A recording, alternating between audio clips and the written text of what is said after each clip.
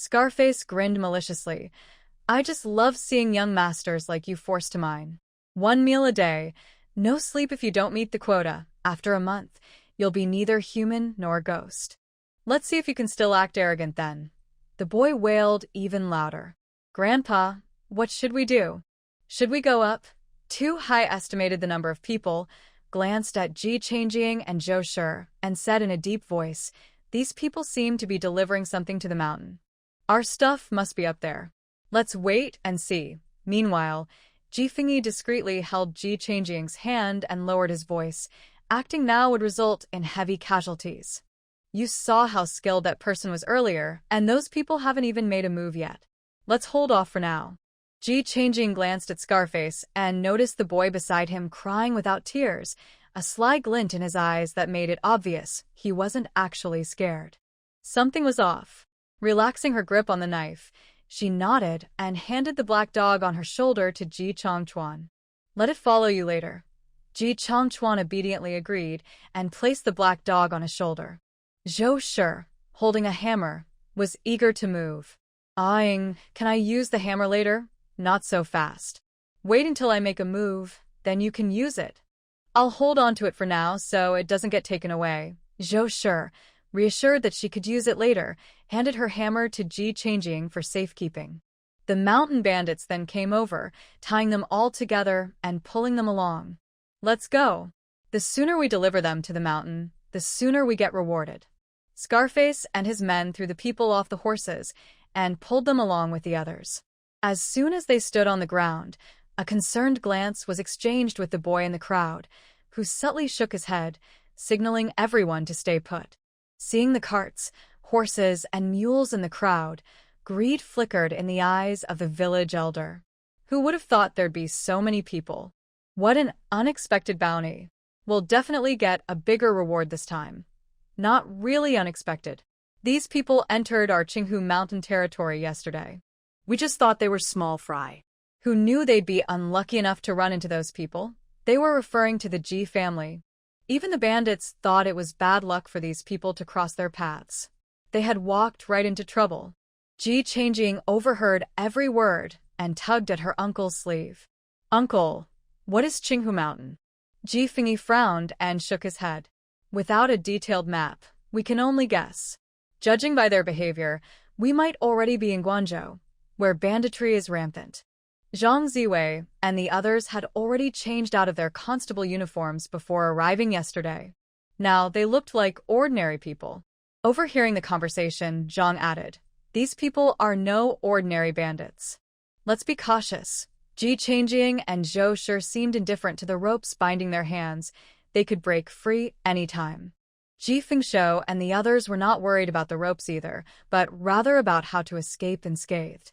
Xie Siheng approached slowly from the rear. What's the plan? Ji Changjing glanced at him. What are you thinking? Aren't you supposed to be a prince? At this point, Xie Siheng dropped the act. I've already sent a message to the Emperor via Moyu about the situation at Wuhe Mountain. I have 5 skilled shadow guards with me who can deal with the key threats once we confirm the location of the mines. Ji Changjing scanned the dark surroundings. Xie Siheng murmured, when they hide their breath, ordinary people can't detect their presence. Ji Changjing had to admit these shadow guards were indeed experts. It took her a careful search with her spiritual energy to spot one perched on a tree branch. If not observed carefully, they could easily be mistaken for wooden posts. The mountain holds iron mines. Their weapons are high quality, not inferior to those in military camps. Iron mines? Xie Siheng's heart sank. How can you tell? Ji Changjing pointed to the farmland beside the village. Look there. The crops are sparse, and the surrounding vegetation is stunted, with exposed soil. All the plants look malnourished and small. This indicates heavy metal contamination in the soil. Most importantly, the compass fish is malfunctioning, which indicates a magnetic field in the area. Although Xie Siheng didn't fully understand, he trusted her confidence. As they passed through the small village, every villager they encountered seemed accustomed to the sight, some even flashing malicious smiles. After passing through the village, they began ascending the mountain. The mountain path had been paved to allow carriage access. There were traces of iron filings and or fragments on the ground. Ji Changjing gestured for Xie Ziheng to take a look. He glanced down and whispered, "Once we're on the mountain, seize the right moment to act." Those trailing at the back edged closer to the boy at the front. "Your Highness, when should we act?" "The iron mine should be up ahead." Prince Zonglizao clicked his tongue. "If it were just us, we'd act now. But look at these people ahead, they look so fragile. If they die the moment we act, how will I explain it to my father? He'd skin me alive." The adjutant frowned. "A great cause requires sacrifices. Some losses are inevitable." Zonglizao turned and gave him a chilly look. "What is a great cause? What are necessary sacrifices?" "A true leader has determination, but not cruelty. To achieve one's goals, one must use every means. Send a signal flare." Zonglizao finished speaking and ignored the adjutant. They soon arrived at the mine entrance. "Stop." Inspection. 2 squads of guards scrutinized them with sharp eyes. All right, I'll go first." The village elder eagerly stepped forward and stretched out his arms for inspection. The guards began confiscating weapons and checking the group. Ji Changjing and Xie Ziheng exchanged glances and acted simultaneously. Xie Ziheng's hidden crossbow emerged from his sleeve, firing at 3 guards in quick succession. Ji Changjing darted out of the crowd, slashing at the village elder's throat during his moment of relaxation. Tu Hai shouted at the commotion, "Brothers, attack! Take back our stuff." The bearded man roared in agreement, and chaos erupted. Qingshan sensed danger and tried to pull the village elder back, but Ji Changjing caught up with them. Her curved blade slashed, leaving Qingshan and the elder unable to move, as if their feet were rooted to the ground.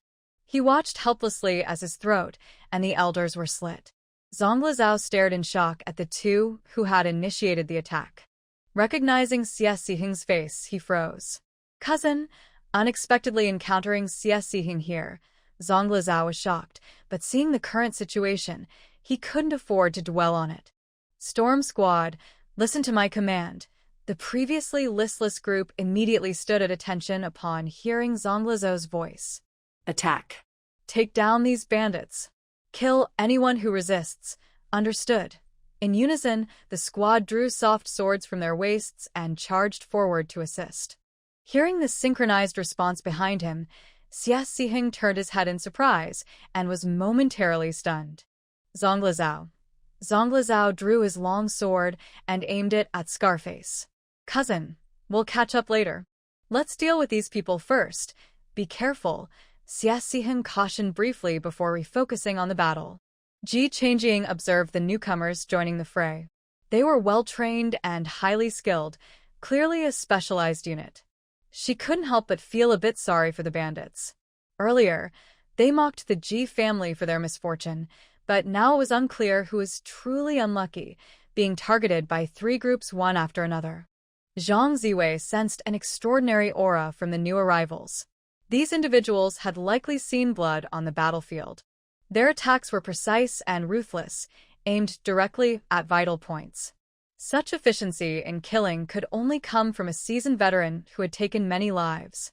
Hearing the commotion outside, those inside the mine immediately mobilized. Leaving a few supervisors to oversee the workers, the rest rushed out to join the fight. Zhou Shi, wielding the massive hammers Ji Changjing had tossed to her, swung them with intimidating force. The hammers, combined with her strength, crushed bones with every strike. She laughed while threatening. "Who dares come near? I'll hammer you to death." Ji Fengshou shivered at the sight, thinking his wife had become even more fearsome. Ji Changjing, with her twin blades, focused on the crossbow-wielding enemies. She dashed forward, attacking the shooters. Knowing the power and range of the crossbows, Xie Ziheng used his own to cover Ji Changjing. "Take out the archers." Xie Ziheng ordered a few of the shadow guards beside him. "Understood." Leaving one guard to protect him, the others leaped into action. Around 40 individuals wielded crossbows.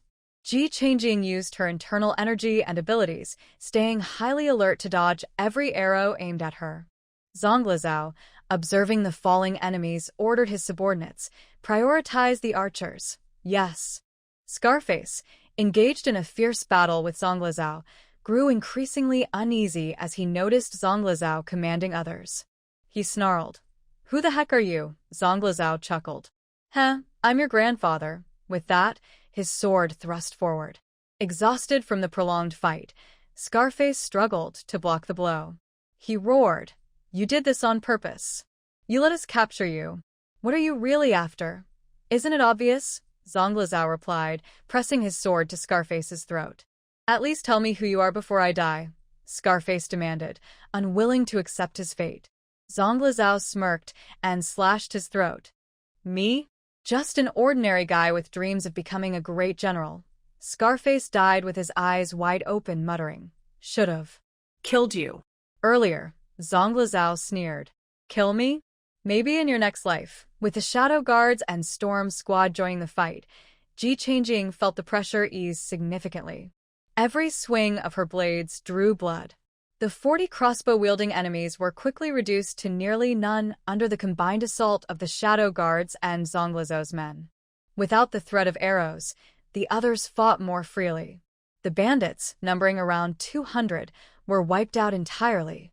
With the combined effort of the three factions, the remaining defenders and villagers fell swiftly. Tu Hai's men suffered some losses, several injured, and a few incapacitated.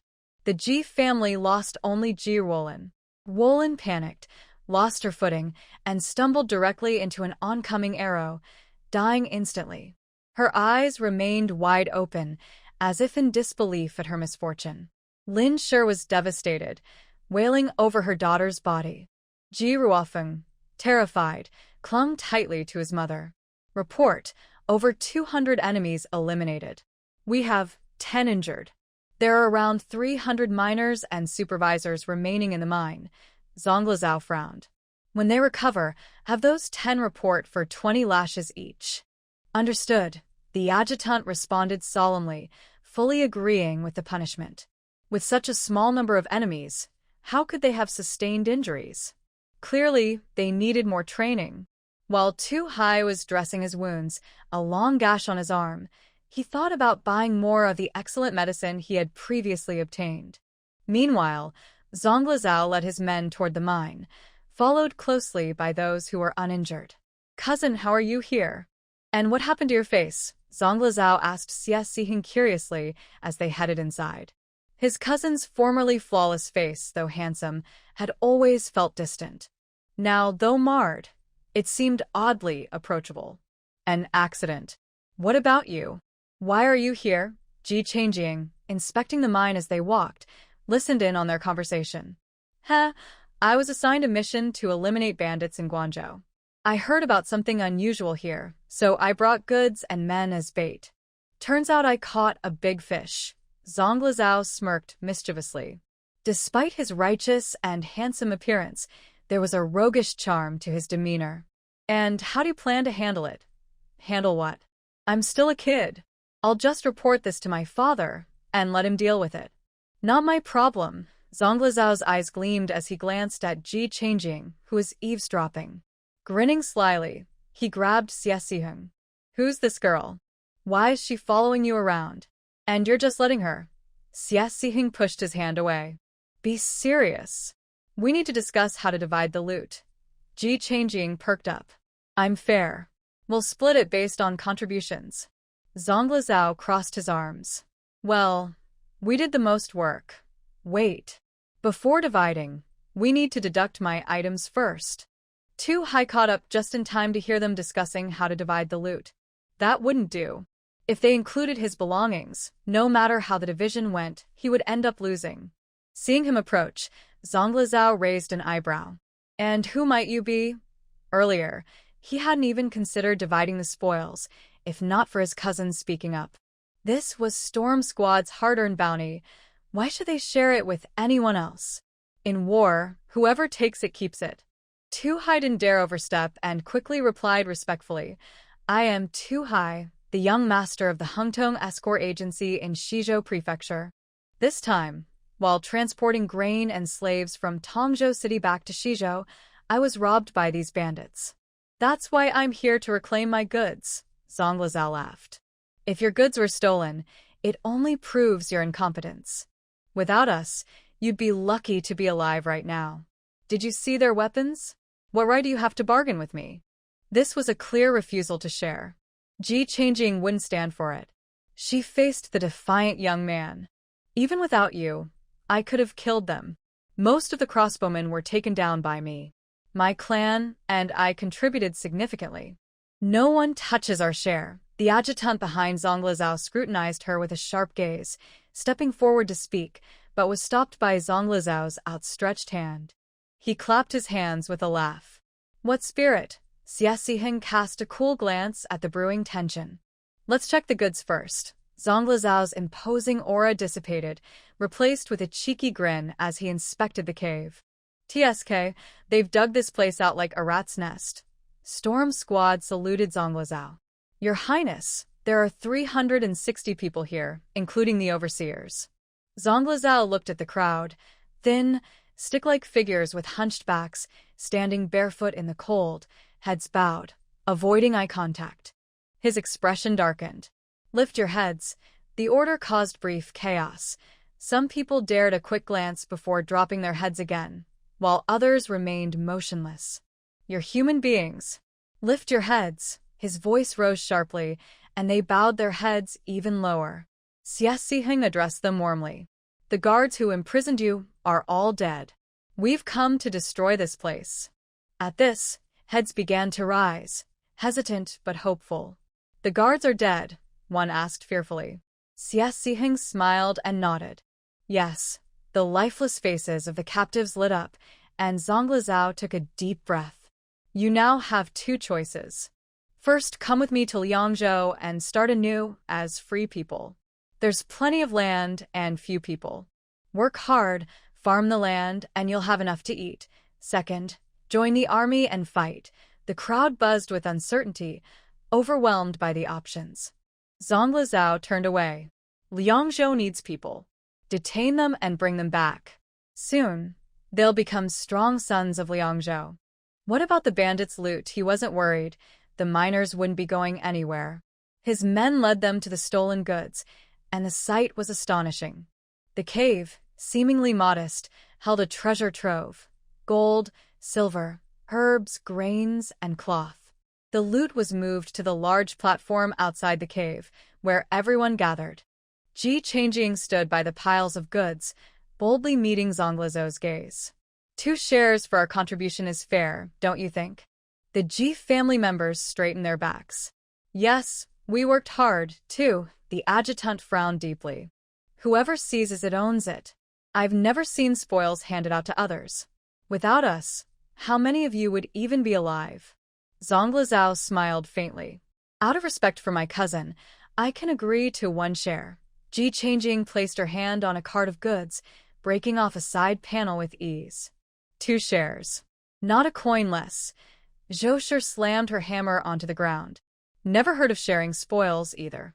It's all ours. Zhongli Zhao chuckled in exasperation. These 2 were something else. He had initially thought of recruiting them, but their temperaments needed refining. Before he could respond, his adjutant could no longer hold back, drawing his sword toward Zhou. You're quite bold.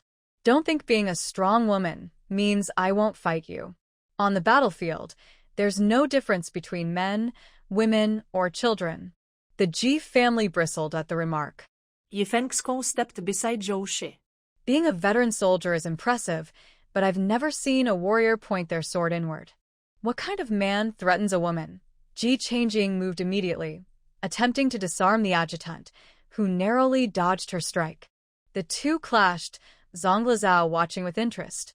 Xie Ziheng sat leisurely on a stool brought by Jin Yuanbao. Zhongli Zhao glanced at him in surprise. Aren't you worried? What's there to worry about? The outcome is obvious. He can't beat her. Zhongli Zhao was startled by the high praise from Xie Ziheng. Are you saying my adjutant will lose? Xie Ziheng only smiled. Moments later, Ji Changjing dislocated the adjutant's arm and kicked his sword away. Out of respect for your service, I won't take your weapon and disgrace you. But if you ever point your sword at my parents again, you'll regret being alive. Ji Fengshuo was overwhelmed with fatherly pride, while Zhou Shi simply declared, "Can't even beat my daughter and dares claim the spoils?" The adjutant's face turned red with shame. Storm Squad was stunned. How could their leader be defeated? By a girl, no less. Zonglizao, though surprised, quickly adjusted. He ordered the adjutant to be helped up. "Fine, 2 shares." The adjutant, face stoic, set his dislocated arm back in place. "I lost. My share is yours." "All right, then bring it to me later yourself." Ji Changing accepted without hesitation. The bearded man felt an itch to fight. "Boss, how about I step in for us and win back our goods?" Tu Hai shook his head. "That's the Crown Prince of Ping. He's powerful, influential, and has subordinates. People like that act on their whims, not logic. We take what share we're given and leave immediately. We'll figure out a way to recover later." Reluctantly, the bearded man agreed. The Ji family's 2 shares of silver looked like a lot, nearly 2,000 taels, but once distributed, each family received only a modest amount. Perhaps Zonglizao's twisted sense of humor was at play, as the grain allocated to the Ji family happened to be exactly what had been stolen from Tu Hai. The atmosphere turned awkward. Tu Hai looked at Ji Changing and her group, wanting to speak but hesitating. Ji Fengshuo returned his gaze with an expression that seemed to say, "Brother, this is hard for me too." Neither said a word. After figuring out that these people were part of Liangzhou's garrison army, Zhang Ziwei excitedly donned his constable uniform and stepped forward. "Your Highness, I am an escort officer from the capital, tasked with delivering the Ji clan to Liangzhou for exile. Here are my official documents." The adjutant behind Zonglizao stepped forward to take the documents, his face darkening as he pulled Zonglizao aside by a meter. "Surround them." The Storm Squad, mid-task, immediately drew their weapons and encircled the group upon hearing the order. Ji Changing, stunned by the sudden hostility, quickly moved to protect her family. "What are you doing?" "Planning to fight." She glared sharply at the adjutant, ready to kill him if things escalated. "Your Highness, what does this mean?" Zhang Ziwei asked nervously. Zonglizao turned to the adjutant. "Adjutant Yang, what's going on?" He trusted his subordinates wouldn't act without reason. "They came through Hangzhou," Yang whispered gravely. "Hangzhou." Zonglizao was taken aback. Yang nodded solemnly. Zonglizao turned back to the Ji clan and motioned for them to remain calm. After the Hangzhou flood, many refugees scattered. Some made their way to Liangzhou. To be cautious, we temporarily settled them outside the city. Within 3 days, many of them fell ill. At first it was diarrhea, fever, and fatigue. Then vomiting, incontinence, bloody stools, and headaches. Within 2 days they were dead. Doctors suspect it could be an epidemic. At the mention of a plague, everyone's faces turned pale. "Is this true?" "There's an epidemic in Liangzhou," the clan elder asked, incredulous. They had been careful throughout their journey, avoiding contaminated water and contact with refugees, only to face this at their destination, a proverbial death trap. "Everyone, this is not personal. Under such circumstances, anyone would be cautious. We cannot risk contact with you. Once it's confirmed you're safe, we'll reconsider." Adjutant Yang ordered his men to guard them closely. Xie Sihing stood and walked over to the Ji clan. No wonder he hadn't heard anything about Duke Duan or Prince Xian lately. Their grandfather must be too preoccupied to deal with them now. And another thing, the river route from Guangzhou to Liangzhou is currently impassable. The Fun River has frozen over, and no boats can travel. The Ji clan rejoiced at the prospect of delaying their arrival in Liangzhou. "But you're lucky to have met us. We'll take a shortcut and get you there in 3 days." Their smiles froze. This wasn't luck, it was a nightmare. The clan elder began to wail. "Heaven has decreed our death at the 3rd watch, and we won't see the 5th. 3 days to Liangzhou? It's over for us. I'm scared. I don't want to die. Can't we skip Liangzhou? What do we do? How can we survive in a plague-infested place?" The Ji clan broke down, huddling together and sobbing. Adjutant Yang hadn't expected this reaction and felt awkward. Tu Hai, however, turned serious. "What about Shizhou? What's the situation there?" Yang glanced at him and replied tactfully, "Slightly better." Tu Hai's heart sank. That slightly likely meant negligible improvement. Without hesitation, he led his horse forward. We leave now. The bearded man hesitated. "Boss, what about the goods?" "Forget the goods. Let's go." If his father had fallen ill, the family fortune would be in jeopardy. What were a few goods compared to that? "Gee, brother. Once I'm in Liangzhou, we'll catch up properly."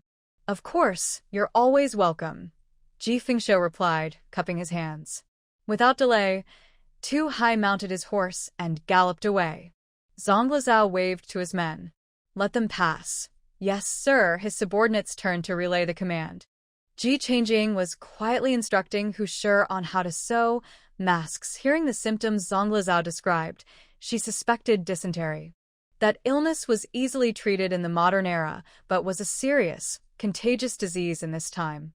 Ji Changjing sought out Dr. Huang. "Have you seen those symptoms before?" Huang mused. "I'd have to see the patients to be sure, but I've never seen diarrhea so severe it kills people." Ji Changjing felt a chill. "Then prevention is key."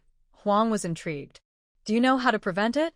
"It's hard to say, but transmission is usually through the air or contact with the source. Protecting the nose and mouth and maintaining hygiene might help." Huang pondered this. Protecting the nose and mouth against malevolent air.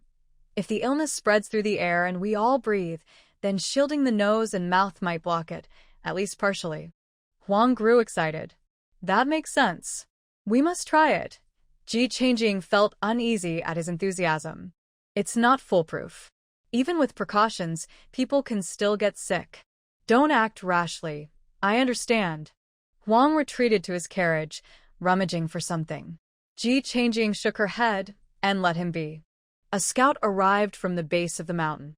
"Your Highness, the mountain bandits are subdued." There were over 400, with just over 100 survivors. They were specifically guarding this mine.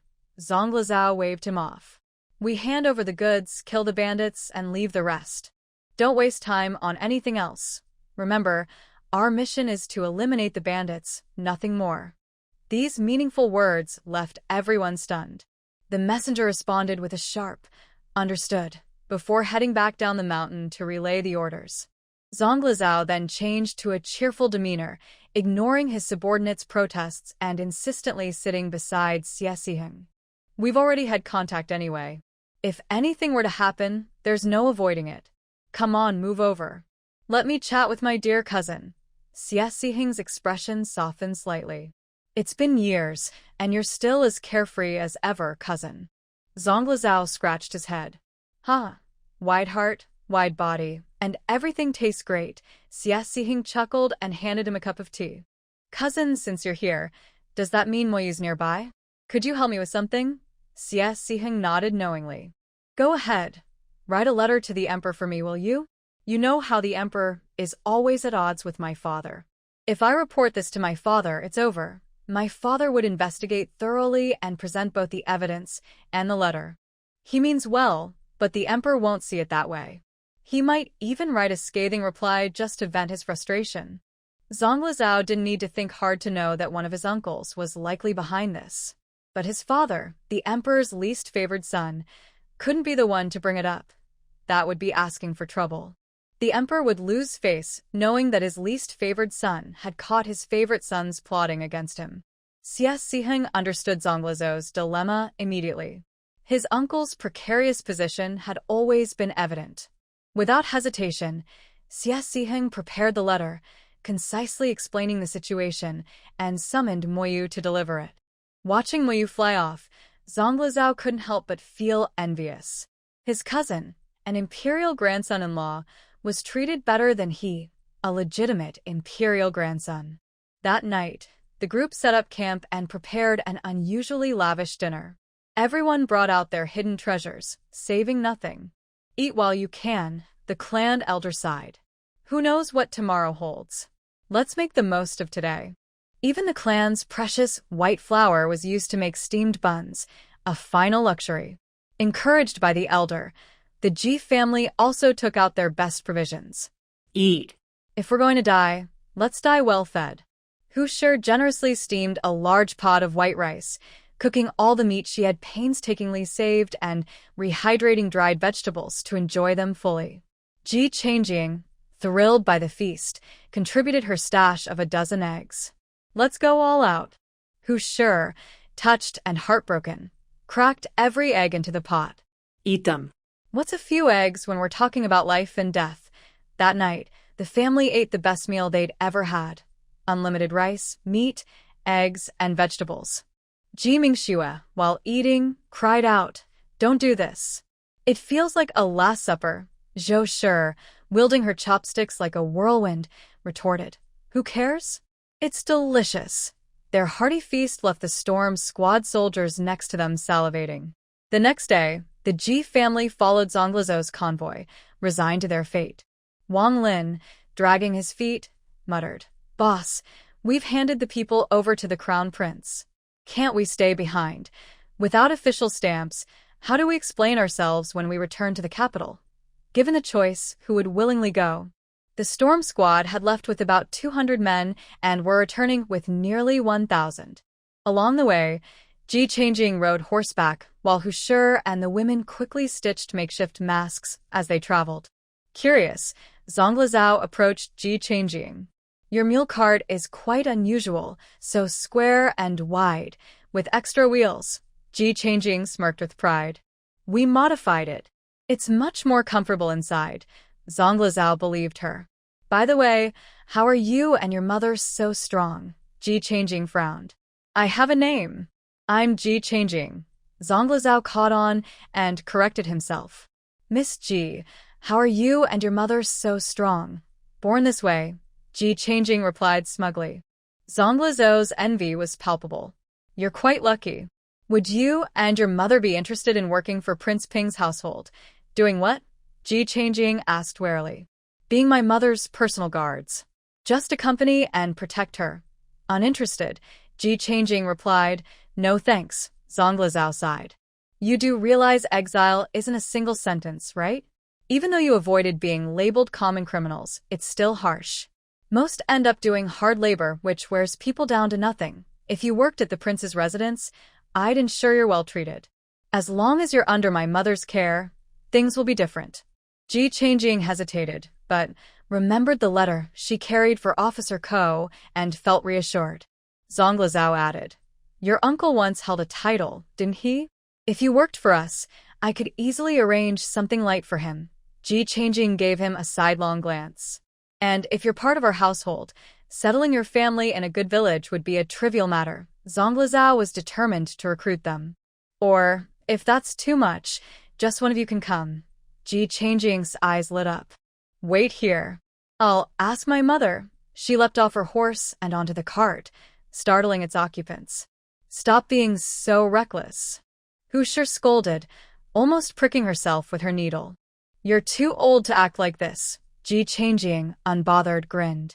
"I have good news." "Why are you so excited?" "You're acting less composed than the black dog." Ji Fengshou teased while petting the dog and casting a disapproving look at Ji Changjing. "The Crown Prince of Liangzhou invited me and mother to become the princess consort's personal guards. He said we wouldn't have to do hard labor. The Ji family would be ordinary citizens. We'd even be assigned a village, and uncle would get an easy job." Ji Changjing's announcement left everyone but Zhou Shi dumbfounded. Ji Fengyi quickly regained his composure. What would being a personal guard entail? Why is he offering such good terms? Could it be dangerous? Ji Mingxian chimed in. "Yes, think about yourselves first. The rest of us can manage. Not being classified as criminals is already a good start. It can't get worse than this journey has been." Ji Fengshou had a more peculiar take. "Why don't you ask the Crown Prince if I can go instead? If I take this seriously, I'm quite the fighter." Hu Shi rolled her eyes. "A fighter? More like a troublemaker." Ji Fengshou, silenced by his wife, sulked quietly. Ji Changjing ignored her father's antics and turned to Zhou Shi. "Mother, do you want to go?" Zhou Shi blinked in confusion. "Go where?" Ji Fengshou groaned in exasperation. "Wife." "After all that's been said, how do you not understand? The Crown Prince wants you and Aing to guard the princess consort in the royal estate." Zhou Shi frowned. What's a princess consort? Can we eat it? The family. Bold and unexpected thinking. Mother, Ji Changchuan patiently explained, a princess consort is the wife of a prince. Like you, a woman and not edible. Oh, but does she provide meals? Is there money? Zhou sure asked. Yi Hanging hesitated. Meals, definitely. Money. There should be, but I'm not sure how much. That won't do. You must find out. Zhang Big Mouth said never to work for free. If you work, you need pay. Her husband used to earn 500 when a month from labor, Zhou sure declared, referencing the village gossip. Let me ask. Ji Changing agreed, realizing her mother had a point, and stepped out of the cart to find Zhang Lizao. Seeing her approach, Zhang Lizao grinned confidently. So, ready to head straight to the estate. My mother wants to know how much the salary is for being a personal guard. What are the working hours? How many days off per month? And when is payday? Zhang Lizao's confident smile froze as her questions hit him one by one. In his life, no one had ever dared to ask him such things. Most people would jump at the chance to work in a royal estate, losing all sense of direction in their excitement. But this family? They were not only reluctant but also asking questions like these. Were they seriously worried the royal estate might delay wages? Seeing him struggle to answer, Ji Changjing's expression grew skeptical. Don't tell me you've never thought about this? Were you planning to make us work for free? Her incredulous tone struck a nerve. Zhang Lizao's face darkened in irritation. What's with that look? Do I, the crown prince, look like someone who's short on money? But yes, I haven't figured out the salary or hours yet. That'll be decided after we reach Liangzhou, and my mother reviews it. Angrily, Zhang Lizao spurred his horse and rode away. Yi Hanging shrugged. Recruiting without having this sorted? Good thing I asked, or they'd have had the upper hand later. With sharp hearing from martial training, Zhang Lizao caught her muttered words and lashed his horse in frustration, speeding away. Back in the cart, Ji Changjing faced 9 expectant faces, including Yu Tianming's. She sighed. He didn't say. He'll decide the salary and hours after consulting his mother in Liangzhou, who sure chuckled. That's fine. It gives us a chance to see what kind of person the princess consort is. If she's difficult, we'll drop the idea. The family agreed. They needed to assess the princess consort before deciding. If she was harsh, they wouldn't hesitate to walk away, even if it meant burning bridges. Zhang Lizao stormed into his carriage, tossing the reins to his subordinate before slumping inside. Xie Sihing handed him a cup of tea, which he gulped down in one go. You're so worked up, it's bad for your health, Huang Lao commented dryly, observing him. Don't get me started. I've never met such a difficult woman, Zhang Lizao grumbled, recounting the encounter. Huang Lao chuckled, clearly amused. You picked a fight with her? This is just the beginning. You'll face worse later. Xie Sihing frowned. Your mother's legs still haven't improved. Zhang Lizao's expression darkened. No. Ever since her injury years ago, she can't stand for more than a few minutes without unbearable pain. Men can't care for her properly and women lack the strength, so we've had to hire several attendants. But my mother dislikes having too many people around. My father can't stay home to care for her, and we've yet to find a suitable attendant. So when I saw Ji Changjing and her mother, I thought they might be ideal. Xie Sihing nodded in understanding. Her mother is simple-minded. If she cared for your mother, it could work well. As for Ji Changjing, Xie Sihing's expression grew complicated. He doubted Ji Changjing would accept the job. But seeing Zhang Lizao waiting eagerly for his response, he softened his tone. She has a peculiar temperament. However, if you're clear and respectful, she's diligent and reliable. The key is to show her respect. Otherwise, you'll provoke her, and she's not someone you want to anger. That much Xie Sihing had observed. As long as Ji Changjing was treated as an equal, she was cooperative. But if anyone looked down on her, she would bite back fiercely. Not respectful enough? I've already offered so many terms, Zhang Lizao protested. If I didn't respect her, I'd have just coerced her family and forced her into compliance. Why bother negotiating? Xie Sihing's expression turned serious. Then tell me, her questions didn't show disrespect. She simply wanted to understand her pay and working conditions. Why did that anger you? Huang Lao nodded in agreement. Yes, Why did it upset you? Zonglizao faltered, realizing he didn't have an answer. Slowly, clarity began to dawn. Ji Changjing couldn't care less whether the young prince was fuming or not. She wasn't interested in entertaining him. So, what if he thought a commoner like her working in the royal estate was some grand favor? Asking so many questions must have seemed ungrateful to him. She saw through it all. Had she not been capable herself, his attitude would likely have been worse. But what did it matter? Even here, she never considered herself inferior to anyone. She would always be a free spirit. Take it or leave it. She wasn't desperate. It's getting colder. Even squeezing together at night isn't enough, Ji Fengshou muttered, hugging the black dog for warmth and stomping his feet. I'll lay out all the furs for you later. Just bear with it for now. We'll be in Liangzhou soon, Ji Changjing said as she rummaged through the carriage for the furs. Even with their larger group slowing them down, they would reach Liangzhou within 5 days. As predicted, after rushing day and night with Storm Squad, they sighted Liangzhou City on the 4th day. From a distance, seeing the city walls brought mixed emotions to the Ji family's faces. They laughed and cried, joy and sorrow all tangled together, leaving their expressions strangely distorted. Ji Changjing grabbed her family. Hurry up and put on the masks we made. She pulled the cloth mask Hu Shi had crafted over her ears. Seeing her example, the others quickly followed suit. Zonglizao turned and saw the Ji family covering their faces. What are they doing? They look ridiculous. If I hadn't met them days ago, I'd have thought they wouldn't make it to the city walls without being shot down. Huang Lao glanced at them, then pulled out a similar mask and donned it, handing another to Xie Siheng. Wear it. I specially made these. Huang Lao's version, inspired by Hu Shi's design, was double-layered with energizing herbs placed between the layers. What's that? Why didn't you make one for me? Zonglizao complained. Humph, not for you. You're his descendant. Huang Lao shot Zonglizao a disdainful look, clearly favoring Xie Siheng. As they approached the city, the Liangzhou guards spotted the Storm Squad banner and opened the gates with joy. Refugees near the gates, seizing the opportunity, tried to rush in but were swiftly beheaded by the soldiers, who held aloft the severed heads and shouted, "Anyone who approaches without permission will be killed." The brutal sight silenced the refugees. The Ji family, having witnessed much, weren't overly disturbed but couldn't help doubting their safety. We thought reaching Liangzhou would mean stability, but this doesn't look stable at all. The elder coughed lightly. We're here now. Let's observe and adapt. After some negotiation, the Ji family agreed to sell their medicinal supplies to Zonglizao, who then ordered, "The Ji family will enter the city and report to the authorities. The bandits and miners stay outside, separated from the refugees. Arrangements will be made tomorrow." Yes. The group moved into the city.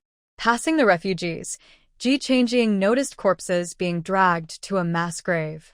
Others queued for straw water from massive cauldrons, their faces pale and sickly. Some ran repeatedly to the woods with diarrhea, staggering back weakly. Seeing this, Ji Changjing warned her family to cover their noses and mouths tightly. Inside the city, Liangzhou was eerily quiet. Streets were deserted, and those few walking kept their distance from the newcomers. At the government office, the Ji family was placed in a cell. Rather than complain, they sighed in relief. A cell with just us is better than being thrown outside. Yeah, after getting used to jails, it almost feels like home. At least it's warmer here. Who sure didn't let the respite go to waste? Don't idle. Who has vinegar or calamus? Boil it and sprinkle it around.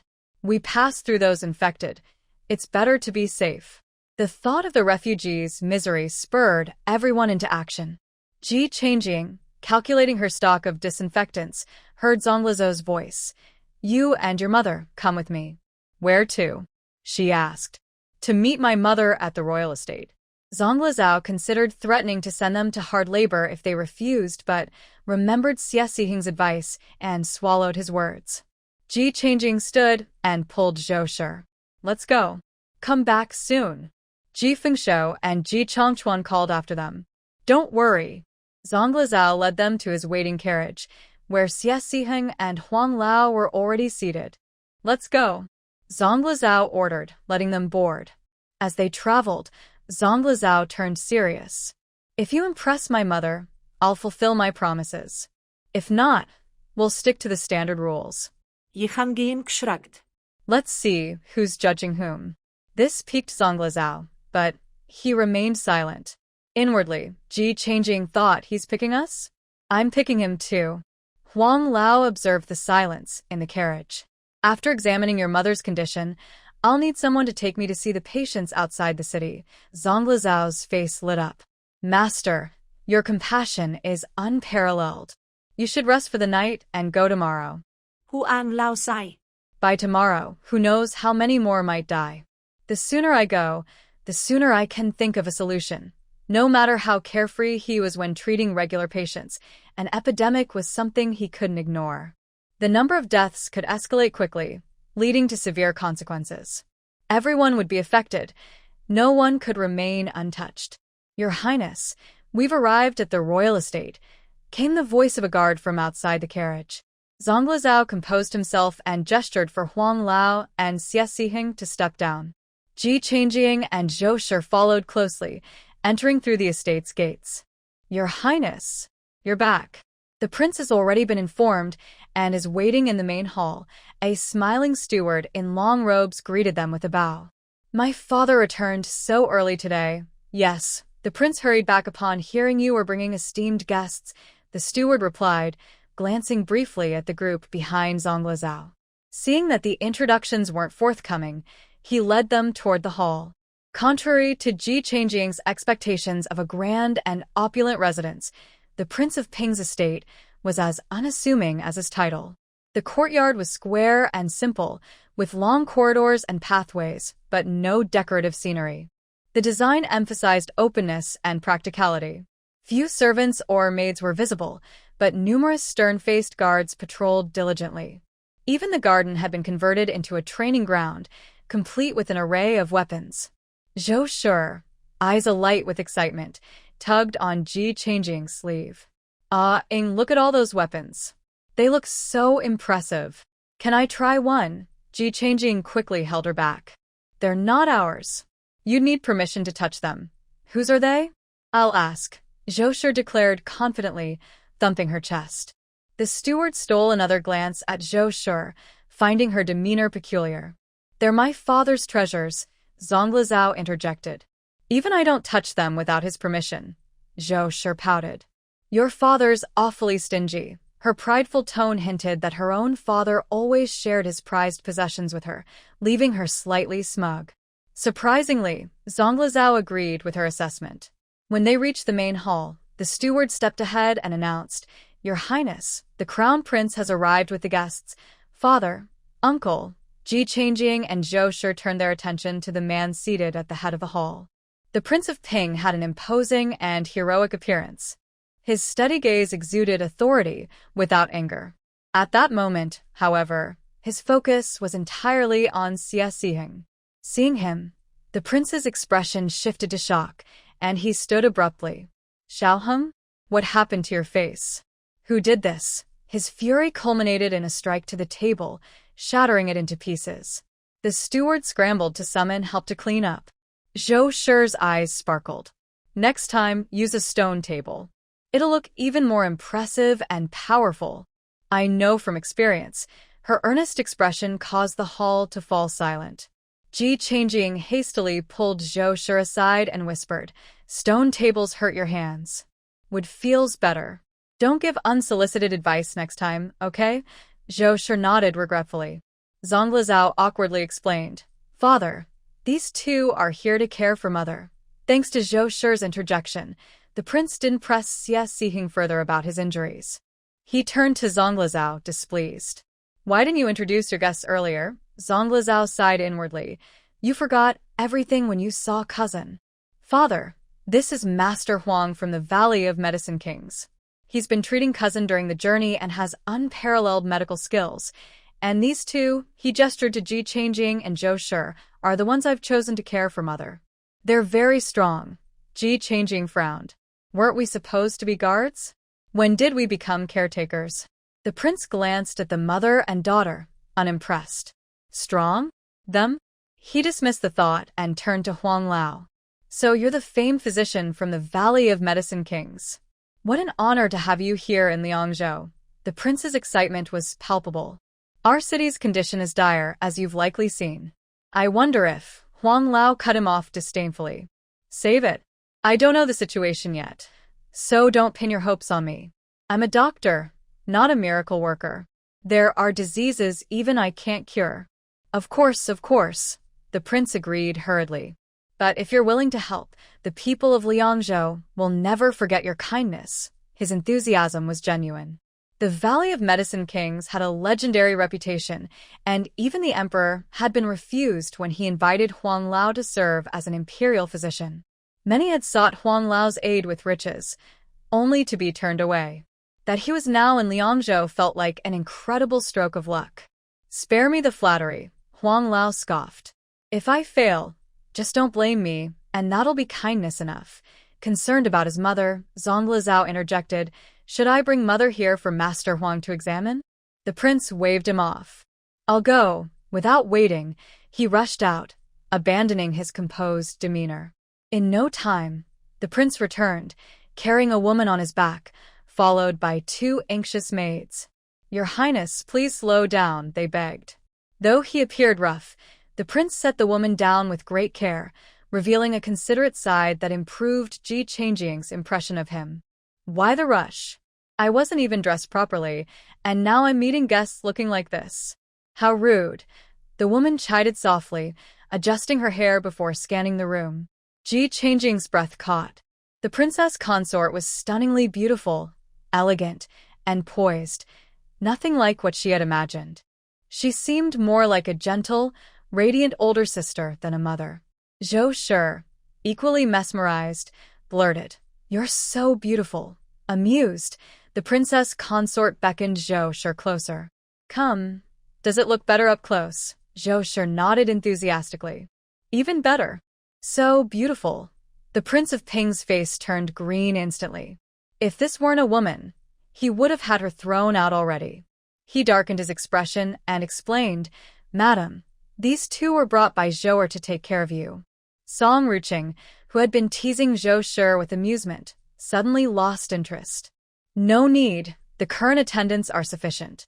Madam, let Huang Lao examine you, Xie Sihing interjected, drawing Song Ruqing's attention back. Xiaoheng? What happened to your face? Song Ruqing's shock and confusion were evident as she saw him. With her and the prince's discerning eyes, they could tell the scar was caused by a blade. It's nothing serious. This is Huang Lao from the Valley of Medicine Kings. Let him take a look at you. Xie Siheng, unwilling to discuss his injury, signaled Huang Lao for help. Without waiting for her consent, Huang Lao took her wrist to check her pulse. The prince and Zonglizao watched nervously as Huang Lao diagnosed her condition. The time felt interminable until Huang Lao finally spoke. Blocked qi and blood flow, caused by cold stagnation. Can I examine the wound? Yes. The prince, barely restraining his unease, lifted the hem of Song Ruqing's dress. Xie Siheng averted his gaze out of propriety, but Ji Changjing and Zhou Shi leaned in curiously. Huang Lao inserted a needle into her leg. Can you feel anything? Song Ruqing shook her head in dismay. No sensation. Huang Lao frowned and tried another acupuncture point. As soon as he inserted the needle, Song Ruqing's face turned pale. It hurts. Huang Lao's expression relaxed. It's treatable, but complete recovery is unlikely. At best, you'll be able to walk like an ordinary person, no running or jumping. For the prince and Zonglizao, this was a monumental relief. Really? How should we proceed? Whatever you need, we'll make it happen. Yes, Huang Lao, name any medicine you require, and I'll get it for you. Song Ruqing, seeing their excitement, remained composed. How long will the treatment take? Around a year, depending on your recovery, Huang Lao replied thoughtfully. Zonglizao clenched his fists in determination. Excellent. That's wonderful. Ji Changjing, observing for some time, realized something wasn't right. This wasn't about hiring guards, they wanted caregivers. Mother, these 2 are exceptionally strong. One of them is worth 3 to 5 maids from our household. Why don't you give them a try? Zonglizao, now elated, even looked at Zhou Shi with newfound kindness. Zhou Shi finally understood. So you're the princess? I'm strong. To prove her point, Zhou Shi effortlessly lifted Song Ruching and gave her a little bounce. You're so light. Doesn't your family feed you? The prince and Zonglizao were dumbstruck. Song Ruching, equally stunned, couldn't believe it. Even two maids struggled to carry her, yet Zhou Shi did it with such ease. Ji Changjing hadn't expected her mother to be so bold. After setting Song Ruching on a chair, Zhou Shi frowned at the prince. What kind of man can't feed his wife? Stingy. Even Zhang Big Mouth's husband does better. The prince felt his dignity crumble. What nonsense! Who says I can't feed my wife?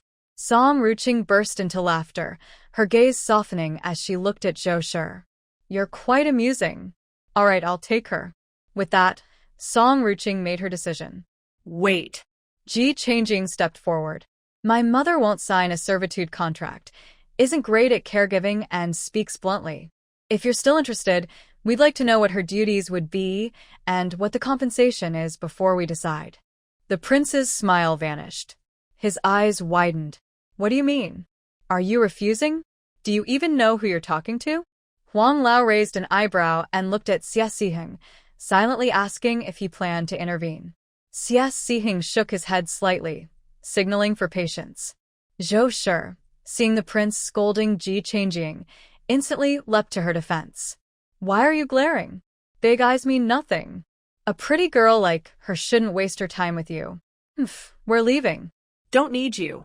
Zhou Shi grabbed Ji Changjing and stormed out, the movement so fluid and natural that they were already in the courtyard before anyone could react. Huang Lao stared, dumbfounded. Even Xie Siheng was at a loss for words. The prince, in his own estate, had never been treated this way. Should we have them detained, Your Highness? The steward, shocked by the mother and daughter's audacity, suggested. But before he could finish, Xie Siheng's sharp glare silenced him. Detain them for what? I wouldn't hire such unreasonable people even if they begged. What? Do you think I can't find someone else? The prince, fuming, reached for the table, only to find it shattered, worsening his mood. Zonglizao muttered under his breath, if it were that easy, it wouldn't have taken this long. Song Ruching chuckled. You frighten them. If they're unwilling, let it be. Madam, that's my firm and righteous demeanor. How can you side with outsiders? The prince seemed genuinely aggrieved. Xie Siheng cleared his throat. Uncle, Huang Lao wishes to see the patients. Could you arrange for someone to take him? Zhou Shi dragged Ji Changjing all the way to the estate gates, where surprisingly no one stopped them. Ji Changjing mused, this prince isn't bad after all. He didn't have us arrested. I knew it. Officials are all the same, acting like they own the world while expecting others to cater to them. Dream on. Zhou Shi fumed. Ji Changjing, touched by her mother's protectiveness, quickly soothed her. Don't be mad. How about I treat you to something delicious? Delicious? What kind of delicious? Zhou Shi perked up immediately. On their way in, Ji Changjing had noticed a mutton soup shop with a steady stream of customers despite the otherwise deserted streets. Without hesitation, she led Zhou Shi there. Tucked in a narrow alley, the small shop had a cloth banner reading mutton soup. Crossing the low threshold, they were greeted by the aroma of rich broth. The spacious front room held a few customers, each sipping soup and nibbling on flatbread. The slurping sounds made Zhou Shi's mouth water. As they entered, all eyes turned to them. The shopkeeper squinted in curiosity. You two look unfamiliar. Not from Liangzhou, are you? Ji Changjing remained unfazed. What's that supposed to mean? Do you know everyone in the city? The shop assistant smiled faintly. I wouldn't say I know everyone, but I remember most.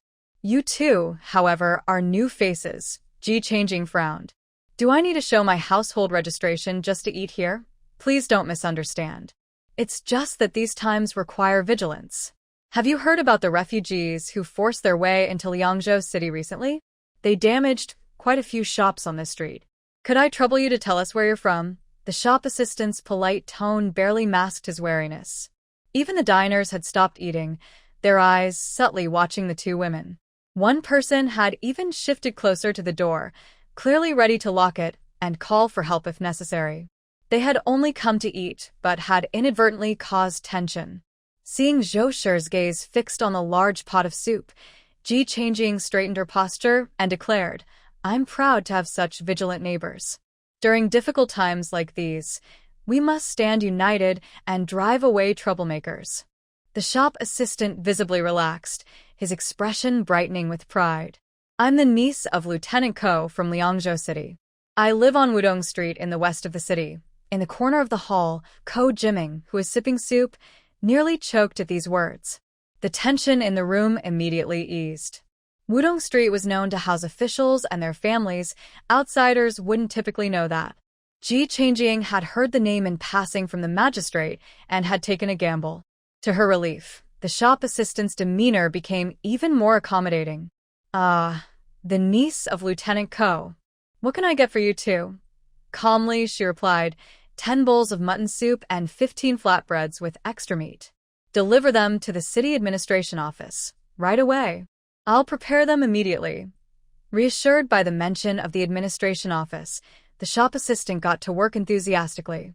As they prepared to leave, Ko Jiming wolfed down the last of his soup and followed Ji Changjing and Zhou Shi at a safe distance. Zhou Shi, delighted by the prospect of good food, skipped happily along the way. When the administration office's gatekeeper spotted them, Ji Changjing quickened her pace and reached the entrance first. "Halt." "State your business," the gatekeeper said flatly. "I'm Lieutenant Ko's niece. I've brought a letter for him. Please inform him," Ji Changjing replied earnestly, producing a letter from her pocket. The gatekeeper was about to accept the letter when his face lit up. "Lieutenant Ko is right behind you." Ji Changjing froze, turning mechanically to see a burly, broad-shouldered man with a rugged face watching her with an amused expression. No way. The man who had been tailing them without much hostility, but with a suspicious air, was actually Lieutenant Ko. Ko Jiming grinned. "Dear niece?" Yihanging, thick-skinned, smiled. "I didn't know you'd returned." What a coincidence to meet like this. She quickly handed him the letter. "Here's your letter. Perhaps you'd like to read it first?" Ko Jiming smirked, taking the letter. "This girl's got guts, quick-witted too. She's destined for great things." The gatekeeper, realizing the connection was genuine, hurriedly allowed them entry. Once inside, Ji Changjing turned to the two shop assistants carrying the food. "Deliver to the city jail, please." The assistants blinked in confusion. "Huh? Mother, take them and deliver the food." "I've already paid for it," Ji Changjing instructed. Zhou Shi, eager to eat, promptly grabbed the two assistants and led them to the jail. Meanwhile, Ko Jiming finished reading the letter and sized up Ji Changjing.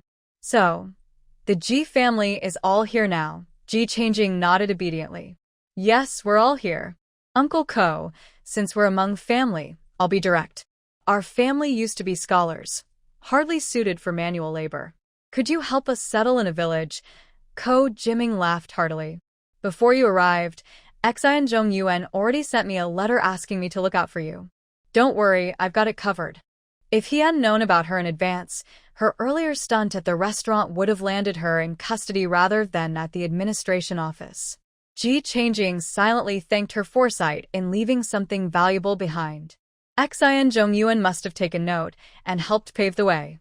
"You're incredibly dependable.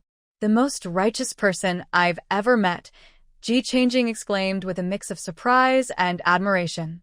Flattered, Ko Jiming puffed out his chest. "Wait until tomorrow. I'll make the arrangements." "Thank you so much. Once we're settled, we must invite you over for a meal. Just live well." "That's enough for me," Ko Jiming said, patting her shoulder. Returning to the jail cell, Ji Changjing found Zhou Shi and the rest of the family enjoying the aroma of mutton soup. Zhou Shi handed her a bowl. "Eat up. It's warm and comforting." The scent made the other clan members salivate. A child tugged on their parent's sleeve, only to be scolded. "No more whining. Didn't you say a few days ago that we should enjoy ourselves while we can? That was then, this is now. Be quiet." "Wah." The children cried, their tears mixing with their longing for the food. Ignoring the commotion, Ji Changjing's family slurped their soup contentedly. Afterward, they neatly packed up the food containers for the shop assistants to collect the next day. Ji Fengshou lay back on the straw with a satisfied sigh. For the first time in days, he felt completely warm. "Did you settle everything today?" he asked. Ji Changjing glanced at her family. "No, we didn't." Ji Fengshou sat up abruptly. "Why not?" Hushir gave him a look. Obviously, the people weren't up to the mark. Ji Changjing shook her head. "Not exactly. They seemed decent. The princess consort had trouble with her legs, and they wanted Mother to care for her. But the prince got mad at me and upset Mother, so we left. The prince got mad at you, and they wanted your mother to be a caregiver?" Both Ji Fengshou and Hushir frowned. "Not happening," the family declared in unison. Even without the prince's temper, Zhou Shi wasn't suited for caregiving. Fighting, maybe, but not caregiving. That's why I used the magistrate's letter. Lieutenant Ko is friends with Exiled Zhongyuan, who asked him to take care of us. He promised to find us a village tomorrow. The family had all but lost hope when this unexpected surprise came their way. "Really? We won't have to do hard labor?" Ji Fengshou couldn't suppress his excitement and shouted out loud. "What? No hard labor?" The words spread quickly, and everyone who heard them couldn't help but feel elated. "Fengshou, what do you mean?" asked someone nearby, barely able to conceal their happiness, taking a deep breath to appear calm. Seeing that the entire clan was watching them, Ji Changjing stood up. "Remember back in Tongzhou, when I helped the administration office?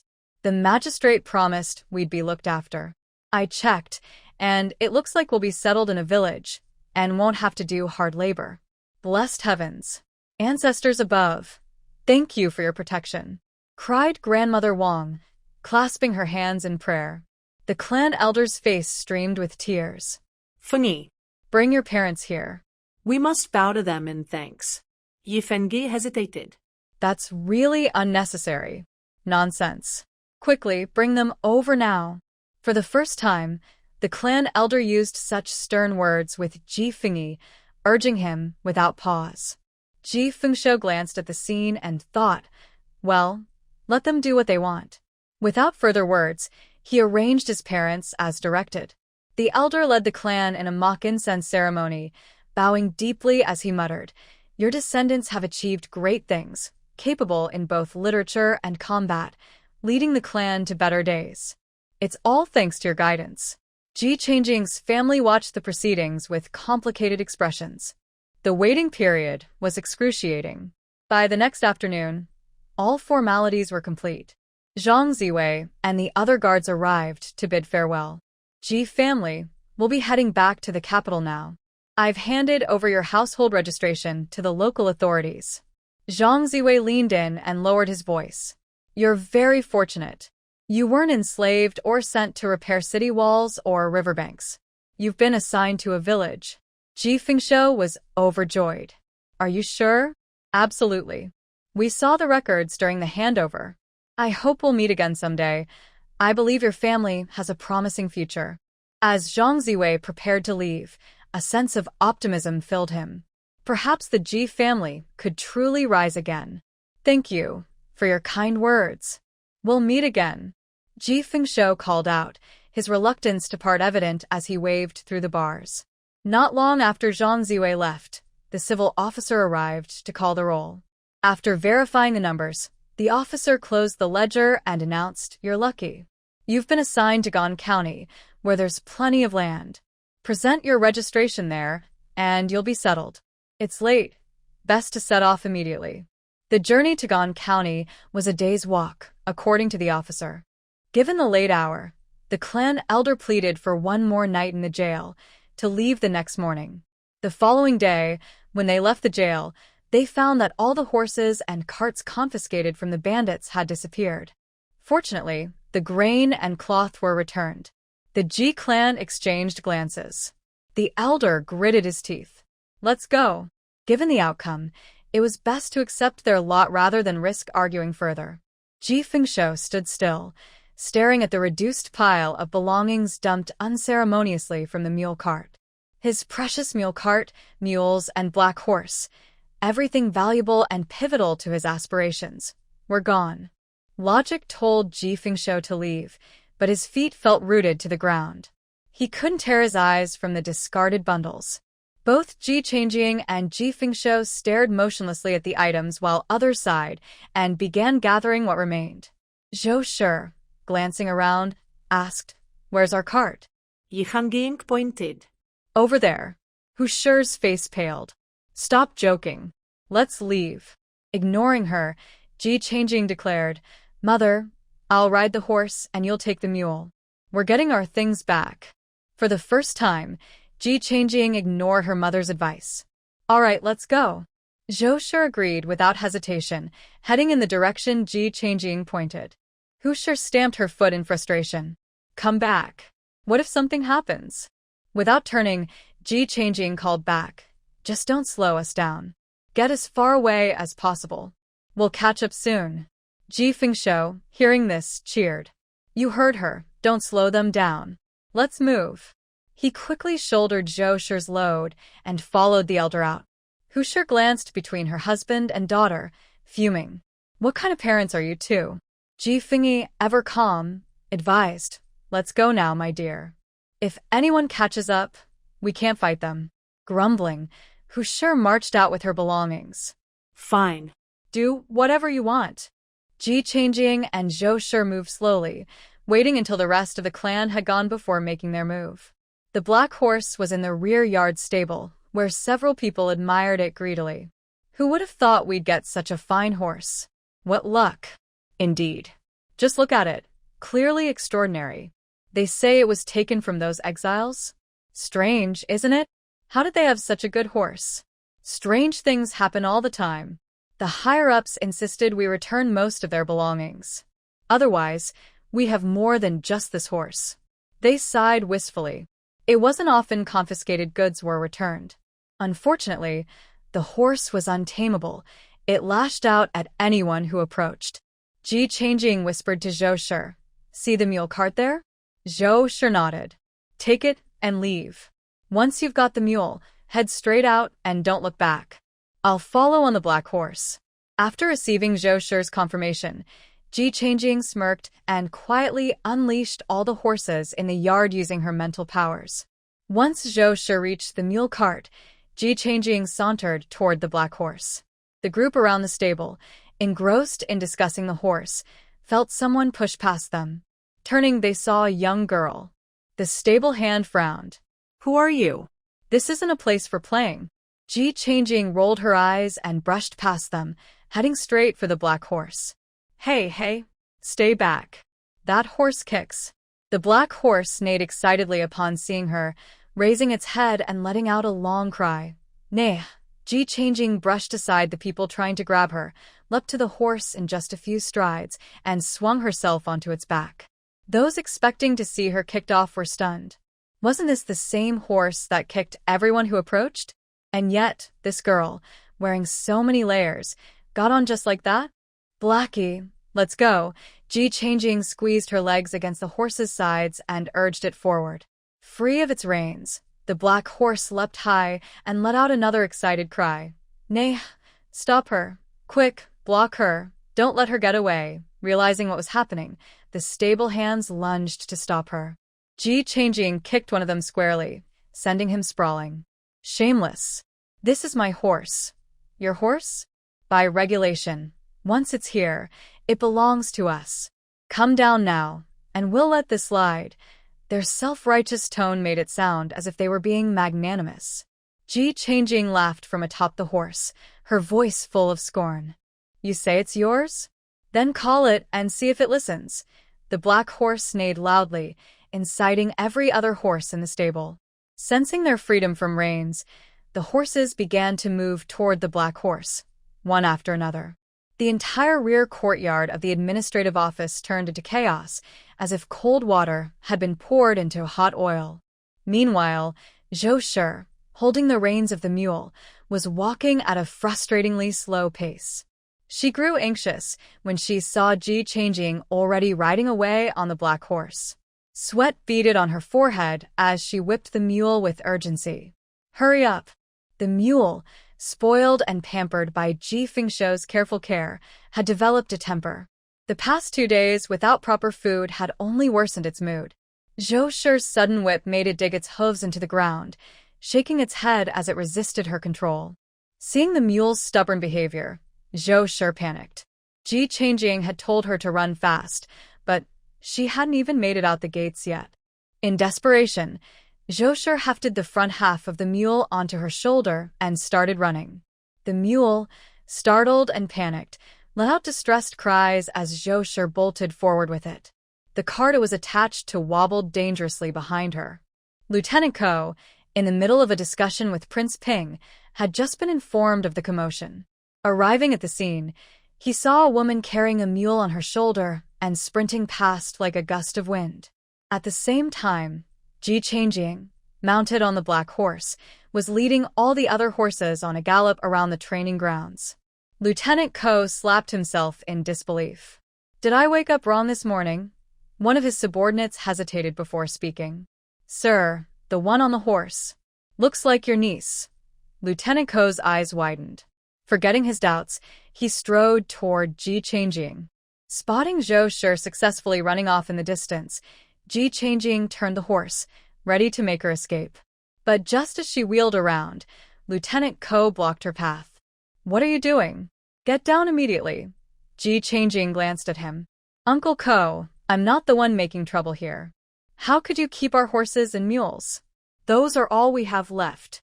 Taking them is as good as taking our lives." Lieutenant Ko frowned. "Get down and talk properly."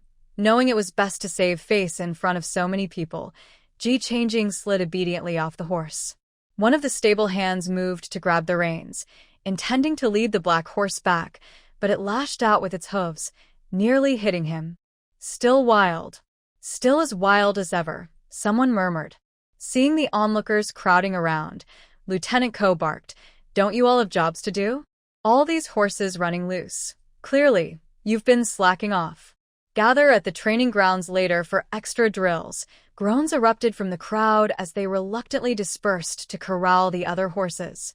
Lieutenant Ko turned back to Ji Changjing. "The border is no ordinary place. Horses are military necessities, priceless for war. How could ordinary families manage such animals?" Ji Changjing retorted, "I can manage just fine. And even if you're right, shouldn't someone have at least said something to us? Just taking them. What's the difference from banditry?" Lieutenant Ko's face betrayed a hint of embarrassment. It was true, they weren't entirely in the right. But Liangzhou was poor, and the needs of the military outweighed fairness.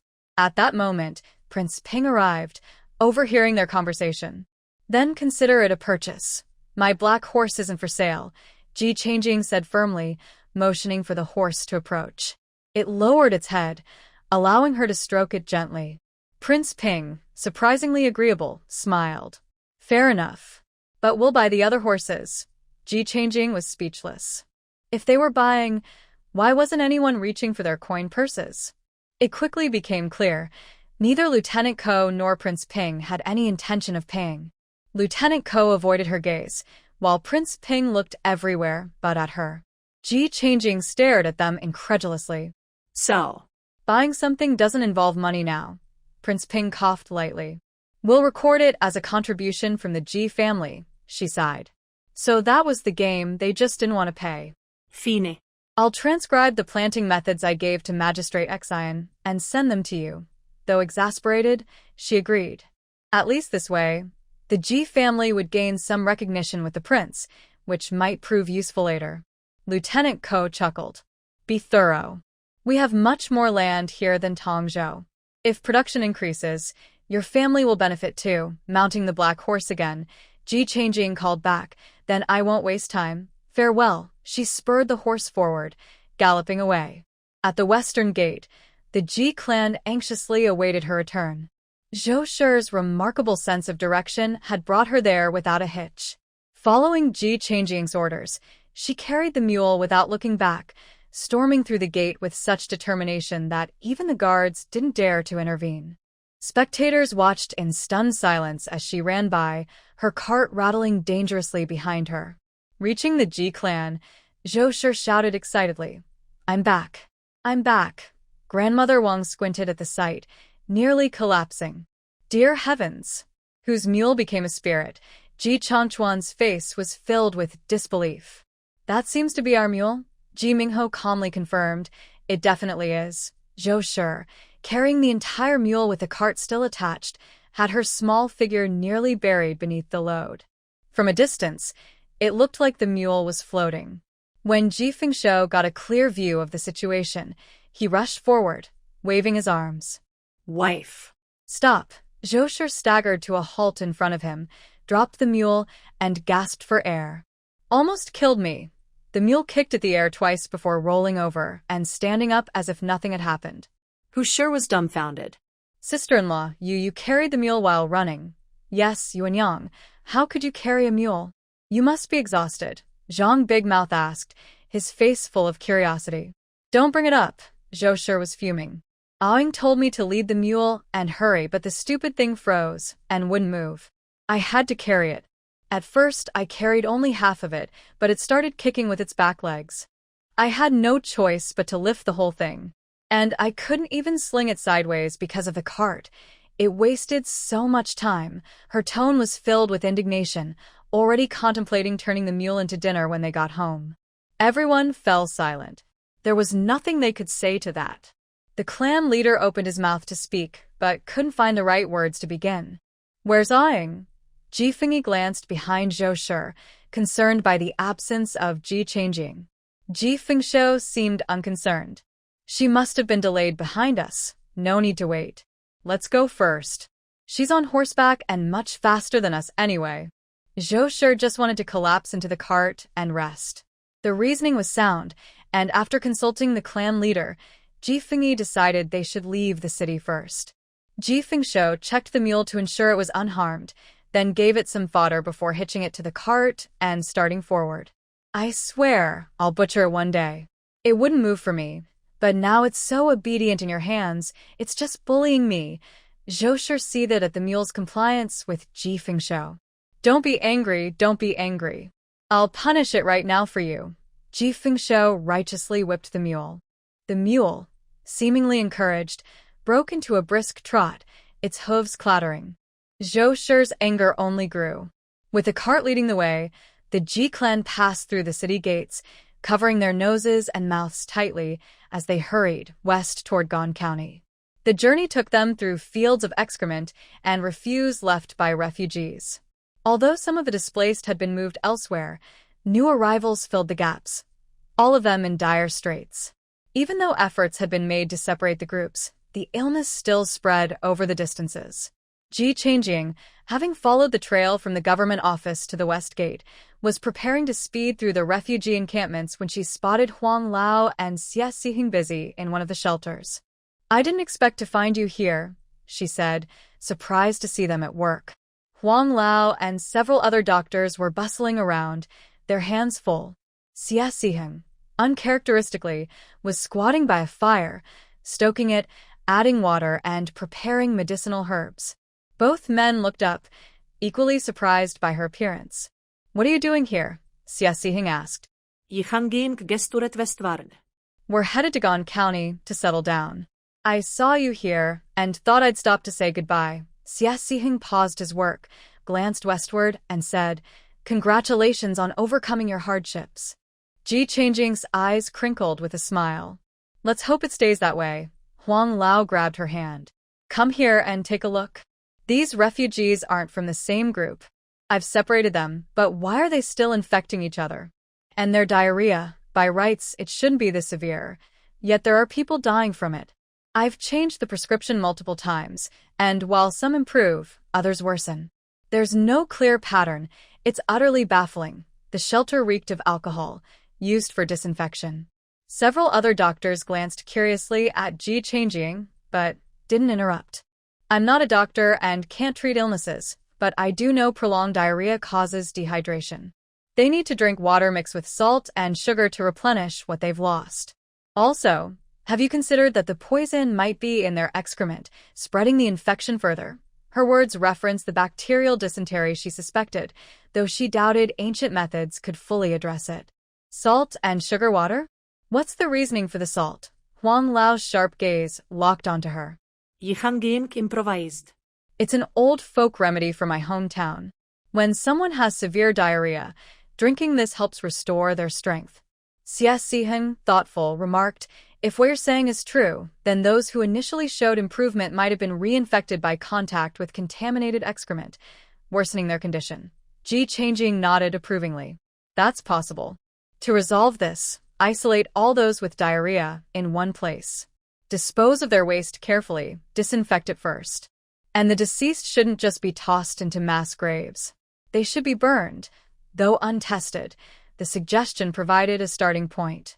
One doctor immediately stood and said, I'll try it now. Xie Siheng added, the current herbal water is sweet, but sugar is too costly.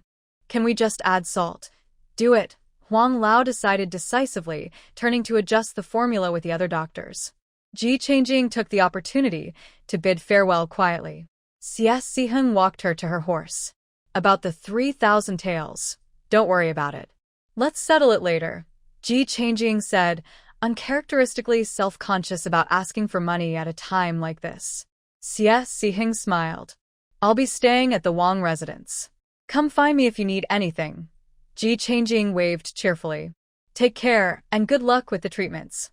Hiya. She spurred her black horse, speeding away like a streak of shadow.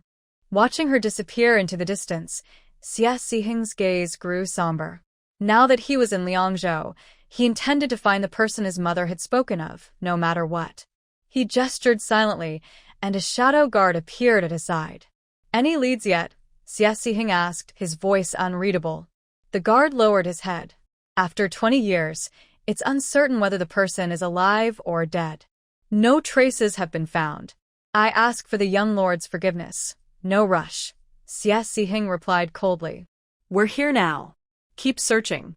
And don't alert my uncle or cousin. Yes. Ji Changjing left the shelter, spraying disinfectant around as she rode, not daring to take any risks with the epidemic. Within half an hour, she caught up with the rest of the group. Her return visibly eased everyone's tension. Let's keep it short, she said. We need to move quickly and reach our destination as soon as possible. The clan leader, just as anxious, urged everyone forward without a pause. They skipped meals, fueled only by thoughts of what their new life might hold. The mix of hope and unease drove them to push on. By sunset, they reached Gan County, slowing as they approached the gates, wary of the guards stationed there. Ji Fengshou quickly called a halt. Wait a moment. The clan leader turned. What's the matter? Ji Fengshou pointed to the guards at the gate. If we go in with our faces covered, they might misunderstand. Let's send a couple of people with the household registers to explain first. This was the borderlands, and misunderstandings could turn deadly. A large, masked group would likely be treated as enemies. The clan leader slapped his forehead. Good call, I was too excited and forgot about that. Scanning the group, he pointed to Ji Fengyi and Ji Fengshou. You two go. Fengyi, you're a scholar. You've seen more of the world and can handle any complications. And Fengshou, well. The leader didn't need to explain further. Ji Fengshou's thick skin and quick wit had proven invaluable on the journey. He had a knack for building rapport with anyone, making him more effective than any of the bookish clan members. Ji Fengshou hopped off the mule cart, grinning. Got it. The three headed toward the gate with their household registers. On one side of the gate, ordinary townsfolk entered freely. On the other, a line of ragged refugees waited to be processed. Before his elder brother could give instructions, Ji Fengshou slipped off his mask and darted into the refugee line, clapping a man on the shoulder. Hey, brother. What's all this? I just got here and saw this line. Is there free food? The man turned, giving Ji Fengshou a once-over. Where are you from? Just came from Liangzhou. Why? Yifengsko feignet ignorance. You're a refugee too? The man looked surprised. Compared to their tattered clothes, Ji Fengshou's padded jacket seemed downright luxurious. Yifengsko nodded solemnly. Sure am. Things got too tough at home. Had no choice but to leave everything behind. His feigned sorrow seemed to resonate, as the man sighed, his face filled with shared grief. Those of us who made it this far are lucky. You saw how many didn't even survive outside Liangzhou's gates. Once you're registered here, you can start over. Did you bring your household proof? Of course. So, we just queue up here to register? Yes, the county office set this up for convenience. The registrar himself comes to stamp papers, so we don't have to run back and forth. Yifeng's skull beamed. Good to know. I'll grab my documents and be right back. He hurried back to Ji Fengyi, excitedly sharing the news. We can register right here. No need to go into town. Yifengyi brigöhtenet. You hold our place. I'll fetch everyone. While Ji Fengshuo stayed to gather more details, Ji Fengyi went back to alert the group. All those eligible for registration had already been screened in Liangzhou, detained to ensure they were disease-free. Although Gan County offered free registration, families were required to send one member for military service during the off-season. This meant 3 months of training annually, but otherwise living as civilians. Alternatively, they could choose to register as military households. This not only waived registration fees, but also provided monthly wages and rations. However, military households could never change their status, binding future generations to mandatory service. Ji Fengshuo weighed the pros and cons, realizing their group's circumstances left little room for choice. When the clan arrived, their numbers swelled the line considerably, drawing the attention of nearby officers. One stepped forward. What's all this? The clan leader quickly stepped up, bowing. Sir, we're here to register. Do you have your household documents? The clan leader motioned for Ji Fengshuo, who handed over their proof. The officer glanced at it, then did a double take. Huh? Without another word, he rushed off to find the registrar. The clan grew uneasy. What's going on? Did something happen? Before long, a group of officers cleared a path through the crowd, escorting a man in official robes. The waiting refugees craned their necks to watch the commotion. The registrar, holding the clan's documents, surveyed them. The Ji clan of the capital? The clan leader hesitated. Technically, they were part of the Ji family, but not from the capital. This was an awkward question. Ji Qinyan stepped forward, his expression steady. The Ji clan is all present. What are your instructions, sir? The registrar's gaze sharpened. If you're truly of the Ji clan, how many of your people are literate? How many have earned scholarly titles? Report at once. The question caught Ji Qinyan off guard. When he didn't answer immediately, the registrar frowned. You have until I finish my tea to give me an answer. Yes, sir. Ji Qinyan broke into a sweat. The elderly clan leader quickly tallied the numbers from the old home, while Ji Qinyan accounted for those from the capital. Together, they provided an answer in short order. There is 1 Jinshi, 1 Tong Jinshi, 2 Xiuzai, and 5 Tongsheng. Including children just beginning their studies, there are 30 literate individuals in total. The registrar's eyes lit up with barely contained excitement. Taking a deep breath, he composed himself. As expected of a family with ties to the capital's elite. Out of just 200 people, they boasted so many scholars, including a Jinshi and a Tong Jinshi. Zhao Yuanjin slowly exhaled, his expression softening slightly. You are different from the refugees. Your resettlement requires further discussion with the officials. Since it's getting late, you should enter the city and settle down for the night. The announcement left everyone stunned. The Ji clan members exchanged uncertain glances. How were they different from the refugees? And why was their resettlement proving more complicated? Without explaining further, the registrar turned on his heel and left with the guards. Ji Fengshuo peeked through the carriage curtain at the family members huddled inside. So, we're staying at an inn tonight? Ji Changjing eagerly raised her hands and feet in approval. Let's get some good food while we're at it. If nothing goes wrong, this will be our new home, so we should get a taste of what it's like here. Who scolded, you two just know how to enjoy yourselves. Ji Chongchuan struck a literary pose, reciting, seize the flowers while they bloom. Do not wait until the branches are bare. Ji Mingho gave him a light smack on the head. Keep it real. We're family here. Ji Fengyi smiled indulgently at the banter. Let's add a pot of good wine too. Ji Fengshuo smacked the door frame in excitement. Deal. Though the purpose of the earlier question about literacy remained a mystery, Ji Fengxiu felt it had to be a good sign. Otherwise, why bother with all the effort? While the rest of the family fretted, Ji Changjing's household quickly decided to make the most of the evening. The clan elder, seeing their ease, wiped his face and declared, "Into the city we go. Tonight we stay at an inn." The guards at the gate, having overheard the registrar's words, didn't put up any resistance and allowed the Ji clan to pass. As soon as they entered, a crowd of touts swarmed them, each loudly advertising their services. Affordable and delicious. Follow me. You won't regret it. I know a clean and reasonably priced inn. Let me show you the way. Step right up. Everything worth seeing and eating in Gon County is right here. The enthusiasm was overwhelming, and the Ji clan found themselves at a loss. Through the carriage window, Ji Changjing gestured to a boy among the touts, who ran over excitedly. "Sister, would you like one?"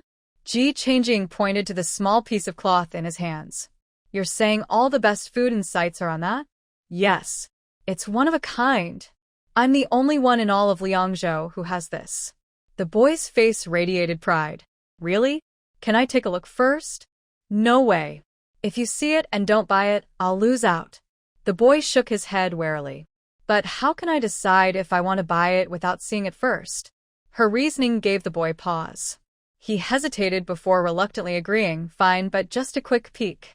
He swiftly unfolded the cloth before closing it again, almost too fast to see. If not for Ji Changjing's sharp eyes, she might have missed the messy lines on it altogether. "Forget it.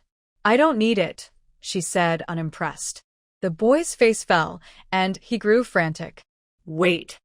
"Fine, I'll let you look again." He opened the cloth more slowly this time, drawing curious glances from her brothers and Ji Chongchuan, who peered over her shoulder. Their collective silence said it all. "What a mess. This was drawn by my neighbor, a scholar," the boy exclaimed defensively. "With this, you can find your way anywhere easily. Look, we're here, and if you head east for one street, there's the best lamb dumplings in town."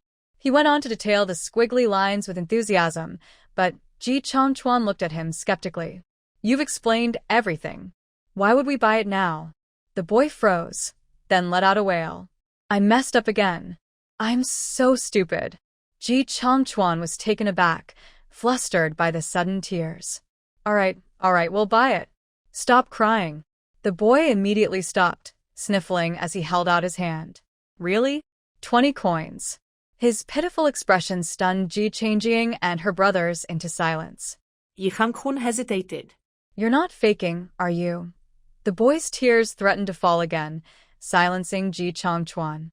As he reluctantly reached for his hidden savings, Ji Changjing stopped him.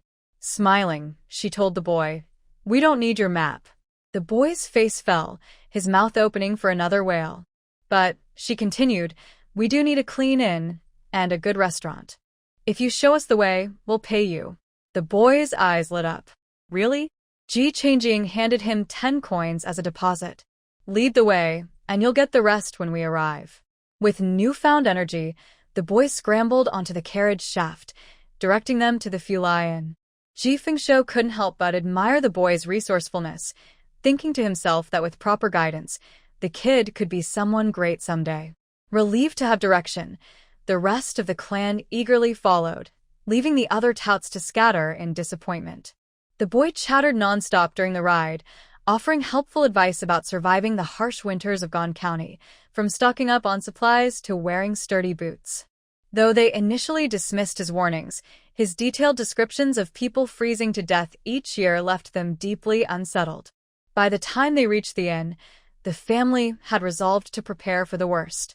After settling their animals and arranging for a hearty meal at a nearby restaurant, Ji Changjing handed the boy the remaining 20 coins. "Good work. I'll call on you again if I need help." Dogger was delighted to hear Ji Changjing's words. "My name is Dogger, and my house is just 2 streets away from the city gate in Yangchang Alley. I've been hanging around this county street since I was a kid. There's nothing I don't know. If you can't find me at the gate, you can come to my house." Ji Changjing, amused by his confident introduction, asked, "How old are you?" "I'm 8. Dogger puffed out his small chest proudly. Despite being only 8, The boy carried a worldly demeanor beyond his years. Ji Changjing patted his head. "All right, if I can't find you, I'll come to your house." Encouraged by her assurance, Dogger ran off, beaming, with his 30 copper coins in hand. Ji Changchuan watched Ji Changjing with a hint of jealousy. "Sister, sister, sister." Ji Changjing shuddered at his repeated calling. "Stop. Don't call me like that. You're making my head buzz." "But sister's smile is so bright. How could you have a headache?" Ji Changchuan teased, his tone dripping with mock jealousy. Was he sulking? Ji Changjing cupped his face with both hands and grinned. "Of course, my favorite is still my dear little brother, who shares the same parents as me. No one can compare." Ji Changchuan's face flushed bright red as he struggled free from her hands. "You're so mushy." Ji Changjing chuckled and ruffled his hair. "Go take a bath, little piglet." Ji Changchuan pushed her hands away and dashed to his room, as if fleeing from her teasing. The Fulai Inn, as promised, was clean, affordable, and well-maintained. A high-end room was just 500 copper coins per night and included charcoal for heating. The accommodations were spacious, with large beds and excellent service. Hot water was even free, a rarity. Who was so satisfied, she happily handed over the payment without complaint. By evening, the family was settled, freshly washed, and dressed in clean clothes. Their meal was soon delivered, and the sheer portion size left everyone stunned. Every dish was served in bowls the size of wash basins. Just 5 dishes filled the entire table. The portions were so massive that an average eater would feel full just looking at them. Zhou Shi's eyes sparkled. "This is great. This is great." Ji Fengyi surveyed the dishes. "What are we waiting for? Dig in." Encouraged by his enthusiasm, everyone dove into their favorite dishes. Though the presentation wasn't impressive, the taste was surprisingly delicious. The lamb was tender and flavorful without any gaminess. The braised pork was rich and melt in your mouth, and the vegetables, a mix of radishes from the lamb stew and vinegar-sautéed cabbage, were equally satisfying. The room was soon filled with the sound of clinking chopsticks and hearty eating. Even the ever-polite Ji Fengyi ate until he was burping contentedly. Meanwhile, Zhao Yuanjin was too preoccupied to eat. At the county office, he was deep in discussion with the magistrate about the Ji clan's resettlement. "I say, let them teach at the county academy. If they produce a few promising students, it'll be a political achievement for both the prince and our lord." Zhao Yuanjin couldn't hide his excitement. "They're a gift of talent. We'd be fools not to use them." Liangzhou, being a remote region, had always lacked intellectuals. Great scholars rarely came to teach, and during the imperial examinations, Liangzhou barely managed to produce 2 scholars a year. This chronic lack of academic success was a constant source of ridicule and a sore spot for local officials. Victory in border skirmishes was expected, while losses were met with harsh criticism. Achieving significant political accomplishments in Liangzhou was near impossible. Now, with the Ji clan, there was finally a chance for educational success, a stepping stone toward redemption. However, Magistrate Wang Ziru was more cautious. "This needs careful consideration. They are criminals under the emperor's decree. If the court learns of this, we'll all be in trouble. The emperor already disapproves of the prince. If this becomes a liability, we'll all face severe consequences." Zhao Yuanjin countered. If they were truly criminals, why weren't their faces branded? Why weren't they enslaved? Clearly, the emperor showed some leniency. Who's to say they won't return to the capital someday, and who's keeping an eye on us in remote Liangzhou? If we can educate a few scholars, everything else will pale in comparison. Don't you want to rise in rank? Don't you want to walk with your head held high? Despite this, Wang Ziru shook his head. Even if there are no issues, can we trust their character and competence? Are they genuinely willing to teach our students? Zhao Yuanjin faltered. He hadn't considered this. Wang Ziru continued, "For now, let's observe them. If they prove reliable, we'll consult the prince before assigning them to the academy." Zhao Yuanjin relented. "A wise decision, my lord." After a brief discussion, they settled on a plan. By noon the next day, county guards arrived at Fulai Inn to deliver the verdict. All Ji clan members must report to the county office for household registration. Each household must pay a 10-tael fee. Once ready, come to register. The announcement caused an uproar among the G clan. 10 taels to register? I knew it wouldn't be that easy. Sigh. Why do we have to pay when others don't? The clan elder quieted them down. Enough grumbling. Refugees and exiles are different. Get your money ready for registration. If anyone's short, speak up so we can pool together. With that, the group headed en masse to the county office. The Great Liyuan Empire mandated that adult brothers could not share the same household registration unless their parents were alive, to prevent tax evasion. Ji Fengyi and Ji Fengshou had already prepared for this, who promptly handed over 20 taels, and the officials carefully documented their names, ages, and descriptions before issuing stamped household registrations. Holding his fresh registration document, Ji Fengshou felt a lump in his throat. I'm finally free. Zhou Shi, Ji Chongchuan, and Ji Changjing gathered around to examine it. The address read, Gan County, Liangzhou, Shaotian Village. Where's Shaotian Village? Ji Chongchuan asked curiously. Ji Fengshou glanced at it and was equally puzzled. Good question. Where is it? He found a nearby guard and asked with a sheepish smile, Brother, do you know where Shaotian Village is? The guard looked surprised. You've been assigned to Shaotian Village. Is there any problem? Ji Fengshou looked worried. The bailiff looked around as if he wanted to say something but hesitated. Ji Fengshou's heart tightened. He took out a dime from his pocket and held it in his palm. He took the hand of the yamen runner and quietly put it in. Look, this is our first time here. Can you please say a few more words, big brother? The yamen runner put the money into his sleeves with a flip of his palm and lowered his voice.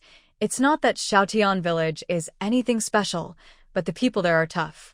I heard that last year a man went to their village to borrow something, but somehow he offended the villagers and was beaten to death. And the year before last, there was a girl in their village who was so unreasonable that her husband's family couldn't stand it and came to cancel the engagement. As a result, this time, she was settled. The yamen runner was so excited that he clasped his hands together and said, My husband's entire family was wiped out. Ji Feng listened with gritted teeth and gasped, The people in the county government don't care? Why doesn't anyone care? Our county magistrate arrested everyone in the village at the time, but no matter how he interrogated them, they all knew nothing. He looked everywhere for evidence, but found nothing. What else can you do? He could only beat them with a stick and let them go. The bailiff shook his head and sighed. Ji Fengshou's heart suddenly became nervous. The county magistrate can't do anything to them, so how can these people live well under his nose? Ji Fengshou ran over with a happy face, but went back dejectedly. Ji Changjing couldn't help but raise an eyebrow when she saw him. What's wrong? Ji Fengshou looked up and saw Ji Changjing and Zhou looking at him, and was suddenly shocked. He has a wife and a daughter. He is not afraid of anything. It's okay, I just got some news about Shaotian Village. Ji Fengshou called his eldest brother's family together and told them about this. Ji Fengyi's eyebrows were twisted into the shape of a Chan character. We have seen everything along the way, don't be afraid. Ji Mingxue shrank his neck. We still have Aunt and A Ying. I'm not afraid. Ji Minghe was very disappointed with him. Look at what you have accomplished. Don't tell this to other people for now. After all, they just heard it from others. What if it's just a rumor? Don't believe it completely. Ji Fengyi said again with concern. Seeing that everyone in his family nodded in approval, he followed everyone and headed towards Oda village. From the moment they received their household registration documents, they felt at ease. I feel like I am no longer a floating duckweed, but I have a home and a direction. Ji Fengshou also kept pace with everyone and drove the mule towards Shaotian village. Halfway through the journey, we encountered ox-drawn carts and mule-drawn carts carrying people walking side by side. The carts were full of people who had gone to the city to buy things and were rushing back home. Wait a minute. Ji Fengshou was sitting on the shaft of a cart and was turning his head to look at the ox cart next to him when he heard someone chasing and shouting from behind. The man pulling the ox cart turned his head and took a look. His expression changed, and he started to speed up the cart. Hurry. The people in the car also urged nervously. Go. Go. The woman chasing the car shouted. Pull her. If you dare to run away, I will call people to smash your house, believe it or not. The old man driving the car shuddered. Auntie, there is no room on my car. You can look for yourself. As he said this, he actually slowed down and didn't dare to run any further. The old lady chased after him and scolded him. When I went to the city, I told you to save a seat for me when you came back. Did you forget about it? The old man said with a bitter face. You didn't pay the deposit. Bah. You don't even have a seat and you want money. What the heck do you want? The old man saw Ji, who was watching the fun nearby, and his eyes turned. Hey, little brother, there's a seat in the car. You sit here. The old lady rolled her eyes and threw the things on her body onto Ji Fingshou's mule cart. Her body, which was wrapped like a ball, did not hinder her movements, and she climbed up nimbly. Sitting on the shaft of the cart, she said proudly, Huh? Do you think I really want to ride in that shabby cart? Season harvest. He just watched a show. How did he get into trouble? What are you watching? I don't have any money. The old lady looked at Ji Fingshou disapprovingly and hugged the things on her back tightly in her arms. Forget it if you don't have money. It doesn't matter if I take you for a ride. Where are you going, old lady? Ji Fingshou thought that since the person was already on the bus, he couldn't let them get off, so he might as well chat with them and get some information. No money? Oh. That's great. You can take me home. Thank you, young man. You are such a good person. When the old lady heard that it didn't cost any money, she became excited and asked Ji Fingshou to send it to her home. The ox cart next to him saw that it had nothing to do with him, so he drove away with the cart. Ji Fingshou twitched his lips. Where's your home? Xiaotian village. Go straight after entering the village, and the one with the crooked tree at the door is my home, said the old lady happily. Isn't this a coincidence? When Ji Fingshou heard that it was someone from Xiaotian village, his heart sank. Combined with the previous rumors and the reaction of the ox cart when it saw the old lady just now, and then the old lady's behavior, it's hard to say about this Xiaotian village. Where are you from? I don't think you are from this area. There are so many people with families. Could you be the recent refugees in the city? That's not right. Whose refugees have a car? It's really weird. The old lady's eyes kept glancing at Ji. Ji Fingshou felt a chill in his heart for a while, but then he felt that it was no big deal. His face turned pale and blue, and he was in no mood to reply.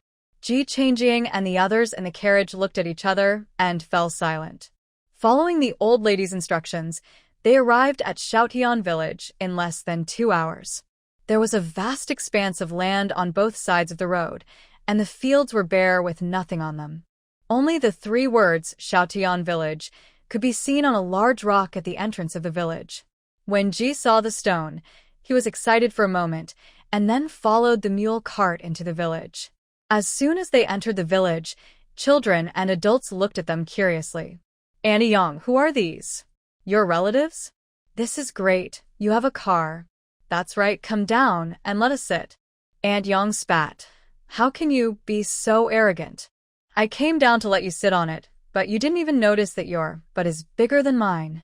Ji Fingshou, who was listening to this, wished he could find a hole in the ground to crawl into, so he quickly asked, Where's the village chief's home? Aunt Yang looked at him suspiciously and immediately became alert. You said you don't want money. You don't want to come to my house to collect the debt, do you? Ji Fingshou was stunned. Are you from the village chief's family? Aunt Yang raised her chin and said, It's not a big deal. The village chief is my man. Ji Fingshou forced a smile on his face. So the village chief is from my eldest sister's family. Isn't this a coincidence? We just happen to have something to ask the village chief. Why don't we just go home? Aunt Yang's heart skipped a beat. There was such a large group of them, and they came to the village to look for her man. You don't want to settle down, do you? Aunt Yang's guess was absolutely correct. After Ji Fingshou knew that her home was the village chief's, he was so enthusiastic that he wanted to drive the mule to take off on the spot. He soon found the door of the house with the crooked tree at the door according to what Aunt Yang said. A group of idle people in Xiaotian village followed Ji to the village chief's house. As soon as Aunt Yang landed, she ran home in a hurry. Boss, come out quickly, something big has happened. The village chief was so frightened by his wife's loud voice that he almost fell off the Kong. When he heard her scream, he ran out without even putting on his shoes. What happened?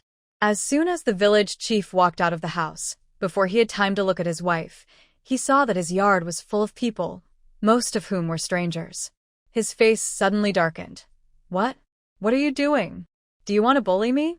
Yang pointed at Ji Fengshou and the others and said, Old man, they said they came to see you. The clan leader straightened his clothes and felt very decent. I guess this is the head of Xiaotian village? We were just assigned to Xiaotian village by the county. Here is our certificate. Take a look first.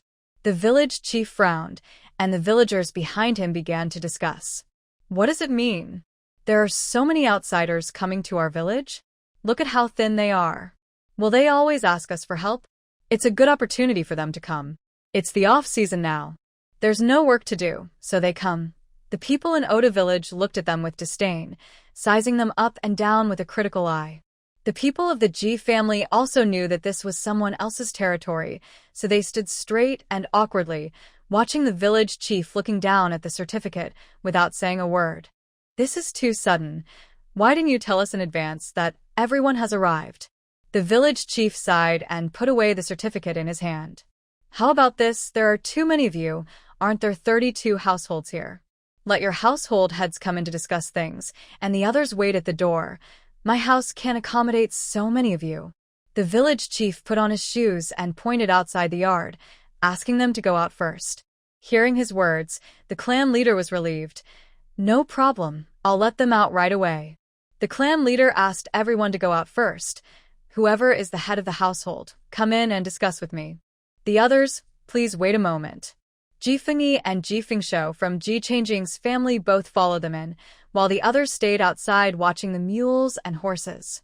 There were a total of 32 households, and except for Mrs. Lin, all of them were men, which made her stand out in the crowd. The village chief frowned and said, You have no right to speak when we men are talking. Go and call your husband over. Lin's face flashed with embarrassment, but she quickly adjusted herself. My husband is dead, and now I am the head of the household. The people of the Ji family couldn't just stand by and watch, so they also helped to speak out and prove, yes, her husband is gone. The village chief gave her a slightly gloomy look, then looked at the clan leader. Now I'll give you two choices. First, I'll give you a piece of land and you can build a house to live in. Second, there are abandoned houses in the village that you can renovate and live in, but you have to pay to buy them. Which one do you choose? The clan leader was really at a loss for a moment. Brother, we are new here and don't know anything. How do you think we can do it well? Seeing the other party's respectful attitude, the village chief's face became better. It's too late to build a house in this weather. If it snows soon, it will freeze people to death. Even if you pay, no one will come to work for you. I'll have more time to renovate the old house, and maybe I'll have some spare time to buy some food for emergency use when I can't leave the house. Although buying a house costs some money, it won't freeze me to death. Ji Fengyi and Ji Fengshou had heard from Goer that the winters here are very cold, and they thought the village chief's suggestion made sense. Ji Fengshou couldn't help but ask, how much does this old house cost? Others were also concerned about this issue. The village chief was delighted when he heard this. The prices of houses are different. If you are really interested, I can take you to have a look. After a brief discussion, the group decided to go and take a look together. When they learned that they were planning to buy an old house in the village, the people surrounding the mule and horse dispersed and rushed home excitedly to find the key. Zhou let out a long sigh. If you don't leave now, I really want to hit someone. Just now a group of people insisted on riding horses. They refused to move unless they were allowed to ride, and they kept talking nonsense. Zhou felt as if there were hundreds of ducks quacking around her. You can't just hit people, but if you really feel uncomfortable, you can't just keep enduring it. Ji Chongchuan took the opportunity to educate his mother. Zhou pouted and looked unhappy. The news that someone had come to the village to buy the old house quickly spread throughout Xiaotian village. Many villagers came out excitedly with their keys and introduced their houses. Seeing how active and enthusiastic they were, Ji Qingyu couldn't help but look at the village chief suspiciously. Why are there so many vacant houses in the village? The village chief felt uncomfortable when he heard his flowery words. How can we not have more houses? When the foreign tribes are short of food, they will cross the mountain over there to rob us. Whoever dies, the house will be inherited by his brothers. Ji's people were horrified. There are foreigners invading the village? The village chief disagreed. We are at the border. What do you think? The people of Ji family were in a panic. Why was there fighting and killing when they arrived at the place? Ji Qingyu couldn't help but look at his hand holding the pen and began to consider the possibility that he would give up literature and take up martial arts. You will get used to it slowly. In our place, there is no one who doesn't kill people. It's like a game. The villagers nearby looked at them badly, expecting them to change their faces or be so scared that they dared not make a sound. Unexpectedly, the people of the Ji family remained calm when they heard about the murder, which made them feel disappointed. We want to have a house connected to ours. Is there a suitable one? Ji Chunyan stopped talking about this topic and asked something else. There are houses that are connected together, but there are no houses of more than 30 households connected together. In the end, everyone can only discuss among themselves who to be neighbors with. Unexpectedly, Ji Fengshou's family became so popular. After looking around, he found that everyone else had booked a house, and he didn't like any of them. The village chief was so excited that he led them to walk further and further away, and finally stopped at the gate of a courtyard. This courtyard of my house is made entirely of bricks, so it's very solid. It guarantees that your house will not be drafty in winter. And this courtyard, look how big it is. You can grow vegetables here and some flowers here. It will look so beautiful and grand. And in the rooms, each room has a kong, which is also made of bricks. When you burn it at night when you go to bed, it will be so warm. The village chief was not at all indifferent to buying as he was just now, and he continued to introduce the products with a happy look on his face. No matter how much he talks, it can't cover up the fact that the house is in shabby condition. The roofs of 3 or 4 houses had holes in them, their beams had fallen down, and an entire wall beside the yard had collapsed. Apart from the spider webs, the whole room was a mess. But Ji Changing fell in love with her at first sight. The layout of the entire courtyard is very spacious. When you open the door, you will see a large courtyard. The rooms are arranged in an orderly manner, and every room can get sunlight. She took a look and immediately thought of how to transform this place. Ji Changing gave his father a look, and Ji Fengshou spoke with a troubled look on his face. You boasted about this house to be so great, but it will cost a lot of money to repair it now that it's in such a state. How are you going to sell it? The village chief glared at me and said, What are you saying? Can I ask for a random price? How about this, since we will be one village in the future, 50 taels of silver. The village chief tentatively held up 5 fingers. After hearing this, Ji Fengshou turned around and pulled his brother to walk out. Hey, young man, everything can be discussed. The village chief finally saw the hope of selling it. There was no way he would let it go, so he quickly stepped forward to stop the man. Ji Fengshou shook his head frantically. Uncle, we are a family, and we don't talk behind each other's backs. Do you think we look like rich people? This is a house worth 50 taels of silver. I wouldn't dare to be so bold even in my dreams. Forget it. The village chief gritted his teeth and said, Then how much silver do you want to pay for it? Ji Fengshou's face was full of bitterness. I just want to buy a house worth 10 or 8 taels to live in first, and then rebuild a house after we settle down and make some money. After all, my family has ancestral craftsmanship, and it is not difficult to make some money. In the past, let alone a house worth 50 taels, I could live in a house worth hundreds of taels. But we are in trouble now. Even a penny can make people die. Ji Mingxian lowered his head with a red face, not daring to listen to his uncle's bragging. Ji Mingxue also lowered his head, for he was afraid that he would laugh out loud. Ji Mingho had a blank expression on his face, and secretly made a note in his mind. Be sure to brag in moderation when you go out. The village chief looked at him suspiciously. What craft did you inherit from your ancestors? Carpentry. My family's ancestral carpentry skill is pretty good. I make some money for fun. Ji Fengshou patted his chest and said nonsense seriously. Yu Tianming looked at them in shock and confusion. Was the Ji family's ancestor a carpenter? Aren't you a scholar? The village chief thought of the strange-looking mule cart and suddenly realized something. In that case, how about this? You pay 10 taels of silver to live in the house first, and I'll give you 3 years to pay off the rest? The house will just sit there anyway, so I might as well take the 10 taels of silver first. According to his observations along the way, not one of these people could come up with 10 taels of silver. If this house is left unused, it will become more and more dilapidated year by year. Who would buy it? Ji Fengshou looked embarrassed. Even so, paying 40 taels for 3 years is not a small amount. This won't do. It's too expensive. The village chief gritted his teeth and said, "How much do you want?" Ji Fengshou turned around with a silly smile on his face, and he called him uncle and uncle all the same. The two of them argued back and forth for a long time, and he finally defeated him with 30 taels of silver. The key is that only a deposit of 10 taels of silver was paid, and the rest had to be paid off within 3 years. The whole family was stunned. How could it be like this? Then let's go and write a deed now? After finalizing it, Ji Fengshou looked at the village chief with a flattering face. Can you write it or can I write it? We are from the same village. How can you run away? I am not afraid of you. So why should you be afraid? The village chief said unhappily. Ji Fengshou was not afraid that he would run away, but he was afraid that he would go back on his word.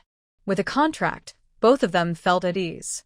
So he pointed at his brother and said, "My brother can do it." In this way, under the village chief's surprised eyes, Ji Fengshou and Ji Fengyi took the money and went to sign the contract with the village chief. Mrs. Hu looked at the messy yard and couldn't contain her excitement. This will be our home from now on. Looking at the newly built home, Ji Changjing couldn't wait to say, "I'll grow vegetables here. I want to grow something here for research, and I'll plant some flowers against the wall here, and when they bloom, the whole wall will be covered with flowers." Ji Chongchuan also became interested. Then use this room as a study. Then I'll live in this room. I can finally sleep in a bed by myself. I want this. The 3 older brothers also chose their favorite rooms. After the contract was signed, Ji Fengshou began to visit people all over the village, asking around to see who had the best skills in repairing houses. At night, they simply cleaned up 2 rooms and cooked some porridge with pickled vegetables. We can fix the house ourselves, but the Kong is not good. I heard them say that we need to find a professional Kong repairer to come and repair it. Otherwise, the whole house will be filled with smoke when the firewood is burned, which is enough to kill people. After Ji Fengshou found out the details, he had been thinking about going to the city to hire someone to repair it, but he was a little worried about who to find. That kid should know who has good skills. Go to the city tomorrow and ask him. Ji Changjing said while eating. Okay, I'll ask him tomorrow. Ji Fengshou felt relieved when he heard that he had found someone. Mrs. Hu pondered. Then I will go to the city with my uncle tomorrow to buy some vegetables and food. I see there is a cellar in the yard where we can store things. I will take them to repair the roof at home tomorrow. Ji Fengyi looked at his sons and spoke. I'll stay at home to help. Ji Changjing planned to go to the mountains tomorrow to see if there was any suitable wood to make charcoal. Winter is coming soon, and the firewood is not burning well. Yu Tianming had been sitting quietly in the corner. When he heard them talking about their plans, he quickly expressed his opinion. I'll take care of the furniture. If you need anything, just tell me and I'll do it all. Hearing that everyone had plans for tomorrow, Zhou suddenly became anxious. What should I do? Of course you follow me to move things. Whose words instantly put Zhou at ease. Moving things is good, I like moving things. Zhou happily ate 2 large bowls of porridge. Early in the morning, the whole family began to prepare for what they were going to do. Ji Fengyi discussed with his 3 sons and decided to build sheds for the mules and horses first. After all, these 2 things are valuable properties of the family and cannot be lost in the slightest. As soon as Ji Fengshou let his men out, Ji Shilin and his 3 brothers came to the door. We came to see if there is anything we can help you with. Ji Fengyi looked at them in surprise. You haven't cleaned up your own yard yet? We can do it ourselves. Ji Shilin scratched his head. My family is poor, and the yard that Shirley and I bought together is quite small. He and Daih can take care of it by themselves. Your yard is big, so we will fix it up for you first. After saying that, he saw that half of the yard had collapsed, so he took his brothers to sort out the bricks. Ji Fengyi tried to persuade them for a long time, but the three brothers just kept working and didn't respond, which made him laugh and cry. The three Ji Sherlin brothers worked hard until lunchtime, then said goodbye and left. The action was quick and decisive without any delay, which left Ji Fengyi stunned. Even Ji Mingxian and his two brothers didn't react for a long time. Uncle, wait a minute. Ji Mingxue reacted and chased after them, but he didn't expect that Ji Sherlin and the other two ran even faster, as if they were chased by a dog. Ji Mingxue. Ji Changing picked up a big spoon and opened his mouth. Well, let's eat first. I'll serve some to them later. Since Mrs. Hu is not at home, the task of cooking fell on Ji Changing. As soon as the brothers entered the kitchen, they were at a loss as to what to do and almost set the house on fire. Ji Fengyi, who was standing by, also didn't know where to start. Only Ji Changing learned how to cook after the end of the world. Although she was a little rusty as she hadn't cooked for a long time, she was better than the others. Ji Chongchuan took the initiative to light the fire, controlling the temperature very precisely, and after some difficulty, he finally managed to make a pot of stew. When someone comes to help, we definitely cannot let them go hungry. The work done by Ji Changing was already as much as that done by Ji Sherlin and the others, but we didn't expect that the three of them were so honest. They came to work just to do the work and leave after they were done. She cleaned the basin next to her and filled it halfway, then called out to Ji Fengyi and the others, "Let us eat first. I'll take these to Uncle Sherlin and the others." Ji Mingxue wiped the sweat off his forehead and said, "I'll go and take it off." Ji Changing shook his head, picked up the basin, and walked out the door. Passing by her next-door neighbor's house, she curiously glanced at the half-open door. I've moved in for a day, but there's absolutely no movement next door. I don't know if no one lives there, or if no one is home. The yard was empty, with nothing in it except for a pile of half-chopped firewood in the corner. So he's not at home. When Ji Changing found the small house that Ji Sherlin and his family had bought, they and Ji Sherlei and his son were squatting on the ground eating steamed buns, with no place to sit. The area of the entire yard was less than half of what they bought, and there were only about 4 or 5 rooms. It was small, cramped, and crowded, with 6 or 7 people squatting in the yard. Seeing her coming, everyone in the yard stood up. Aunt Li greeted her with a smile. "Come in. Have you eaten?" Ji Changing looked at Ji Sherlin with a smile. "My uncle runs too fast. We can't catch up with him, so we can only deliver the food to him." Ji Sherlin scratched his head awkwardly. "My mother told me not to eat yours." Aunt Li glared at him fiercely. "Don't bother with them. These 3 idiots have nothing but a lot of strength. Just order them around if there's anything going on at home. You saved my life, so you deserve to be treated like a slave. After all, I'm their mother." Ji Changing looked around and said helplessly, "Auntie, I'm tired of carrying it. Let my uncle and the others take it over."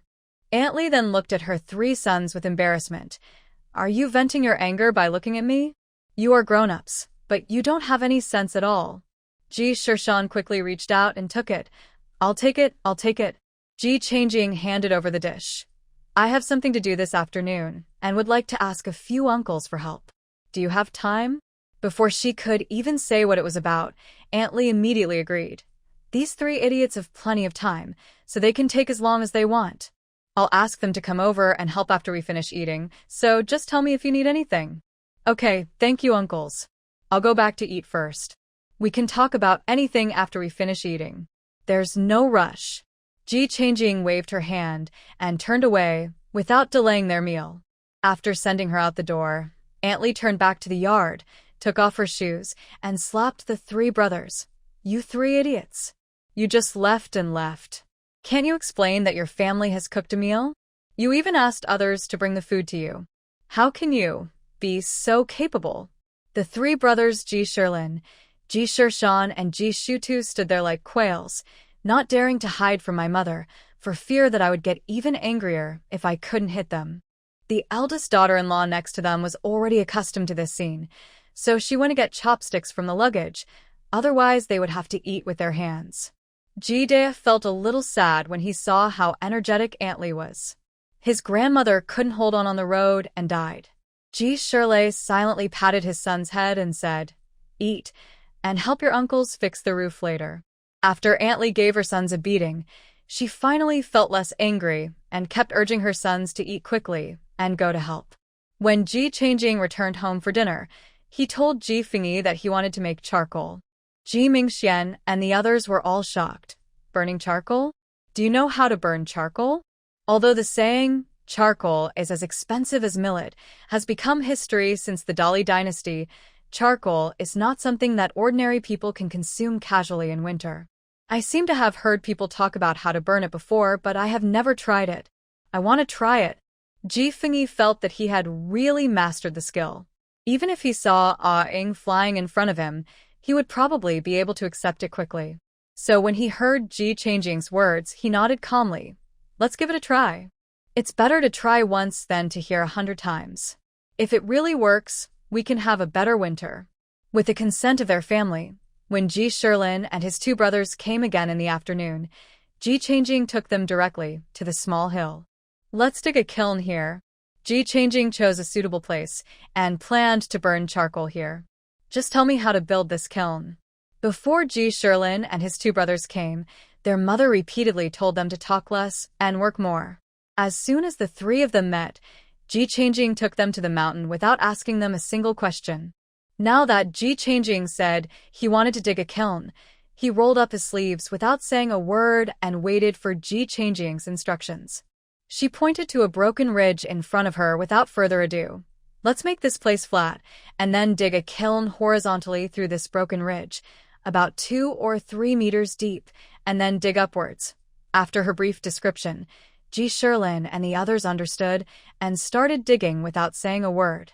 Ji Changjing took advantage of this time to pick up some wood of similar thickness and length and put it aside.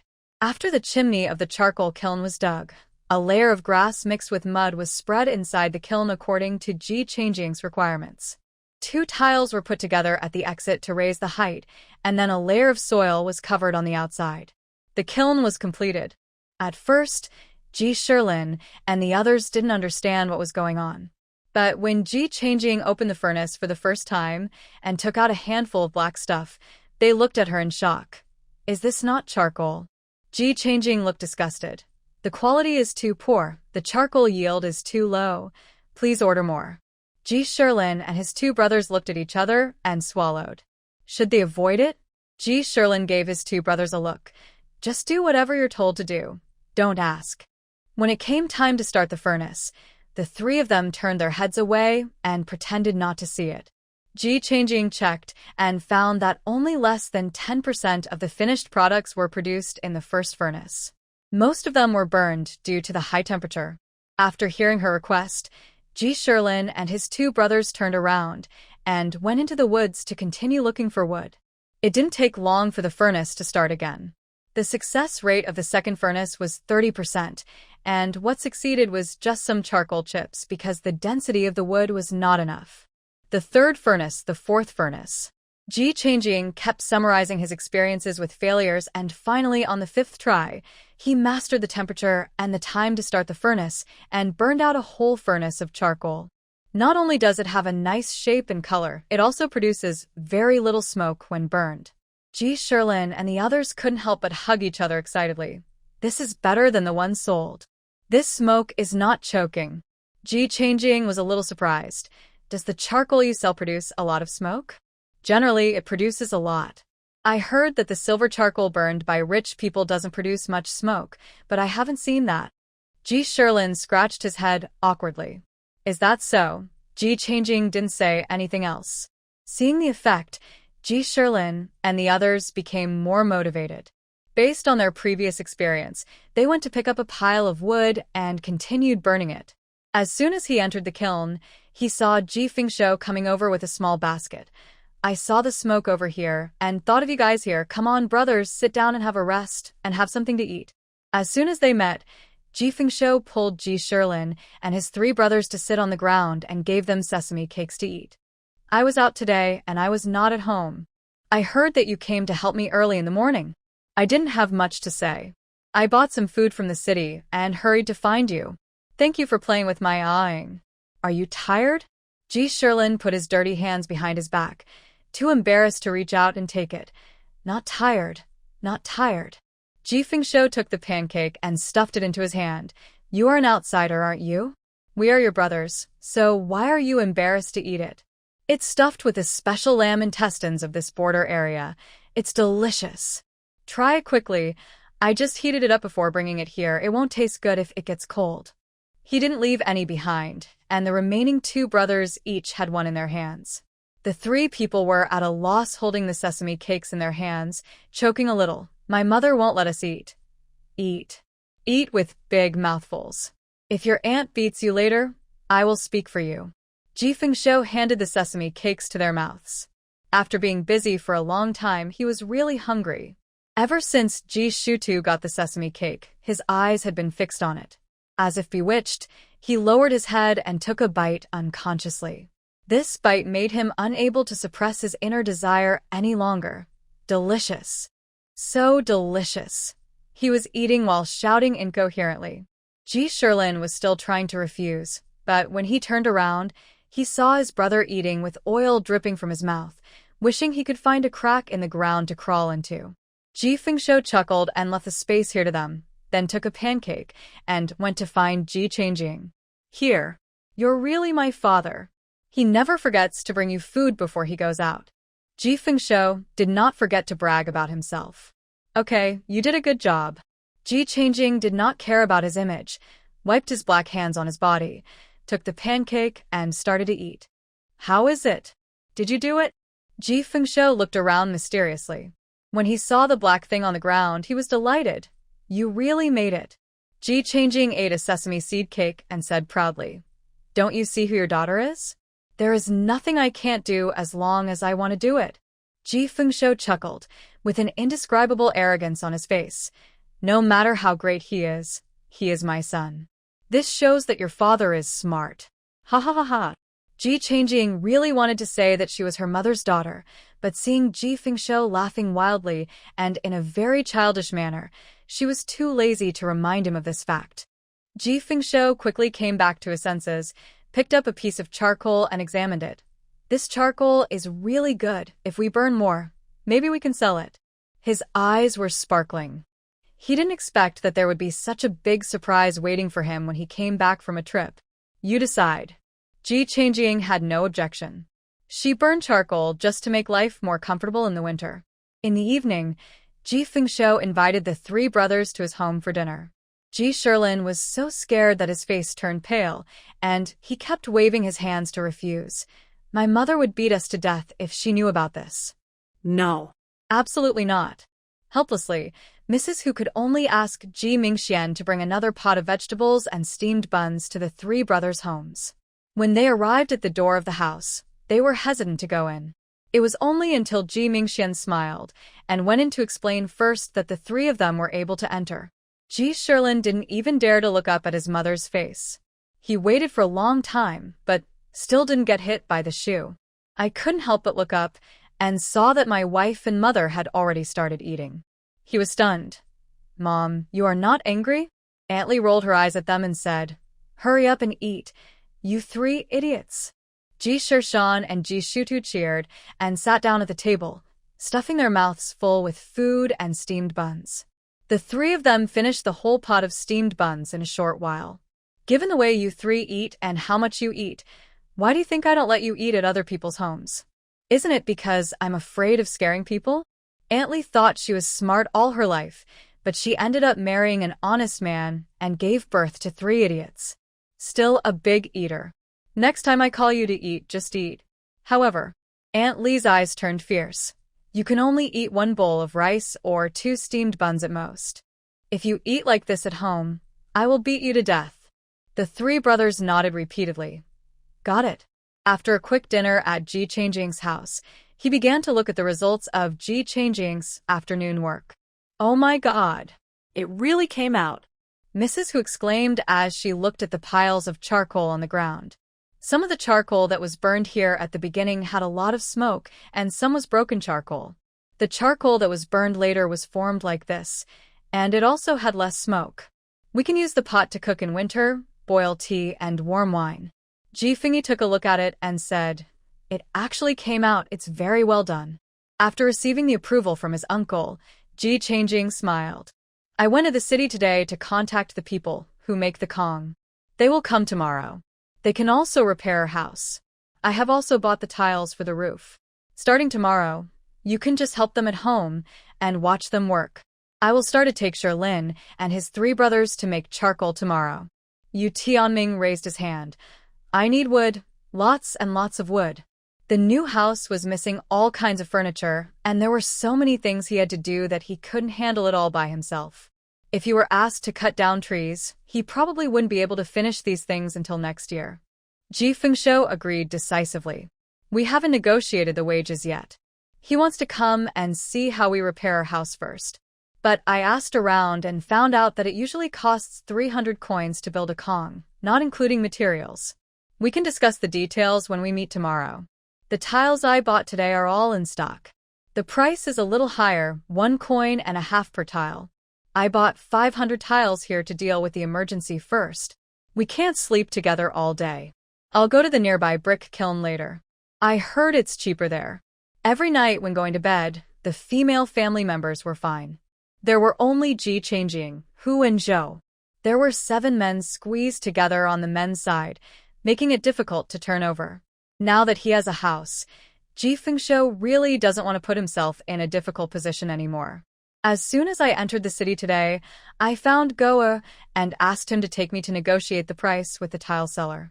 After hearing what he said, Ji Fengyi looked at him with great satisfaction. "Unconsciously, you have grown up and know how to plan for the family. I am very pleased for you." Ji Fengshou bared his teeth and said, "Don't worry. From now on, I will take care of all the chores at home, and you can just enjoy the good life with me." Ji Fengyi smiled and said, "I'll wait." Ji Changjing looked on speechless. How old is her father? How can the uncle express such emotion? He is really a brother. Ji Mingshue's lips were curled up behind his ears. Even if his uncle farted, his father would still smell good. I don't even know who the biological child is. Ji Mingxian nudged him with his arm. "Watch your expression." Ji Mingxue quickly put on a serious face and continued to look at the scene of brotherly love and filial piety in front of him with an expressionless face. A night passed, and before dawn, the master who was repairing the house hurried over with his 2 sons driving an ox cart. Because everyone in the family had to work, they all got up early. When Master Zheng and his friends came, they were just in time for breakfast. "Hurry up and sit down and eat first." Mrs. Hu warmly invited the father and his 2 sons to sit down quickly. Master Zheng waved his hand and refused. "We had already eaten when we came here. You guys eat first. We will look around the house." Master Zheng's weather-beaten face was full of seriousness, and he was somewhat unsmiling. But he looked very serious. After greeting Ji Fengshou's family, he asked his son behind him to bring the tools. The 3 of them walked around the yard with the tools, measuring the length and width from time to time. I checked the roof and the wall again. Ji Fengshou finished his meal in a few bites, then deftly rolled up 3 pancakes and took them to find Master Zheng. "We have to eat something when we get home. Let's eat and talk. Does my wall need to be completely renovated?" Ji Fengshou's face was full of enthusiasm. He handed a roll to each person, looking as if no one would be refused. Master Zheng hesitated for a moment before taking it. Seeing this, his 2 sons hurriedly took it. "Boss, your house is a little worn, but you can see that the original materials are really good. It's just that no one has lived here for a long time, and the house has lost its human touch, so it's easy to become weak." Human? That's a new word. Under the death gaze of Ji Fengyi and Ji Mingxian, Ji Mingxue, Ji Mingho, and Ji Chongchuan moved forward with their bowls in hand.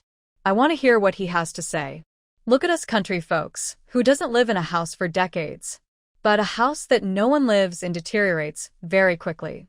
No matter how good a house is, if you leave it unoccupied for more than a decade, the wall will collapse if you push it." As Master Zheng spoke, he stretched out his hand and placed it on the courtyard wall on one side. With a slight force, the wall shook. Ji Fengshou was so frightened that he quickly told them to retreat. This won't do. It's a bit scary. Should we tear down the house and rebuild it? Master Zheng pondered for a moment. There's nothing wrong with the main structure of the house. Just reinforce the courtyard wall, repair the roof, and reset the Kong in the room. No problem. We'll do whatever you say. Ji Fengshou is a man who listens to advice. He was not afraid to spend money on the house. He just wanted to make it comfortable in one go. If the village chief knew that he was squandering like this, he might come to collect the debt. After dinner, Ji Changjing did not stay idle. She talked to Master Zheng about her ideas about the house. For example, she felt that the current windows were not big enough and wanted to make them wider. For example, she wants Master Zheng and others to divide the yard into areas with stones or bricks, which will make it easier for her to grow crops in the future. Master Zheng listened to her request and told his son to write it down. They don't need to write to remember, they just scribble on the side and write symbols that they can understand. The next thing was to discuss the wages. Master Zheng and Ji Fengshou finally agreed that they would eat and live at Ji's house during this period, with 3 meals a day provided for them. The wages would be 180 won a day and 200 won for a Kong. As for how Master Zheng and his 2 sons divide the wages, he doesn't care. Ji Fengshou originally wanted to take Ji Shilin and his 2 brothers to the mountain to burn charcoal, but before he even left the house, Master Zheng came over and pointed at the circles and crosses he had drawn on the ground and told Ji Fengshou, "Boss, I just calculated that there are not enough tiles and bricks." This was also a serious matter, so Ji Fengshou had to give up his plan to go to the mountain. "I'll buy as many as you need. Do you know which one is better quality?" Master Zheng spoke without hesitation. "There is a brick kiln not far from here. The quality of the tiles and bricks there is good. If the boss doesn't trust you, you can go to the one in the city." Seeing that they were busy talking, Ji Changjing called out to Ji Shilin and the others and went to the mountain to burn charcoal. When they arrived at the place they had been yesterday, Ji Changjing taught them step by step how to select the wood, what temperature to burn in the kiln, how long to wait before starting the furnace, etc. When Ji Shilin and his 2 brothers heard Ji Changjing open his mouth, they hurriedly covered their ears and ran away. She was stunned. "What's wrong?" Ji Shilin, a 1.80-meter tall man, stood there with no place to put his hands and feet. "No. This is your family's craft. How can you just pass it on to others?" Ji Changjing laughed. "This doesn't require any technical skills. Even if I don't tell you, you'll be able to do it after burning it a few times. I have other things to do and don't have time to keep burning charcoal here. I am counting on you to help my father here. If you don't learn, how can you help me when the time comes?" Ji Shirshan said earnestly, "You are young and naive. How can you tell others such things? This won't work. I can't let you suffer any loss." "That's right. I won't learn it." The 3 brothers had the same expression, and they waved their hands firmly in refusal. He was even worried about what Ji Changjing might say, so he quickly took the axe and went to chop down the tree. Ji Changjing knew that they meant well and did not force them. It's just that when burning charcoal, I always say every step of the process unintentionally. Within half a day, Ji Shilin's face was filled with confusion and guilt. He didn't even want to, so how did he learn it? Ji Changjing saw that it was almost done and smiled. "I have something to do and need to go home. I'll leave this to you uncles." Ji Shutu said solemnly, "Don't worry, we will take care of this." Ji Changjing nodded and went down the mountain with satisfaction. Going home, she took some charcoal home and planned to make charcoal pencils for writing.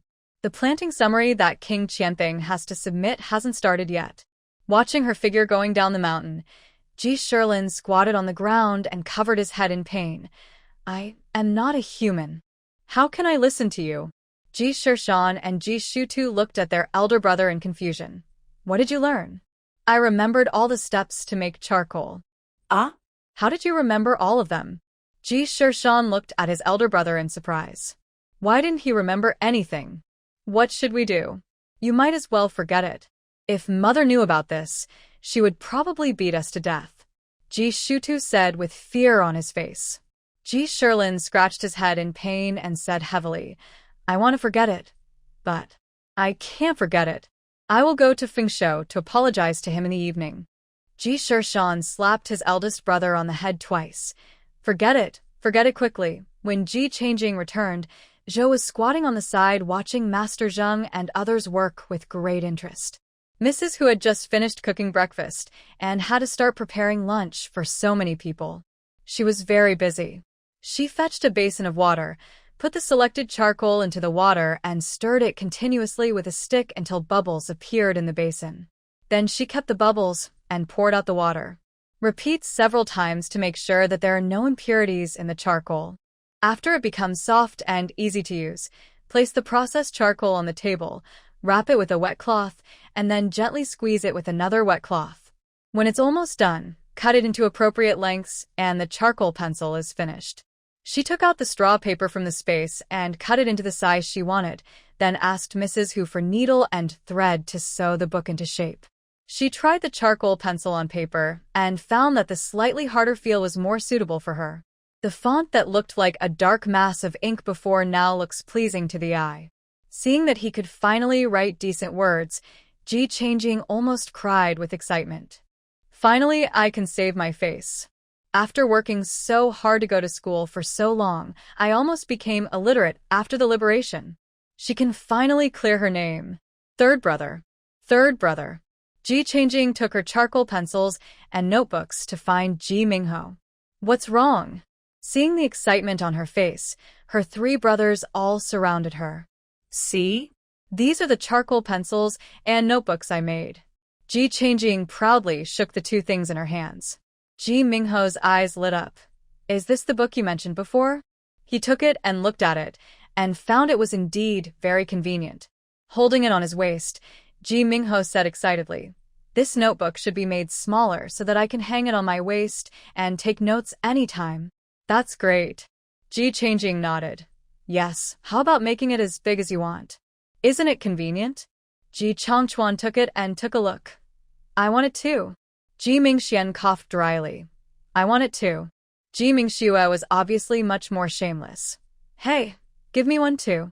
I want your size. Is this a thing? This isn't it. Ji Changjing agreed immediately, took the charcoal pencil and thought about his idea of wrapping the charcoal pencil with a layer of wood. After explaining it clearly, Yu Tianming thought about it for a moment and then started to do it. By the time Ji Changjing had finished sewing the notebooks, Yu Tianming had actually made a pencil based on Ji Changjing's description. Do you see if this is the case? After listening to Ji Changjing's words, Yu Tianming chose cedar wood, a soft and light wood, and cut it into the size of a charcoal pencil according to the length and thickness of the charcoal. He cut the cedar wood in half, applied pigskin glue on it, and closed it. That's it. Ji Changjing didn't expect Yu Tianming to finish it so quickly, and was a little surprised. Nothing, just some small things. Yu Tianming smiled slightly, with a hint of pride on his face. Thinking that this was a descendant of the Chu family, Ji Changjing also felt that he was wasting his talent. Each of them had a notebook. Ji Changjing handed the prepared notebook and pen to Ji Fengyi and showed him her handwriting with a serious face. Uncle, I was not used to that pen before. Look at my handwriting, it's not ugly at all. When Ji Fengyi took it and looked at it, his brows knitted together. It's the same hand. Why is there such a big difference? The words I wrote with a brush before looked like dog crawling, but the words written with charcoal pencil actually have some style. Is this really written by you? Ji Changjing scribbled 2 more characters on the paper in front of him. I'm not going to take the imperial examination, nor do I want to be an official, so please don't force me to practice calligraphy, okay? Ji Fengyi sighed. Well, your handwriting is jumping up and down and breaking into pieces. It's really painful to read. Why are you making personal attacks when nothing is wrong? After getting the pen, she spent the whole day summarizing methods of growing soybeans, and her writing was even more detailed and clear than the one she sent to Tongzhou. The main crops in the Dali dynasty so far were rice, millet, sorghum, wheat, and beans. High-yield potatoes, sweet potatoes, and corn had not yet entered the Dali dynasty. And her space is full of plants. Thinking of this, Ji Changjing paused her writing hand and shook her head. She threw away the distracting thoughts in her mind and began to concentrate on finishing the unfinished product in her hand. In the evening, Ji Changjing was sitting cross-legged and practicing internal energy when he suddenly heard a strange noise in his ears. Two men in black walked through her yard and went to the next door. The two men covered their entire bodies with only their eyes left exposed and approached the room in the yard cautiously with knives in hand. Ji Changjing couldn't help but feel a little confused. Who lives next door? Why would someone go there to seek revenge? Just when she thought that the two men were about to come in with knives in hand, the door of the next room flashed, and a figure rushed out at an extremely fast speed. With a flash of silver light, two men in black fell down with hidden weapons stuck in their foreheads. Ji Changjing gasped. This person's speed is so fast. Even her mental power didn't see anyone, and the two men in black were already dead. She was distracted for only a moment, and the people in the yard suddenly turned their heads to look in her direction. Who's there? Ji Changjing was surprised again, and quickly withdrew his mental power. That person is blind. The place where the eyeballs used to be is now empty. Despite this, Ji Changjing still did not dare to underestimate the other party. The opponent was able to accurately kill the two men in black with just one move, which showed that in addition to his strong skills, he also had a very sharp sense. Could this person be her neighbor? Ji Changjing was a little unsure. She hadn't heard any noise from next door for such a long time. How could someone suddenly appear in the middle of the night?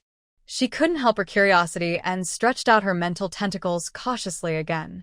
Just as she stretched out her spiritual power, before she could see the situation in the courtyard clearly, a silver light flashed and her tentacles broke. Ji Changjing didn't give up and reached out again. This time she saw clearly that the people next door were carrying the two men in black and were about to go out. Suddenly, as if he sensed her, the blind uncle tilted his head slightly and another silver light flashed. Ji Changjing gritted her teeth. You have a lot of hidden weapons, right? Come on. Who's afraid of who? She reached out again. This time there was nothing in the yard. I looked at the yard next door from inside to outside and found that there were only 3 rooms in the entire yard. Apart from the sleeping room and the kitchen, there is a room for storing miscellaneous items, and the things in the room are also very simple. It can be seen that this is a person who lives alone all year round.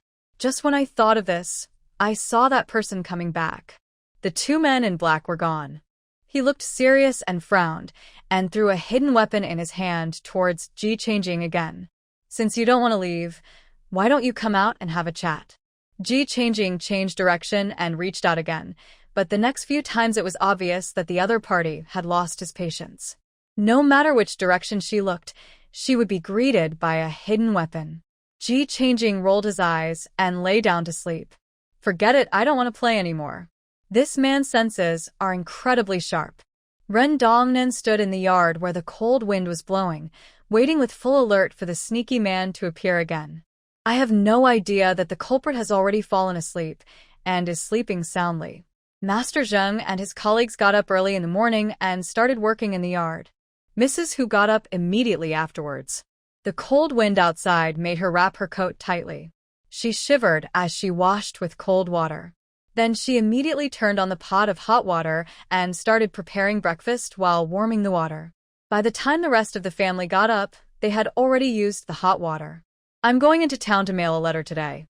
Ji Changjing told the family what he had promised Prince Ping at the Liangzhou government office and received approval from them. Send a letter? When Zhou heard Ji Changjing's words, she exclaimed, "Oh no! I forgot to write to my parents." Ji Fengshou hissed, thinking of the bodies of his 4 brothers-in-law, and ate his meal in 2 gulps. I'll go write it now, and asking to send it back later. Ji Changjing almost forgot about this. Then I'll buy some more things and send them back to my grandma and uncle later. Ji Chongchuan nodded. I guess Grandpa and the others have been worried about us. I almost forgot. The family has been busy these days, and Mrs. Hu hasn't had time to write a letter to her parents' home. Now that she heard this, she can't sit still. Ji Fengshou hurriedly wrote a letter and handed it to Ji Changjing.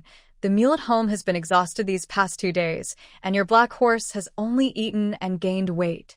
Let it pull the cart, and the mule can rest at home. Ji Changjing took the letter and took a look at it, and couldn't help but laugh. You called it a dark horse before, but now you are willing to let it pull the cart? Ji Fengshuo glanced at the stable and said, I served you for so many days in vain. You are such a ruthless person. I don't feel sorry for you. Humph. Ji Changjing found it a little funny. How about I wait until I send this letter and ask King Ping to return a golden horse to you? She was talking about the golden horse that was put into the space with the black horse. It was quite boring to be alone in the space during this period of time. It would be better to let it out for its father to ride. Really? You are not trying to fool your father, are you? The harvest season was a surprise and a delight. Real. Ji Fengshuo was overjoyed. Then I will wait for my daughter to honor me. After saying this, he happily took the three brothers Ji Shilin, who came to apologize, to the village to borrow a car to transport bricks. Ji Fengyi personally drove a mule and took Ji Changjing, Zhou and Hu to the city to mail a letter, and also bought some food and drink items for the family. As we passed through the village, many villagers pointed at their mule carts and talked about something. Passing by other people from the Ji family, he saw that they were all sorting things at home, so he greeted them and walked towards the village entrance. Before reaching the village entrance, Ji Changjing saw the old man from last night. He was walking on the ground with a branch in his hand, stumbling along the way and coughing from time to time while covering his mouth. There were several children following him, laughing and taunting him. The blind man went out. The blind man went out. The man's face remained calm, and he looked as if he was used to it. Some children made bad faces in front of him, snatched the branches from his hands, and pushed him to the ground. Ji Fengyi could no longer bear it. What are you doing? Stop it. He has been teaching for many years, and his stern face is very intimidating. The children who were just gathering around him to bully others immediately scattered. Ji Fengyi jumped off the cart, stepped forward to help the man up, and put the branch in his hand. It's just a little kid. Don't take it to heart. Ji Changjing also jumped out of the car and looked at Rendongnand with a meaningful look. This guy looked like he was invincible last night, but today he fell to the ground after being pushed by a child. It was hard for her not to suspect that this man was pretending. Rendongnand stood up and patted the dirt off his body. Ahem, thank you, I'm fine. After saying that, he took the branch and walked towards the outside of the village with firm steps. When Ji Fengyi drove his mule cart past him, he couldn't help but ask him, "We're going to the city. If it's convenient, we can go together." Rendongnand's branch paused on the ground. That's troublesome. Ji Fengyi helped the person into the car, and after he was seated firmly, the car slowly drove towards the city. Mrs. Hu looked at him curiously. Are you from this village too? Which family are you from? We just moved here, and we don't know anyone here. Rendongnand nodded. I live at the easternmost end of the village. The easternmost? Mrs. Hu thought about it for a moment and slapped her thigh. My house is also on the easternmost side. It's the one with a big yard, but a little off the beaten track. We can't be neighbors, right? Rendongnand was stunned. There was such a big commotion next door. It turned out to be them?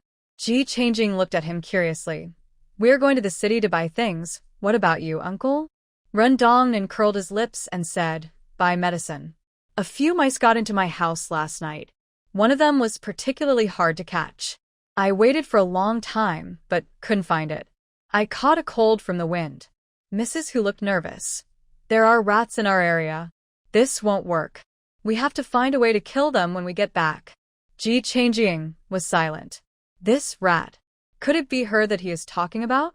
Unexpectedly, the person he just pulled turned out to be his neighbor, who became even more enthusiastic. After finding out that the neighbor's name was Rendongnand, he talked a lot about the situation in Shaotian village. The living environment at the border is harsh, and there is basically no village where people live here as a family or for generations. Outsiders often move in, so there are people with all kinds of surnames in the village, and the local customs are much tougher than those in other places. This is especially true in Oda village. To put it nicely, they are a group of simple-minded people who only know how to fight when encountering problems. To put it bluntly, they are a group of people who are unreasonable and cannot be reasoned with, and they will only listen to whoever has the stronger fist. In the entire village, Except for the village chief who knows a few words, no one else can even write their own name. But this is not uncommon at the border, because almost every village is like this. Zhou's eyes lit up when she heard this. I kind of like this place. How great is this? There's no need to talk about etiquette or rules, just clench your fists and hit whoever you dislike. Zhou's blood boiled just thinking about it. It fits. It fits perfectly. Ji Fengyi sat on the shaft of the cart and listened with a frown on his face. He could not imagine that a village was full of people like this. As soon as they entered the city, Ren Dongnan parted ways with them, refused Ji Fengyi's help, and walked towards the clinic alone. Everyone had things to do in the city, so Ji Fengyi found a place to temporarily store the mule cart and paid 10 coins to leave it there. I'm going to the bookstore to see if I can get some work. You and your sister-in-law go to the vegetable market to see if there's anything you need to buy. Go to the escort company to ask if there's any team going to Qingzhou. We'll act separately. Ji Fengyi took out the letter from his arms and handed it to Ji Changjing. This is a letter from your aunt's family. Send it back together. Ji Changjing took it without hesitation. Okay. Mrs. Hu took out 2 taels of silver from her waist. I don't know if it's enough, you take it first. No need, I have money. Ji Changjing took out 10 taels of silver from his arms and showed them. Hu's eyes widened. Where are you from? Ji Changjing pretended to be dumb and laughed. Private money, private money. Zhou was unhappy. Why do you all have money, but I don't? I want some too. Mrs. Hu quickly took out a few coins and gave them to her, trying to comfort her. Ji Fengyi shook his head. She has a lot of ideas. Let us not ask any more questions. Let's go. Wait here after you finish your work. Don't run around, okay? I know. After saying this, Ji Changjing disappeared in a flash. Hu laughed and cursed, like a wild horse that has broken free from its reins. This place is not far from the city gate. From a distance, Ji Changjing saw Goer soliciting customers on the street. Goer, she waved. Hearing her shout, Goer ran over with a look of surprise. Sister Ji, we meet so soon. Last time I heard Uncle Ji say that you were busy at home. Do you have time now? I have nothing to do today. Can you take me around? Of course I do. The dog looked very happy. Let's go. How about? How do you calculate the wages? The dog asked with a smile. Ji Changjing thought for a moment and asked, how much do you usually charge for taking someone on a tour for a day? 40 cents. But we're old acquaintances. How about I charge you 38 cents? Ji Changjing thought that by doing this he could save at least 10 cents, but in the end he only saved 2 cents. But it was not easy for her to look after the child, so she did not say much. Okay. The two walked and talked, and Ji Changjing asked, have you been to Qingzhou's escort company recently? Goer thought for a moment and said, there is a Hengtong escort company that seems to be sending a batch of leather to the south recently, but I don't know whether it will go to Qingzhou. Go ask. Goer nodded and took Ji Changjing straight to Hengtong Escort Company. Although it is located in a small alley, the sign of Hengtong Escort is very grand, and you can see it as soon as you turn into the alley. When the dog arrived here, he was a little scared and hid behind Ji Changjing, not daring to show his head. As soon as she stepped into the door of the escort company, a burly man came over and grabbed the dog out. Little boy, why are you here again? I told you that no one here will teach you. If you want to become a disciple, go somewhere else. Goer pointed at Ji Changjing and said, I'm here for something important. This sister wants to send something. The man's expression changed, and he looked at Ji Changjing warmly. So you are a guest. Please come in. I know this kid. I thought he was here to steal my skills again, so I misunderstood. Ji Changjing looked at the dog in surprise. He stole my skills? Of course. This kid is very cunning. There are only him and his mother at home. He finally grew up, and his mother got sick. He came out to pick up customers at such a young age to earn some money. Usually, everyone took care of him out of pity. But this kid got ahead of himself and sneaked in through the dog hole of our escort company, climbed a tree from outside, and sometimes sneaked in when no one was paying attention. He peeked at us practicing when he had nothing to do. He has been caught several times. Although the man had a very dissatisfied look on his face, Ji Changjing could tell from the tone of his voice that he didn't want to make things difficult for Goer. Otherwise, wouldn't it be easy for a group of adults to deal with a child? Goer's face turned red. I want to kill the barbarians and exchange their heads for money. The big man sneered. You are just a bean sprout, standing there not even as tall as the knife, and you want to kill people? After saying this, he realized that he had said something wrong, and looked at Ji Changjing with a serious face. I wonder what you want to send? Have you been to Qingzhou recently? I want to send 2 letters. The big man groaned. Qingzhou. We have a batch of goods to send there recently, and we just happened to pass through Qingzhou, but you also know that the journey is long, and the epidemic is rampant outside. The price. What do you mean? The big man held up 5 fingers. 5 taels. The dog behind him gasped. Normally it only costs 500 coins, but now it costs 5 taels? Might as well just rob it. Go was about to pull Ji Changjing away, but she didn't move. 5 taels of silver is too expensive. 2 taels. I know this is a special period, but whether you accept this business or not, you have to make this trip. If you accept it, we will all be happy.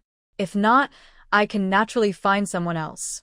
She can accept a higher price during special periods, but she can't be taken advantage of.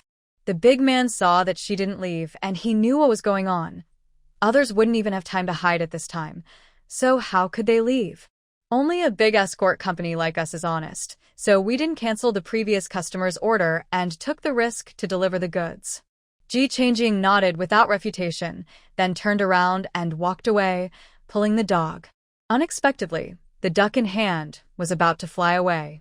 The big man hurried forward and said, Wait, the price is negotiable.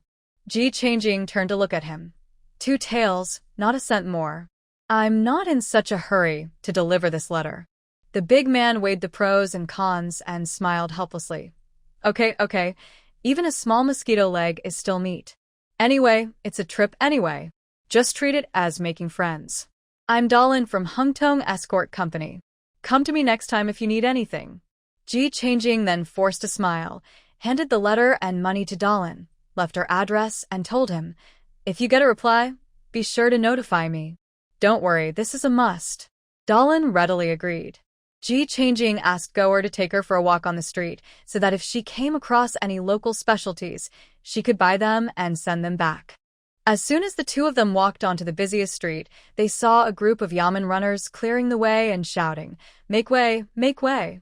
The 2 men followed the passers-by and stepped aside, watching the yamen runner in the middle walk to the government notice board and post 3 notices in one breath. As soon as they left, everyone gathered around them and asked, What does this say? Is there anyone who can understand it and explain it to me? Even the announcements at the border are different from those in other places. Perhaps to take care of the people, a very abstract painting is drawn on each notice.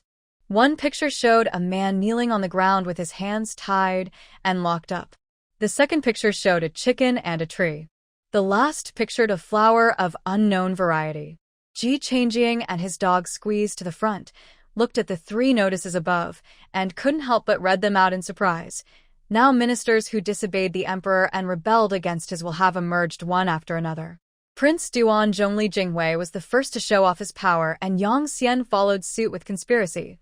After reading it all the way through, I found out that Prince Duan's conspiracy to rebel was exposed, and all those who stood with Prince Duan were killed along with their entire clans. Prince Duan himself did not die, but was demoted to a commoner and imprisoned for life. But this is worse than death. The dog scratched his head and said, Sister Ji, what do you mean? Everyone around was listening attentively, and Ji Changjing translated the above content. Well, after all this time, the person who is locked up is Prince Duan? Does he look like this? I don't think he's that good. He looks like a decent person, but I didn't expect him to be useless, bah. I think these people just live too comfortably and eat too much. Come to our place for 2 years, and see if they're still in the mood to rebel. The people around pointed at the little man drawn on the notice and cursed. She was still eager to gossip and pulled Ji Changjing to stop her from leaving. Girl, what do those 2 pictures say? Tell me all of them at once. This request was not excessive, and Ji Changjing also said, This picture says that a prescription has been developed for the epidemic in Liangzhou, and a large amount of chicken gizzard lining and philodendron are needed. If anyone has them, they can take them to the county government to sell for money. As soon as the news came out, the people around immediately shifted their attention and started a heated discussion. Girl, what is the chicken gizzard lining mentioned here? Can gold grow inside a chicken? Yes, what is Huangbai? Ji Changjing frowned and looked at it. There was no explanation on the notice. It only said that those who are interested can go to the county government office to ask. Chicken's gizzard lining should be a part of the chicken's body. You have to ask the old doctor for details, but it says that those who are interested can go to the county government office to ask. That's right, this girl is not a doctor. If you want to know, go to the county government office and ask. Girl, what does the rest of the picture say? The last document was even more abstract. Ji Changjing still couldn't figure out what flower was painted on it. The whole city is looking for a good gardener to cure the orchid. If you can cure it, you will get a reward of 50 taels. If you are interested, you can go to the county government to ask. TSK. After listening to the third piece of content, everyone made the same comment. The first piece of news can at least be treated as gossip, the second piece of news is relevant to everyone for the time being, and the third piece of news is completely ignored. Goer looked at Ji Changjing with admiration. Sister Ji is so amazing. She knows so many words. Ji Changjing pulled him out of the crowd thoughtfully. She couldn't help but laugh when she heard his words. You think you're great just because you know how to read? Goer looked mysterious and lowered his voice quietly. I'll tell you a secret. Although everyone says that reading is useless, when the barbarians attack, you still have to rely on fists, but Sister Ji, have you noticed that among the rich and officials, which one can't read? Which one is illiterate? This shows that studying is very important. Those who say studying is useless are fooling fools. I won't be fooled. In fact, every time I go to the escort company, in addition to secretly watching them practice, I also secretly learn Uncle Dalin's counting skills. The dog's face was full of pride. Ji Changjing was really surprised. Goer really didn't look like an 8-year-old child at all. At such a young age, when everyone around him was saying that studying was useless, he actually saw through the essence with his young eyes. But it's wrong for you to learn secretly. If someone took your things without your knowledge, would you be angry? The dog glared at him. I will be very angry. That's right. The same goes for stealing knowledge. You should go back and apologize to Uncle Dalin and ask for his forgiveness. The dog's head drooped, and he said sullenly, I know. Ji Changjing patted his head comfortingly. If I have time in the future, you can come to me, and I will teach you. Not only can I read, I can also do arithmetic. The dog's eyes lit up. Really? That's great. Sister doesn't lie to children. Hearing Ji Changjing's words, Goa was very excited and enthusiastically took her to the place where specialties were sold. Ji Changjing didn't dare to buy more, because it's too expensive. Ginseng, deer antler, various tiger skins, bear skins, mink skins, and fox skins. None of these things are affordable for ordinary people. If I really bought them all and sent them back, I'm afraid my grandma would be very upset. Ji Changjing bought some hazelnuts and dried mushrooms to send back, but the quantity was small and there was not much left between the two families, so she was in a dilemma. The frostbite cream here is more effective than that of other places. If anyone has frostbite on their hands and feet and it hurts and itches, you can buy some and apply it back. It works very well. The dog sniffed his nose while attentively introducing the products to Ji Changjing. Buy. Ji Changjing felt that it made a lot of sense and decided to buy more without hesitation. Goer took Ji Changjing to Puji Medical Clinic, which looked very lively with people coming and going. At first, she thought these people were here to see a doctor, but after a closer look she saw that many of them were just gathering there and not seeing any patients. Some were asking the doctor sitting inside, "What is chicken gizzard lining? How do we treat it?" The old doctor stroked his beard and asked, "Have you seen the notice?" "Not really. I heard the county government wants philodendron chinense and chicken gizzard lining. They only said they want to exchange it for money, but didn't say what it is." The old doctor seemed to be in a good mood. Gizzard lining is the inner wall of the chicken's gizzard. After killing the chicken, take out the gizzard, immediately peel off the inner wall, wash it and dry it, then stir-fry it with hot sand. Wait for it to swell, Spray vinegar on it, take it out and dry it. Philodendron chinense is the bark of the yellow-barked tree you mentioned. After peeling it, remove the rough skin, wash it, slice it, add salt water, and stir-fry it over a low fire until it is dry. It was quiet all around. The person who had come to ask excitedly just now frowned and looked resisted. The old doctor seemed to be able to guess what they were thinking from the expressions on their faces and said mischievously, "If it really doesn't work, you can go ask the county government if they will take in chickens and yellow-bark trees. With the way you're doing, I don't think we can expect you to produce a finished product." What he said was absolutely true. The people in the county government really wanted to collect some chickens and kumquat trees. Because Liangzhou is in great shortage of medicinal materials now, the only way to deal with the insufficient quantity is to use fresh medicinal materials. Although the old doctor does not know the situation in Liangzhou, he can guess a thing or two.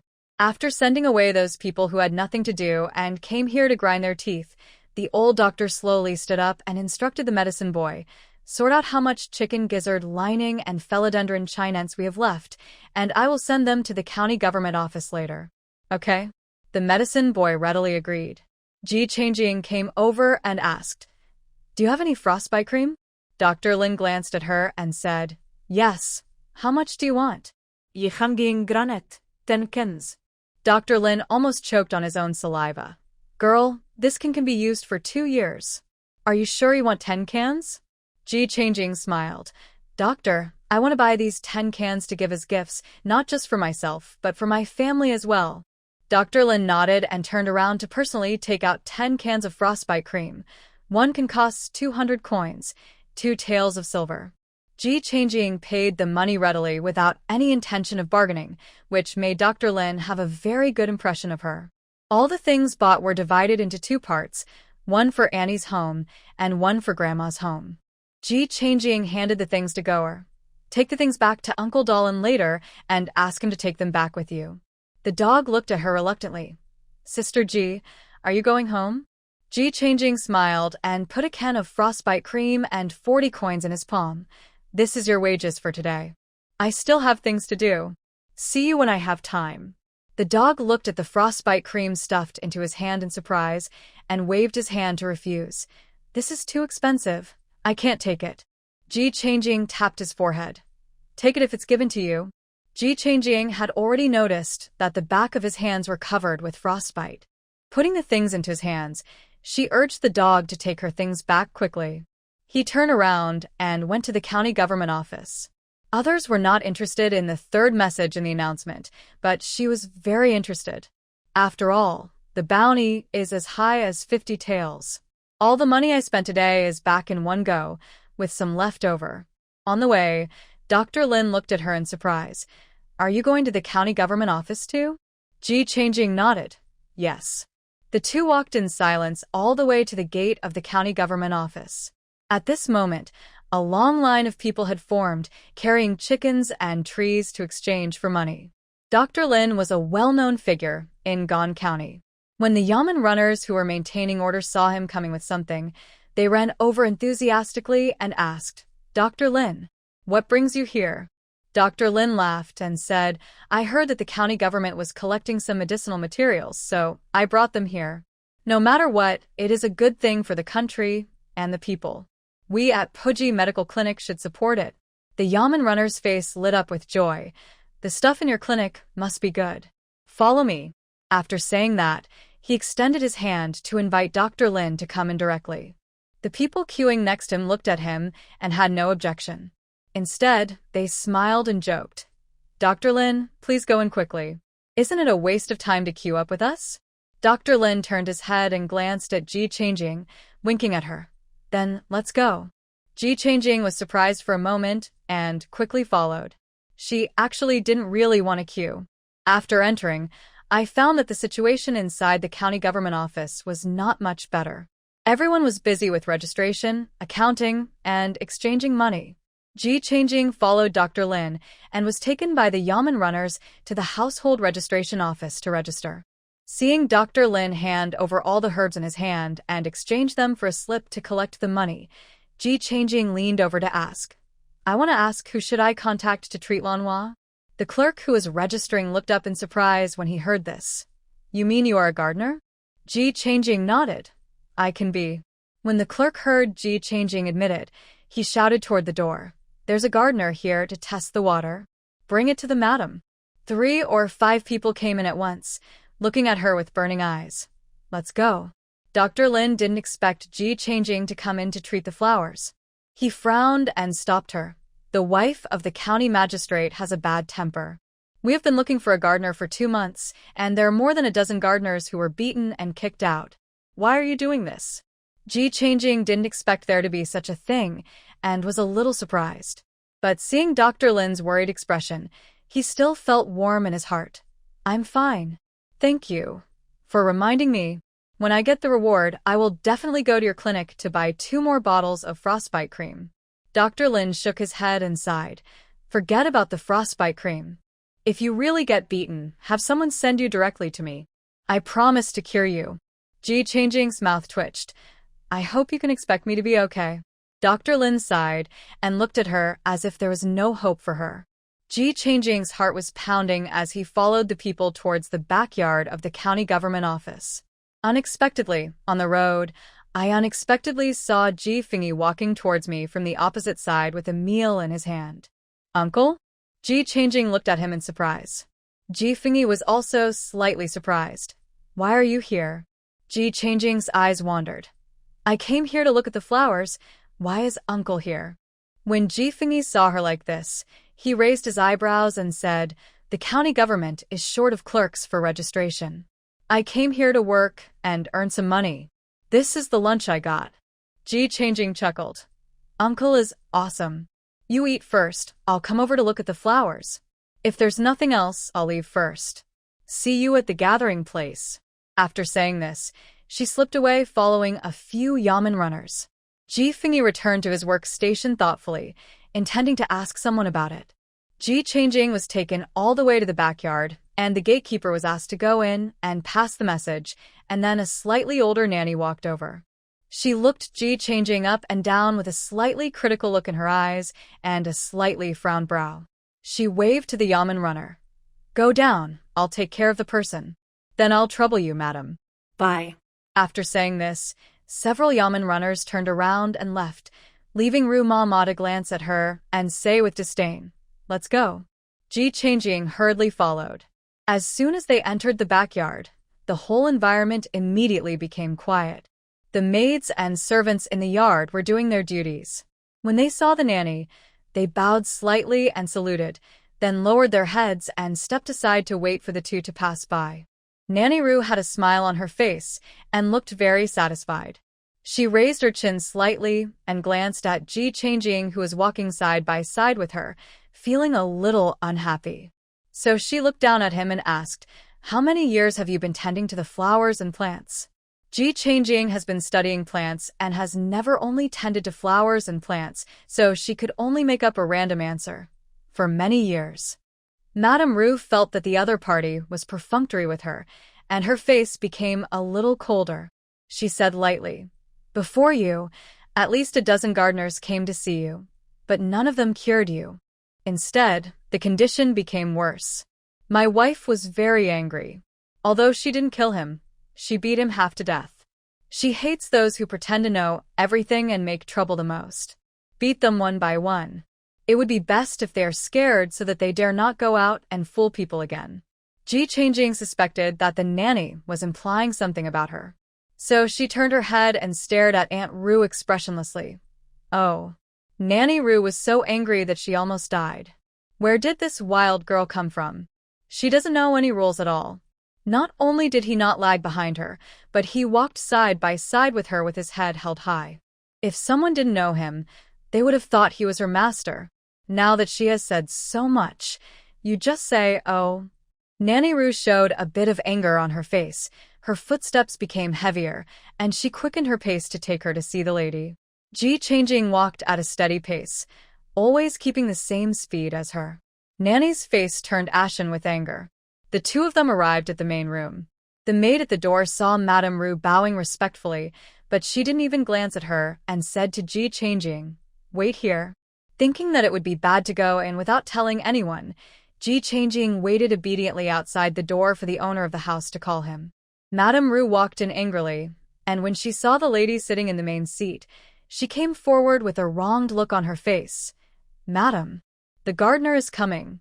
Mrs. Wang was delighted when she heard this, not noticing the aggrieved expression on her face. "Where is she? Come in quickly." Ru Mama held her breath and said, "Madam, this time it's a young girl. I don't think she has any skills. Maybe she is here to cheat you out of money, like the previous people. You must be careful." Mrs. Wang's expression froze with joy. "Is it a little girl?" "Of course. She doesn't look very old, and I don't know which family she is from. She has no manners at all." I asked her how many years she has been tending the flowers and plants, and she said more than 10 years. That girl looks no more than a teenager, and she speaks so freely. Could it be that she has been doing this since she was in her mother's womb? She is full of nonsense, and doesn't act like a proper girl at all. Mrs. Wang's brows were tightly knitted, and she was extremely disappointed. Xiaoyao next to her said gently, "Madam, don't judge a person by his appearance. Maybe the gardeners before were old, and their ideas were outdated, so they couldn't cure the disease. Maybe young people have many ideas, and they can be cured with a little treatment. The gardener is outside the door now. Why don't you meet him first?" Nanny Ru glared at Xiaoyao, but did not argue with her. After all, how can we teach the other person a lesson if we don't let the lady see him? Mrs. Wang also thought it made sense, but she was still not in a good mood. She lazily leaned on the bed and said, "Go and ask someone to come in." Yes. Xiaoyao responded and went out to call someone.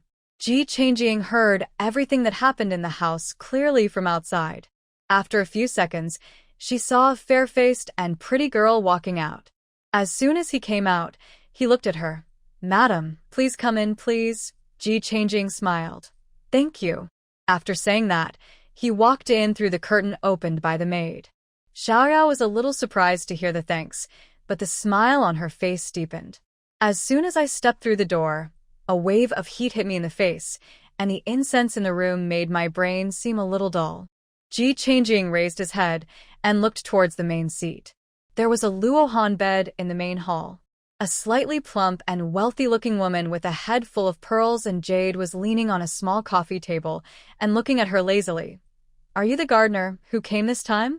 Ji Changjing replied calmly, "Yes, ma'am. I saw an announcement on the street and learned that your beloved was ill, so I came here." "How dare you? You don't even show respect to my wife?" It seemed as if Nanny Ru had been waiting for this moment for a long time, and she spoke before Madame Wang even opened her mouth. Ji Changjing couldn't help but glance sideways at the old lady. She was sure that this person was meeting her for the first time. Why was he always picking on her when they had no grudges against each other? "Please forgive me, madam. I grew up in the countryside and never learned any etiquette. But I think you should have no shortage of people who would pay you respect. It won't be too late to blame me after you see the orchids." She looked at Madame Wang with an apologetic look on her face, and then said, "But this is the first time I see a servant interrupting the master before he speaks. I wonder what the rules are? You wild girl. You are trying to teach me the rules. I think you don't know your place. Please make the decision, madam." Nanny Ru was not so angry as to lose her mind. When she heard her words, she turned around and knelt on the ground, looking aggrieved and asking Madame Wang to make the decision. Mrs. Wang frowned and looked at the two of them, with some displeasure on her face. No matter what, Nanny Ru was someone who always stayed by her side, and it would be embarrassing for her to be humiliated like this. She said calmly, "Mammy, get up first, Xiaoyao. Go and bring my darling to her to see. If she can't tell what's good or bad." Oh, everyone understands what is not said. Nanny Ru was like a victorious rooster. She held her head high and chest puffed out, looking at Ji Changjing triumphantly.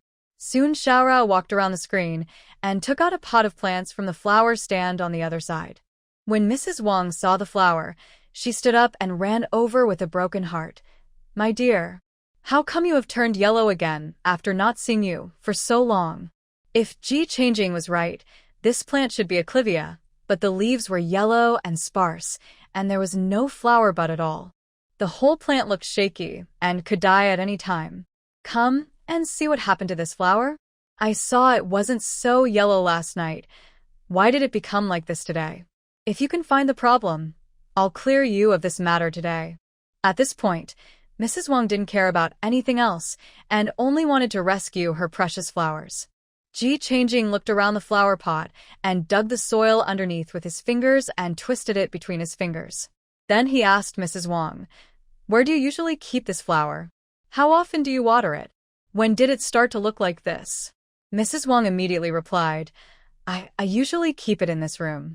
I was afraid it would get cold, so I started burning the charcoal basin 2 months ago." Ji Changjing frowned as she listened to her words. "Madam, there are so many problems with your flower pot. The first step is to change the pot." Mrs. Wang looked skeptical. "I spent a lot of money to buy a flower pot to grow it. This flower pot cost me 80 taels of silver. Now you say this pot is not good?" Mammy added fuel to the fire. "I think he is worried that the madam will blame him, so he just made up an excuse to fool us." Ji Changjing glanced at Nanny Ru calmly. "Since you know so much, why don't you treat it yourself?" Nanny Ru doesn't have the ability to do that. She just wants to make Ji Changjing unhappy. Ji Changjing no longer looked at her. This flower pot is indeed finely crafted and a rare treasure. When the clivia blooms, it really complements the flower pot and is very beautiful. "Madam, your vision and aesthetics are first-rate." The expression on Mrs. Wang's face relaxed, and she felt a lot more relieved. But this kind of flower pot is too delicate, which makes the air permeability of the flowers worse, so it is easy to get sick. The second problem is watering. She talked about everything from the material of the flower pots to the soil, how to water, how to control the temperature, how long to get sunlight every day, and so on. Mrs. Wang and the servants in the room were all stunned by what she said. Nanny Ru's heart skipped a beat. This girl's words are very logical and don't sound like nonsense. Could she really cure it? The roots of clivia are relatively thick. When watering, make sure it is thoroughly dry and watered. If you really can't control the amount, just stick a bamboo stick in the flower pot, halfway into the flower pot. If there is no moisture on the top of the bamboo stick, pull it out and check. If the root of the bamboo stick is wet, you don't need to water it. Otherwise, before Ji Changjing could say how to solve the yellowing leaves problem, Mrs. Wang suddenly interrupted her. "Wait. Girl, I see that you are really capable. Otherwise, I will leave this pot of flowers to you to take care of. As long as you can save it, you will definitely be indispensable." Mrs. Wang couldn't remember too much at once, so it would be safer to leave the flowers to the little girl in front of her. "Madam, think twice. This person is so ignorant. Maybe he is trying to fool people." Nanny Ru suddenly became anxious. "What would happen if I got the lady's attention?" Ji Changjing looked at Madame Ru and grinned. "Okay. I promise. I can take care of it for a while and save it. I can also teach you how to take care of it little by little." Mrs. Wang's eyes lit up. That couldn't be better. "Madam." "No." Nanny Ru was anxious. After being repeatedly opposed by Nanny Ru, Mrs. Wang was upset. "Nanny, mother-in-law asked you to come and take care of me, not to control me." Nanny Ru's face changed. "Madam, you also said that it was the old lady who asked me to come and take care of you. There are some things you don't like to hear, and I have to do my duty to advise you." This person, Ji Changjing turned her head and glared at Nanny Ru. This person will never give up until he sees the yellow river. Nanny Ru couldn't help but raise her hand and slapped herself in the face. Her face swelled up after the slap. Madame Wang was startled and turned to look at him angrily. "Madam, what do you mean by this? Are you trying to threaten me, your master?" Who would have thought that Nanny Ru would shout with horror, "Madam," while slapping herself in the face left and right. She looked quite crazy, and all the maids in the room were startled. Mrs. Wang was also frightened. "Stop her." Several maids rushed forward to grab Madame Ru's hand, but she dodged the hands that were extended to her and slapped herself in the face, crying out with tears streaming down her face, "Madam, I can't control myself." Mrs. Wang was really frightened by her appearance. She took a few steps back and sat down on the bed.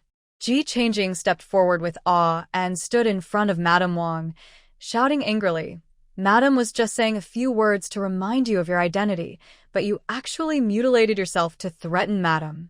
Madame Rue's cheeks were swollen from being slapped, and she shouted incoherently, "Little witch, you are talking nonsense." "Madam, I absolutely do not mean to threaten you." She was about to rush over to explain. Mrs. Wang couldn't hear what she was shouting, but she saw her face was mad as she was about to rush over. She was immediately frightened and screamed, "Pull him out.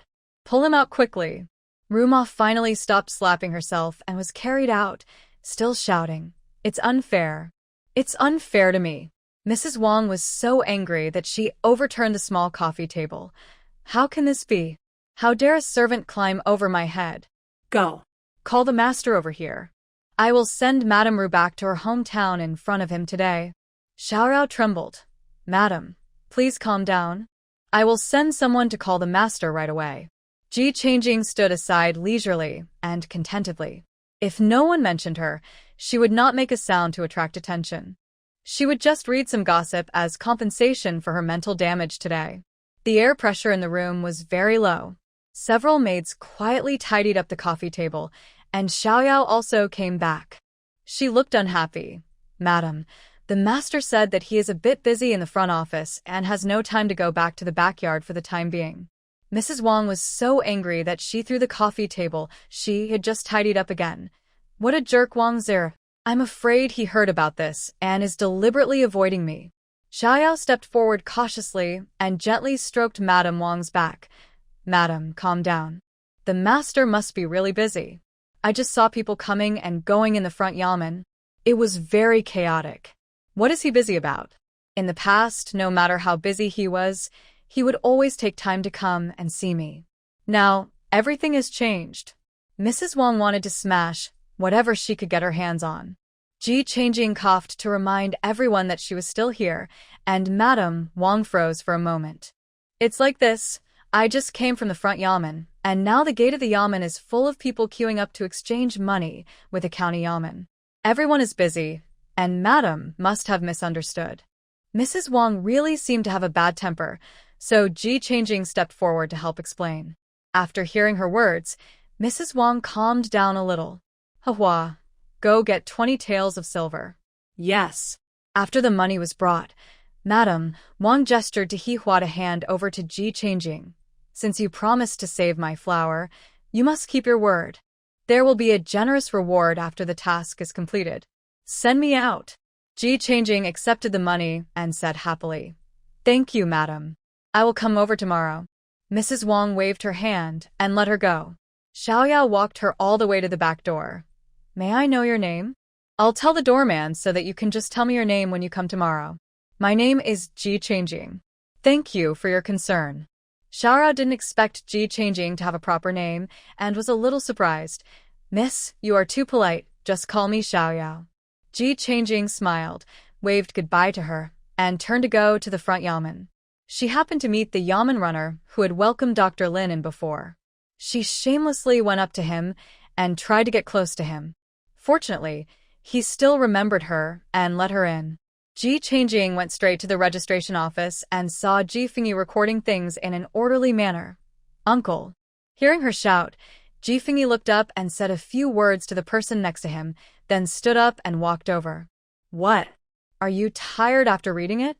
Seeing her jumping around, Ji Fengyi felt relieved. Finally, nothing went wrong. "Of course," Ji Changjing said proudly.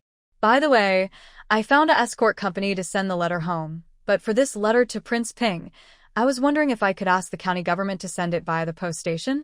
Of course, ordinary people could not send letters through the post station, so they had to find a way to do this. But now his uncle was in the county government office, and Ji Changjing inexplicably felt that his uncle could do it, so he came directly to him. It has to be said that sometimes she and Zhou always have an inexplicable confidence in their family members. After hearing this, Ji Fengyi reached out his hand without hesitation. "Give it to me." Ji Changjing handed the letter over with a grin. Ji Fengyi put the letter into his sleeve and looked at her helplessly. "Have you eaten?" Ji Changjing touched her belly. She almost forgot about it. "Not yet." Ji Fengyi took out an egg from his arms and handed it to her. eat it first, and then go out to eat and go find your mother and the others. You can go back first after you finish shopping. I may be back a little late today.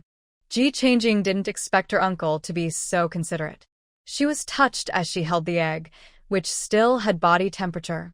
She asked curiously, "Why did you come to work at the county government office?" Ji Fingyi had never expected such a coincidence.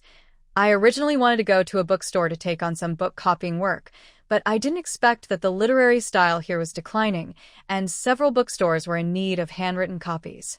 The owner of a bookstore saw that my handwriting was good, so he recommended me to come to the county government to help. Otherwise, you might return empty-handed today." "Okay. Then I won't disturb you from working. I'll go find the aunt and the others first. If there are too many things, I'll go home with them and come back to pick you up later." Ji Changjing smiled widely and ran away with the egg.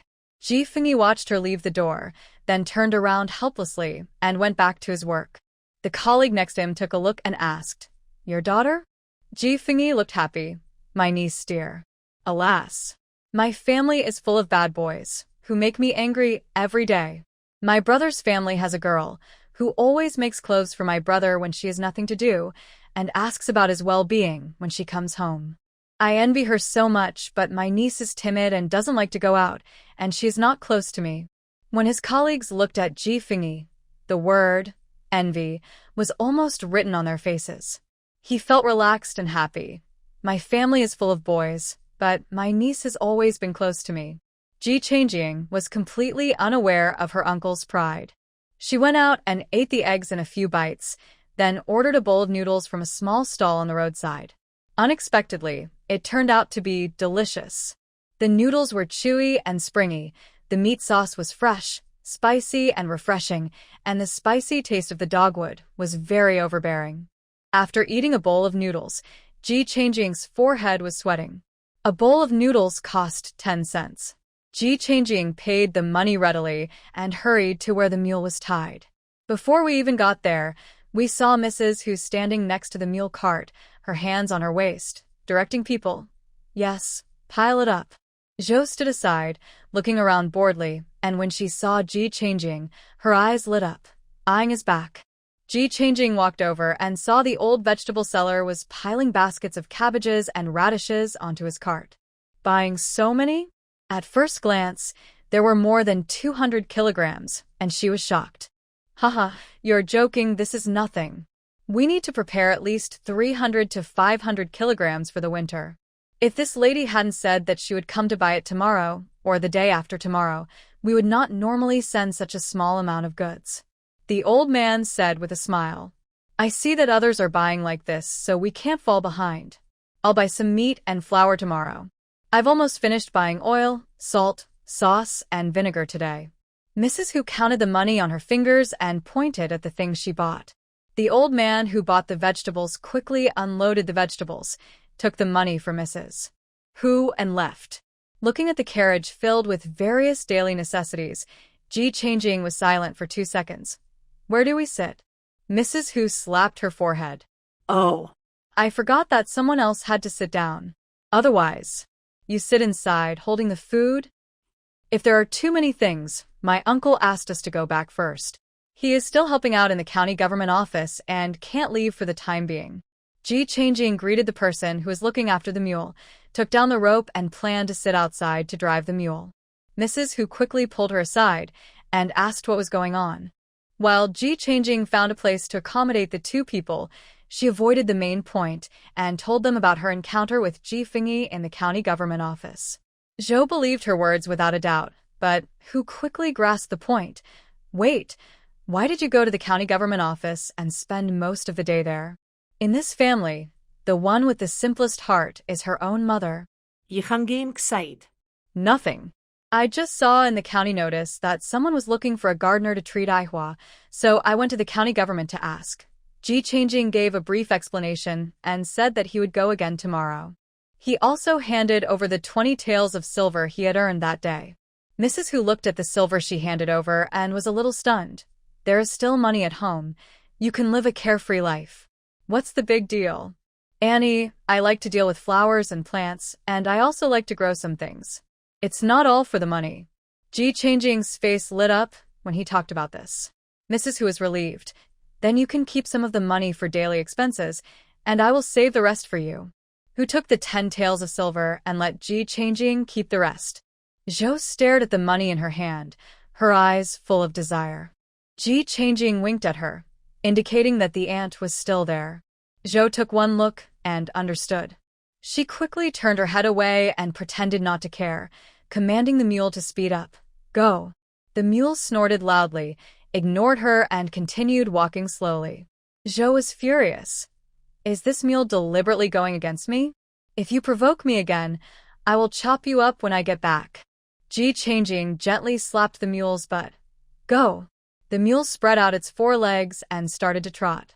Zhou was so angry that she kept cursing all the way and finally got home. Seeing Zhou staring at the mule angrily and preparing to eat the meat, Ji Changjing pulled her aside and stuffed a tael of silver into his pocket money while she wasn't paying attention. This is your pocket money. Zhou happily clenched it tightly. Hee, I know, I'm not stupid. This money must not be discovered. Otherwise it will be confiscated. Zhou looked around and ran back to her room to hide the money when no one was paying attention. Ji Changjing stopped for a while, then rode his black horse back to the city, just in time to see the people from the county government returning home one after another. She immediately saw Ji Fengyi standing and talking with Si Hu, so she stood quietly aside, leading the black horse, without going forward to disturb them. Feeling her gaze, Ji Fengyi turned his head to take a look, then immediately bowed. My family is here to pick me up. I'll take my leave first. Si Hu took a look at this side, and then stopped trying to persuade him to stay. I told you to go back and think about it. I will wait for your news. Yes. Ji Fengyi watched the other person walk away before turning around and walking towards Ji Changjing. I was just outside the city looking for a car to go back. Why did you come to pick me up? Today is the first day after all. My brothers wanted to come too, but they couldn't ride my horse, so I had to come to pick them up myself. Ji Fengyi laughed. Let's go. Although the two of them were riding one horse a little slower, Ji Fengyi had a very good learning ability. When they were learning horse riding before, he secretly memorized the tricks, so after getting the hang of it for a while he could ride well. As soon as he entered Xiaotian village, Ji Fengyi said that he had something to deal with and asked Ji Changjing to go back first. She didn't ask anything and just rode home. Before I even got to the doorstep, I ran into Ji Fengshu, who looked haggard and exhausted. My daughter, hurry up and carry the things back to your father, so he can have a rest. After saying that, he sat down on the ground and didn't want to take another step. The 3 brothers Ji Shilin beside them also looked exhausted, and they seemed to be very tired. What's wrong? Ji Changjing quickly jumped off the horse and ran over to see how Ji Fengshu was doing. I'm so tired. I've been busy all day moving bricks and unloading tiles. Even our mule has an easier life than me. Ji Fengshu collapsed on the ground, motionless. Ji Changjing said helplessly. For a moment, I couldn't tell which of us was the kid. I don't care. You carry it back to your father. I just returned the ox cart to the owner, and I don't want to move it at all. Okay? This is what you said. Don't feel embarrassed later. Ji Changjing picked up his own father, put him under his armpit, and looked at the 3 brothers beside him. Do you want to take him for a ride? The 3 brothers shook their heads desperately. Let's just forget it. They cannot enjoy this blessing. Ji Fengshu was very comfortable with the situation and even had time to greet the 3 people. Come back with me to eat. After we eat, we have to discuss how to make money in the future. The 3 people who originally wanted to leave followed decisively after hearing this. The black horse didn't need anyone to lead it. It followed Ji Changjing wherever she went, which made everyone in the village look at it in wonder. As soon as Ji Fengshu entered the house, he received Zhou's disgusted look. Are you addicted to being carried? We are not in a hurry. Why do you let Ing carry you? Ji Fengshu signaled Ji Changjing to put him down and ran to Zhou with his hands clasped in his hands. Wife, look at my hands. They are all cracked. Don't you feel bad? Zhou took a look at the blisters on it and felt a little distressed. I'll give it to you. Ji Changjing turned her head away and didn't want to look. The 3 brothers Ji Shilin were so embarrassed that they wanted to find a crack in the ground. I think it seems to have fallen over. I'll go and fix it. I think this brick is not straight. I'll straighten it. I'll go and help. The three of them said something to the air and rushed to Master Zheng in a panic to help. As there were many people in the family, Mrs. Hu was reluctant to spend money on meat. She took out all the meat she had bought a few days ago and fried and stewed cabbage and radish and steamed 2 large pots of multigrain steamed buns. Although the ingredients are simple, they taste good, and there are both meat and vegetables, and they're filling. Master Zheng and his 2 sons had no complaints at all, and they all held their bowls and ate with relish. As soon as Ji Fengyi came back, who handed him a bowl of vegetables and steamed bread. You've been hungry for a long time. Eat quickly. The 3 Ji Mingxian brothers gathered around their father and asked, how do you feel about being in the county government? Ji Fengyi glanced at Ji Changjing and said, I have sent your letter. After a pause, he continued, I told the accountant about the matter and used this information to exchange for a few people from our Ji family to go to the county government to help out temporarily.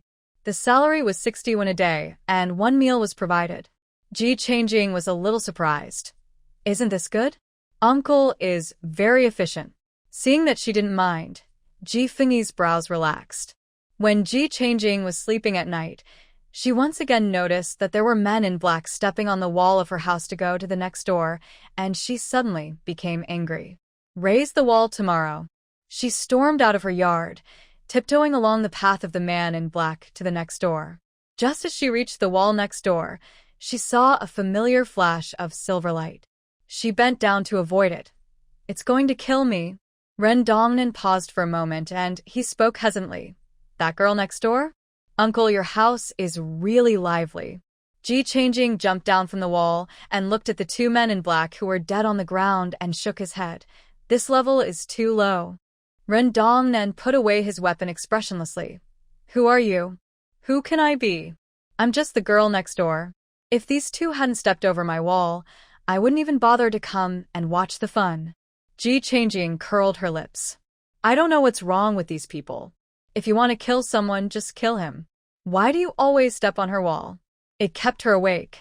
Ren Dongnan became more wary of her. Most girls would have been scared to tears seeing this scene, but not only was she not scared, she even passed the evaluation. The tone sounded quite disapproving. I've seen it all. If there's nothing else, I'll take a rest. Ren Dongnan pointed outside the door expressionlessly. No, there's nothing else to do anyway. Why don't we chat? Uncle Ren, what did you do before that made you so skilled? Ren Dongnan felt a pain in his head. He walked forward, carried the 2 men in black, and walked towards a hill not far away. Ji Changjing followed behind him. Uncle, are you really blind? Why do I think your eyesight is better than mine? Ren Dongnan's body shook and disappeared in the blink of an eye. Ji Changjing's eyes lit up as she watched. She exerted her mental power and chased in the direction of Ren Dongnan.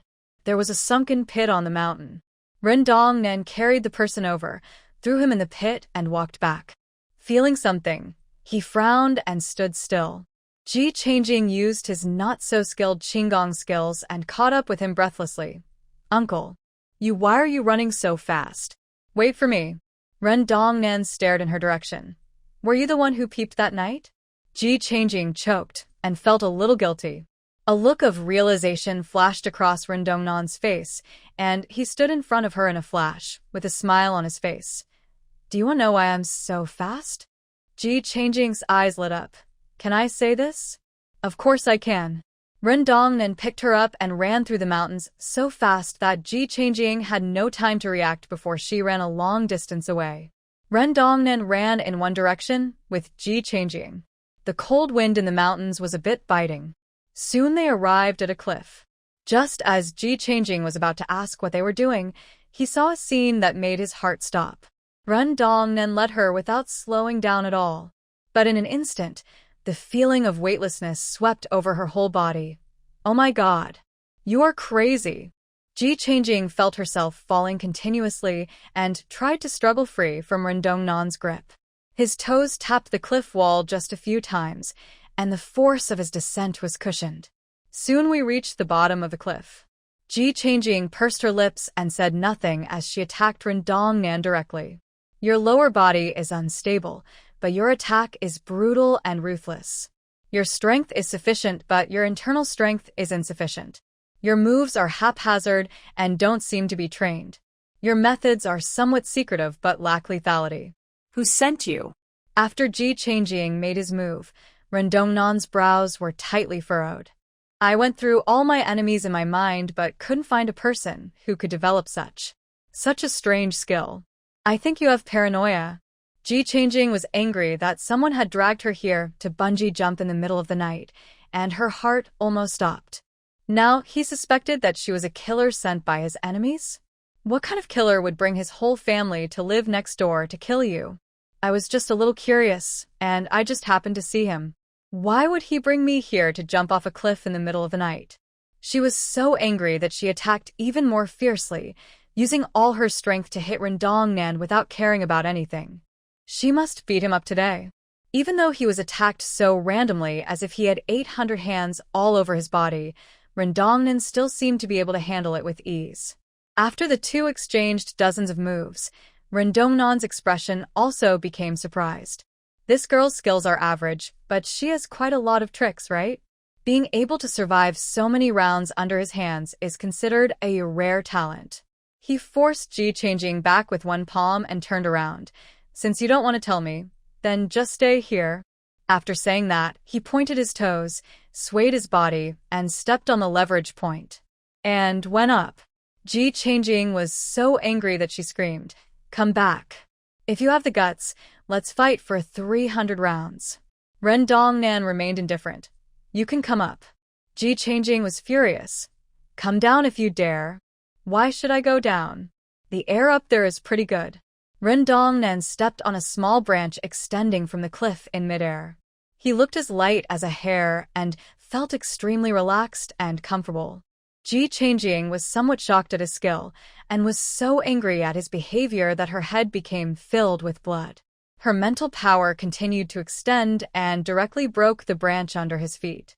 Because he was not heading for Rendongnan, he was not aware that his feet suddenly felt empty and his body was falling. He quickly tapped his toes a few times and flew into the air. "I'm going to go back to sleep first." Ji Changjing was furious. "Don't leave, come back." But the other person didn't even turn his head, and I couldn't see clearly in the blink of an eye.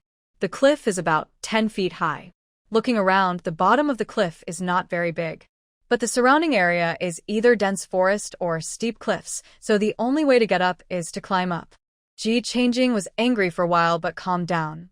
"Okay, wait until I get up there, and we'll have a fight."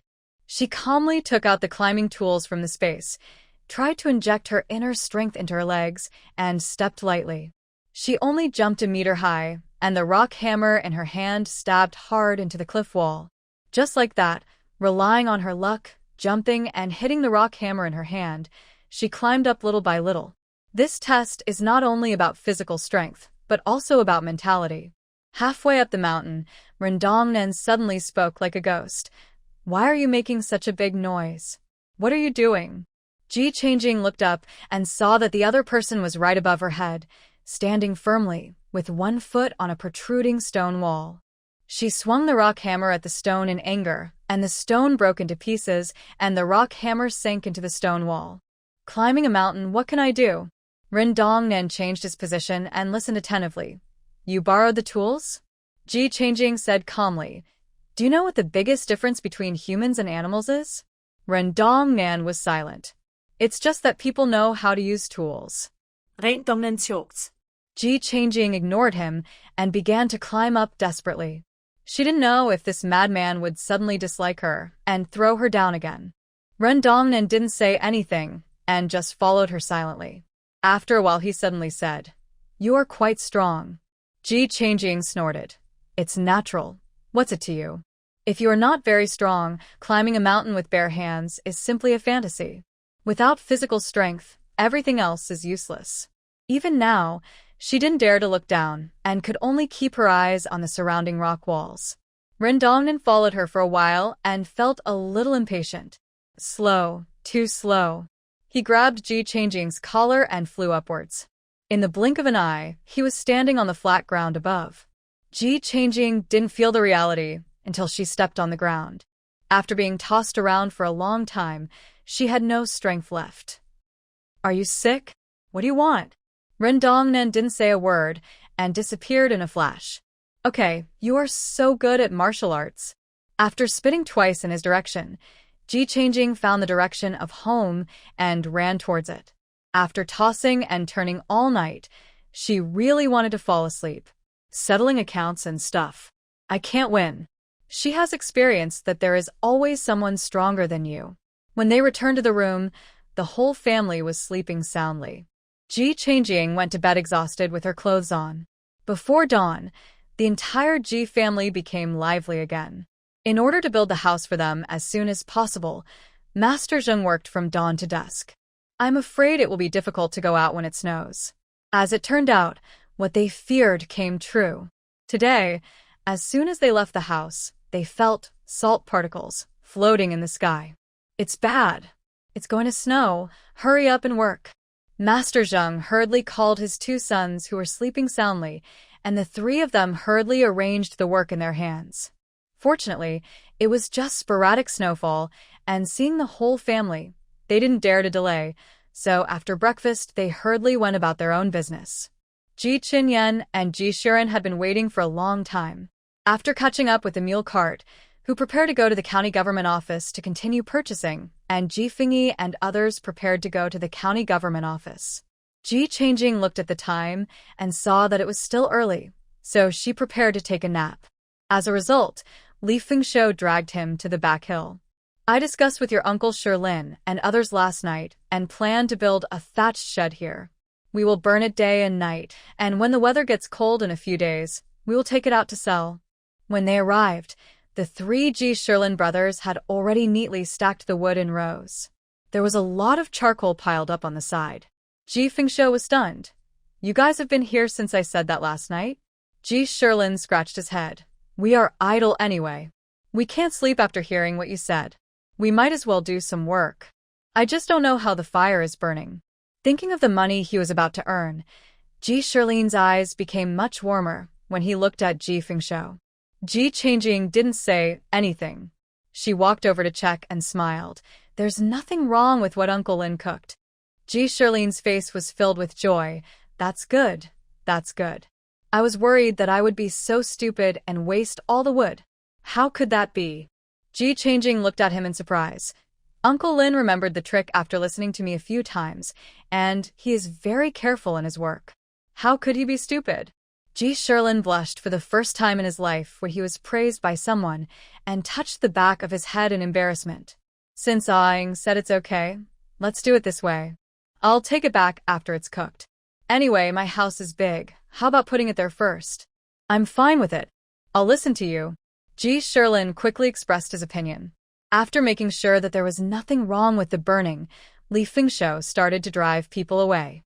Ji Changjing was too lazy to just stand there and watch people burning charcoal, so he went home, rode his black horse straight to the county government office. When she arrived at the back door and told her name, a maid led her to the backyard. It's just that we came at the wrong time. The air pressure in the entire backyard was extremely low. The maids and servants in the corridors and on the eaves of the courtyard wished they could bury their heads in their chests and hurried past with their heads lowered, not daring to raise their heads. As the maid led her into the main hall, she heard a quarrel coming from inside. I said no, and that's it. Mother sent Madame Rue to serve you. Now you send her back like this. Isn't this embarrassing for Mother in front of everyone? Where do you put Mother? Embarrassed her? What about me?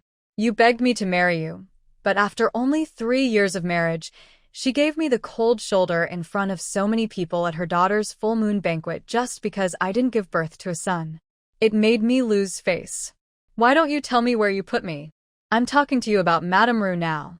Don't talk to me about anything else. Okay, I won't talk about anything else. I just want to send her away. A mere servant actually makes me, her master, endure this.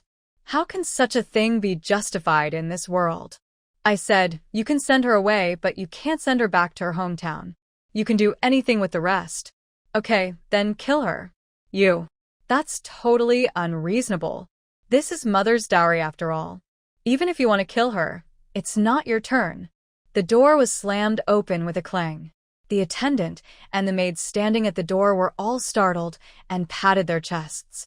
The county magistrate strode away angrily without even glancing at anyone else, and it seemed that he was very angry.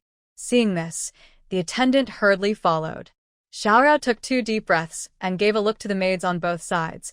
Go in and clean up. Yes. The 2 maids did not dare to breathe and walked in quietly to clean up the mess. Xiaoyao felt that it was about time, so she looked at Ji Changjing apologetically and walked in to report. Not long after, she came out and smiled at Ji Changjing. Please come in, young lady. Ji Changjing smiled and walked in. The mess had already been cleaned up. Mrs. Wang was sitting in the main seat with an unhappy look on her face, but she did not intend to vent her anger on others. Seeing her coming, he forced a smile and said, I asked someone to buy some pottery basins according to your requirements. What do you think I should do? As they spoke, several maids came out one after another, and all kinds of flower pots filled the ground. Ji Changjing couldn't help but marvel at the luxury of rich people. They bought so many things for just a flower pot for her to choose from. She pointed to a flower pot of average workmanship and suitable size and said, This is it. It has good air permeability. Then he asked someone for a pair of scissors, wiped them with alcohol and disinfected them, and quickly cut off the yellow leaves. Why did you cut it off?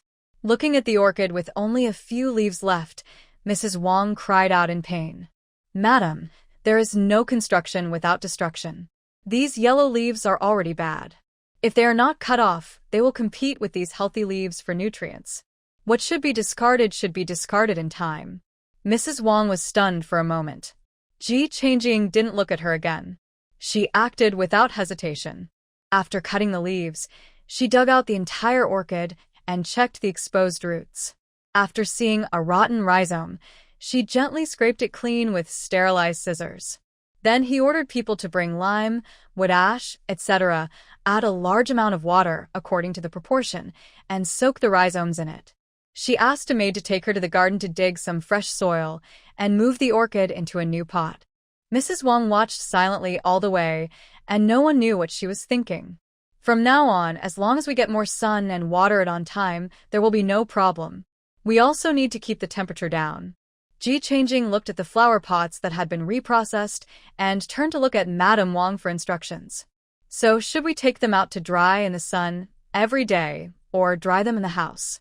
How long should we dry them in the sun each day? As for watering, should we follow the method you told us last time?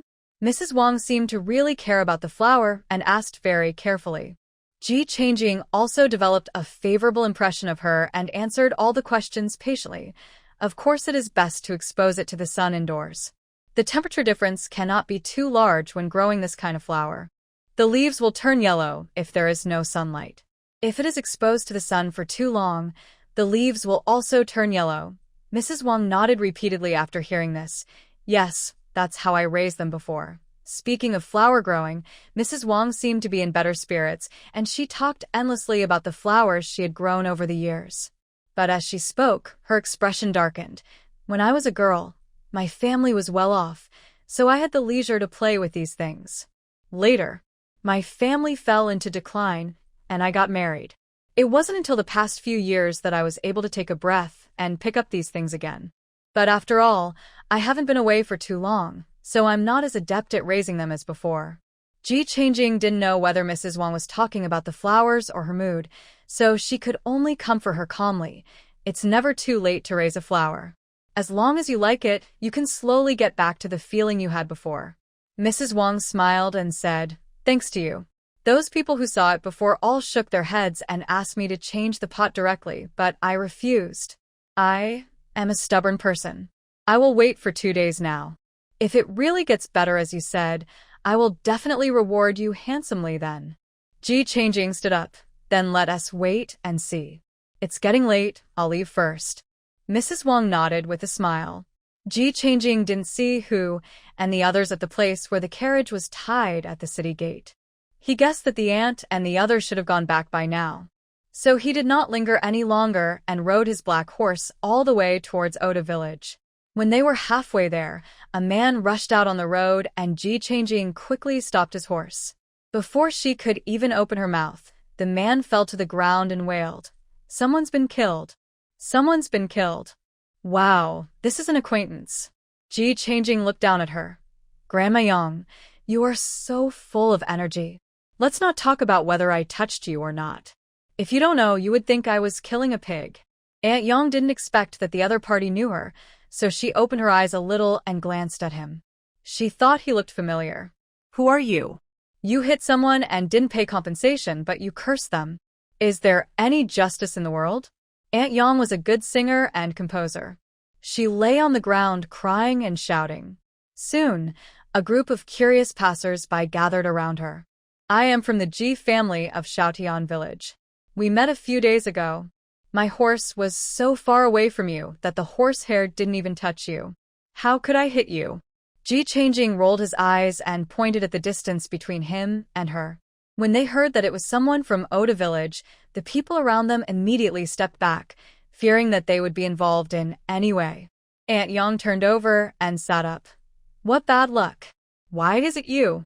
According to the rules of the underworld, no matter how others cheat, people from your own village still have to have some conscience. Bah. It's mainly because of the bad luck of the village. When the people around heard this, they thought, "Okay, this guy doesn't look like a good guy, let's go." Ji Changing raised her eyebrows.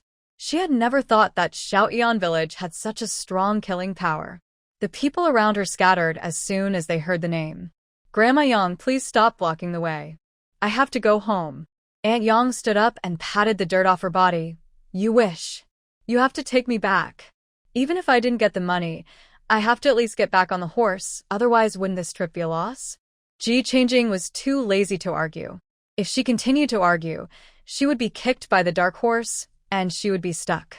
"Okay, just consider it as a good deed for me to give you a ride." Ji Changing reached out and pulled the man onto the horse. The speed did not slow down along the way. Aunt Yang in the front was tossed around and her face turned pale. She had never expected that riding a horse looked so majestic, but was actually so scary.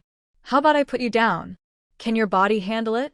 Ji Changing's arm was so painful from being grabbed by Aunt Yang. "I've ridden all kinds of horses. How can I not stand this?" Aunt Yang was very stubborn and refused to admit defeat. After finally reaching the entrance of the village, Ji Changing asked again, "Should I leave it here for you?" Bah. "Don't be lazy. Send it home for me." Ji Changing didn't know if Aunt Yang was too old to have such a hard mouth. She no longer hesitated and rode her horse all the way to the village chief's house, scaring Aunt Yang so much that she screamed, "Slow down." People who saw them along the way asked in surprise, "Isn't this the village chief's family? How come they are mixed together?" Who knows? Maybe the village chief saw that the newcomer is rich and tried to curry favor with her? The newcomer is rich? Who told you that? It was the slack season for farmers, and any slight movement in someone's home would spread 2 miles away within a night. It was no longer a secret that the Ji family had bought a big house and hired someone to renovate it. If they hadn't seen them busy with the work, they would have gone over to join in the fun long ago. Ji Changing didn't know that people in the village were saying that her family was rich. Just as she sent Aunt Yang to her doorstep, she ran into Aunt Yang's 2 sons quietly carrying a tree and preparing to enter the house. Ji Changing took a look at the tree they were carrying. "Isn't this a yellow bark tree?" Aunt Yang saw her son hurriedly trying to get off the horse, and her legs were still shaking as she stood on the ground. Her 2 sons quickly came forward to support her. "Mom, what's wrong with you? Did she bully you?" After saying that, he looked at Ji Changing angrily, as if he was ready to fight at any time. Ji Changing rolled up his sleeves and said, "Do you know how to talk? I sent her back out of kindness. Do you want to wrongly accuse me? You sent her back. Why are you so scared?" Aunt Yang had recovered by now. She felt extremely ashamed of her fear of riding a horse. She glared at her 2 sons and said, "Forget it. Let's not bother with her. Let's go home." "Why not? You scared my mother. You have to pay compensation." The elder son was very confident and looked at Ji Changing with a look that was as if it was natural. "Yes, pay the money." The younger son also stood on the united front. The 2 of them shared the same hatred, which made Aunt Yang a little moved. Ji Changjing gently stroked the black horse's mane. You failed to extort money from the old one, so you're going to try the younger one this time? You don't think I'm easy to bully, do you? Whoever bullied you, you have to pay compensation if you scare them. Ji Changjing tightened the reins. Then I'll just run you over and kill you. I wonder how much I'll have to pay? And Yang was shocked. Don't do anything rash. You can't run away even if you kill someone. Why are you running? If I kill the three of you, I can still save 2 lives. Ji Changjing said slowly. Come on, bump into me and see. The younger son Nyo, who puffed out his chest and moved closer to Ji Changjing's horse's head. He was sure that Ji Changjing was just talking. During the argument, neighbors heard the noise and came out to watch. The little girl is so arrogant. Do you dare to bump into her? That's right. She's so young and boastful. Aren't you afraid of getting her tongue bitten? If it's your turn, just pay her some money. Your family is rich anyway. The people around were watching the fun and adding fuel to the fire. Since you're determined to die, I'll grant your wish. Ji Changjing patted the black horse under him and stepped back a few steps, then suddenly kicked the horse's belly and charged straight at Nyo Hu. Unexpectedly, she really did what she said. People around her exclaimed, she really did it. The eldest son Nyo Xiong and Aunt Yang were both stunned in place. Nyo Hu was shocked when he saw the black horse rushing towards him. He reacted quickly by rolling on the ground and moving away from the place where the black horse was running. Ji Changjing didn't stop and directly crashed into the gate of the village chief's house and reined in his horse when he reached the yard. Are you crazy? Do you want to make an enemy of the entire Xiaotian village? Nyo Hu looked at her in disbelief. Ji Changjing sat on the horse, looking down at him. Who wants to be the enemy of Xiaotian village? Am I not from Xiaotian village? I am not someone who can be easily bullied. If you don't believe me, you can come and try. Get out of the way. Ji Changjing rode out slowly on a black horse. Wherever he went, people around him avoided him for fear of being hit by someone who wasn't paying attention. After smacking their lips, the neighbors started discussing. This is also a troublemaker. A girl who is so fierce. She may not be able to get married. Why do you control others? They look down on your family. Aunt Yang sighed. It's a failure again. This new guy is a little crazy. Nyo Xiong said weakly.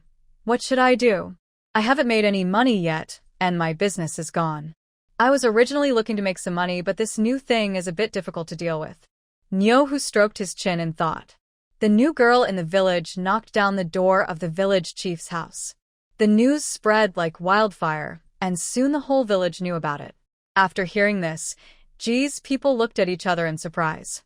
The people in Oda village are really good at picking. After returning home, Ji Changjing acted as if nothing had happened. She quietly fed Haima a few carrots, comforted him, and then went to help in the yard. Master Zheng was working on the Kong with one of his sons, while the other son was working on reinforcing the courtyard wall with Ji Mingxian. The roof is almost done today, and we'll separate as soon as the Kong is ready, Ji Mingxue said happily. Ji Mingho curled his lips. We want to sleep separately earlier than you do. Ji Mingxue looked at him suspiciously. What do you mean? Ji Mingho looked at him seriously. Don't you know how you sleep? Ji Mingxue felt guilty instantly. I know. My second brother grinds his teeth, farts, and snores when he sleeps. His sleeping posture is even worse than my father's. Ji Chongchuan had a sly smile on his face. Shut up. Ji Mingxue got angry and picked up the mud nearby to smear it on Ji Chongchuan. What are you doing? Are you bullying me? Ji Changjing reached out and pulled Ji Chongchuan behind him. Ji Chongchuan made faces at Ji Mingxue from behind Ji Changjing, making Ji Mingxue so angry that he gritted his teeth. Just spoil him. Ji Mingxian suppressed his laughter. Okay, stop messing around. Let's get to work. Fix the house sooner, so we can rest earlier. After hearing what the eldest brother said, several people stopped making trouble and began to work seriously following Master Zheng's son. Soon Zhou came running back in a hurry. Aang. Ji Changjing agreed loudly, and Zhou ran to him like the wind. You went to fight today? Why didn't you take me with you? Ji Changjing was stunned by this question. When did I go to fight? Seeing that she didn't admit it, Zhou became anxious. I heard it all. You even tore down the gate of the village chief's house. All the brothers stopped what they were doing. Ji Mingxian frowned. What happened? I believe you would never do this. That's right, did they bully you? Ji Mingxue shook off the dirt on his hands and prepared to roll up his sleeves to fight. Nothing, just when I came back today, Ji Changing told Zhou what happened today before and after he met Aunt Yang in the village. Zhou was furious. How wicked. Isn't this bullying? Can I chop them to pieces with a knife? She looked at her son seriously and asked. As long as Ji Changchuan dared to answer yes, she would leave with a knife. Ji Changchuan looked at his mother with satisfaction. Mom is really great now. She even knew to ask me in advance. So great. Zhou felt a little embarrassed by the compliment, and she covered her face with her hands and twisted her body. Yihangink. Is the focus off? Ji Mingxian said calmly. Let's not worry about it. Wait for Dad and Uncle to come back and ask them to go find the village chief. Ji Changing also thought it was a small matter and didn't need to be taken seriously, so she pulled the angry Zhou aside to comfort her. My mother is such a powerful person. Of course, she would only help when something big happened at home. It would be a waste of her talent to help with small things. You have to know that big people always show up at critical moments, and we are totally useless for such a small matter. Zhou pondered. Am I a big shot? Of course. Powerful people are big shots. We should take care of big things in the future. Small things are not worthy of our intervention. What are big things and small things? Family and country are big things, and everything else is small things. Zhou didn't quite understand the meaning of this sentence, but she still kept it in mind. As soon as Ji Fengyi and Ji Fengshou returned home in the evening, Ji Changchuan couldn't wait to tell them about this. Ji Fengyi frowned. I understand. Ji Fengshou burned charcoal in the mountains for a whole day, and his entire body was black from hair to nostrils. After hearing what his son said, he bit the bun with fingerprints on it fiercely. Bah! You still want to bully us? Don't you even look at how many eyes the Horse King has? Ji Mingxian glanced at his father. We want to go and see it too. With just one sentence, he brought all three younger brothers along. Ji Fengyi glanced at his son who was standing there like a pine tree and nodded. You are also the backbone of the family, so it is natural that you should be together. After receiving his father as affirmation, Ji Mingxian suppressed his happiness and lowered his head to eat his meal. After a quick meal, Ji Fengyi rushed to the village chief's house with his son, nephew, and younger brother. Those who were waiting to see what happened next didn't expect that before the village chief's family started to make trouble, the Ji family's people came first. So, with a little excitement and gossip, I followed along. The gate of the village chief's house had not been repaired yet, and a group of curious people rushed into the yard and shouted, Hurry up and get someone here. The elders of the girl who tore down your door are here. The village chief had just scolded the whole family, and when he heard this, his face tightened and he came out with a stern face. Why are you yelling? I'm not deaf. While they were talking, Ji Fengyi had already walked in. Seeing the village chief, he bowed politely and said, May I come in and talk in detail? The village chief watched his every move with an indescribably complicated expression. This is probably not an ordinary family. Finally, he said something and turned into the house. Come in. The people in the yard were unhappy. It's boring to talk inside. If you have anything to say, just speak it out and let everyone judge it. Maybe we can even make a judgment for you. Ji Fengyi turned a deaf ear and walked into the house. Ji Fengshou stayed behind and shouted at everyone. Don't you have the time to go home and lie on the calm? We are all from the same village, and there is no lawsuit. We just came here to talk about something. Let's go. The people around were clamoring to come in, but were pushed out of the yard by Li Fengshou. As soon as the village chief entered the house, he yelled at Aunt Yang. Why don't you serve tea?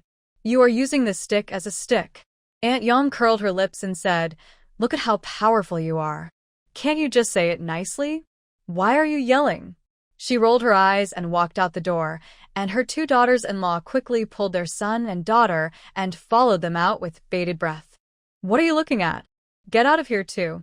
The village chief became angry when he saw his two sons and waved his hand to chase them out.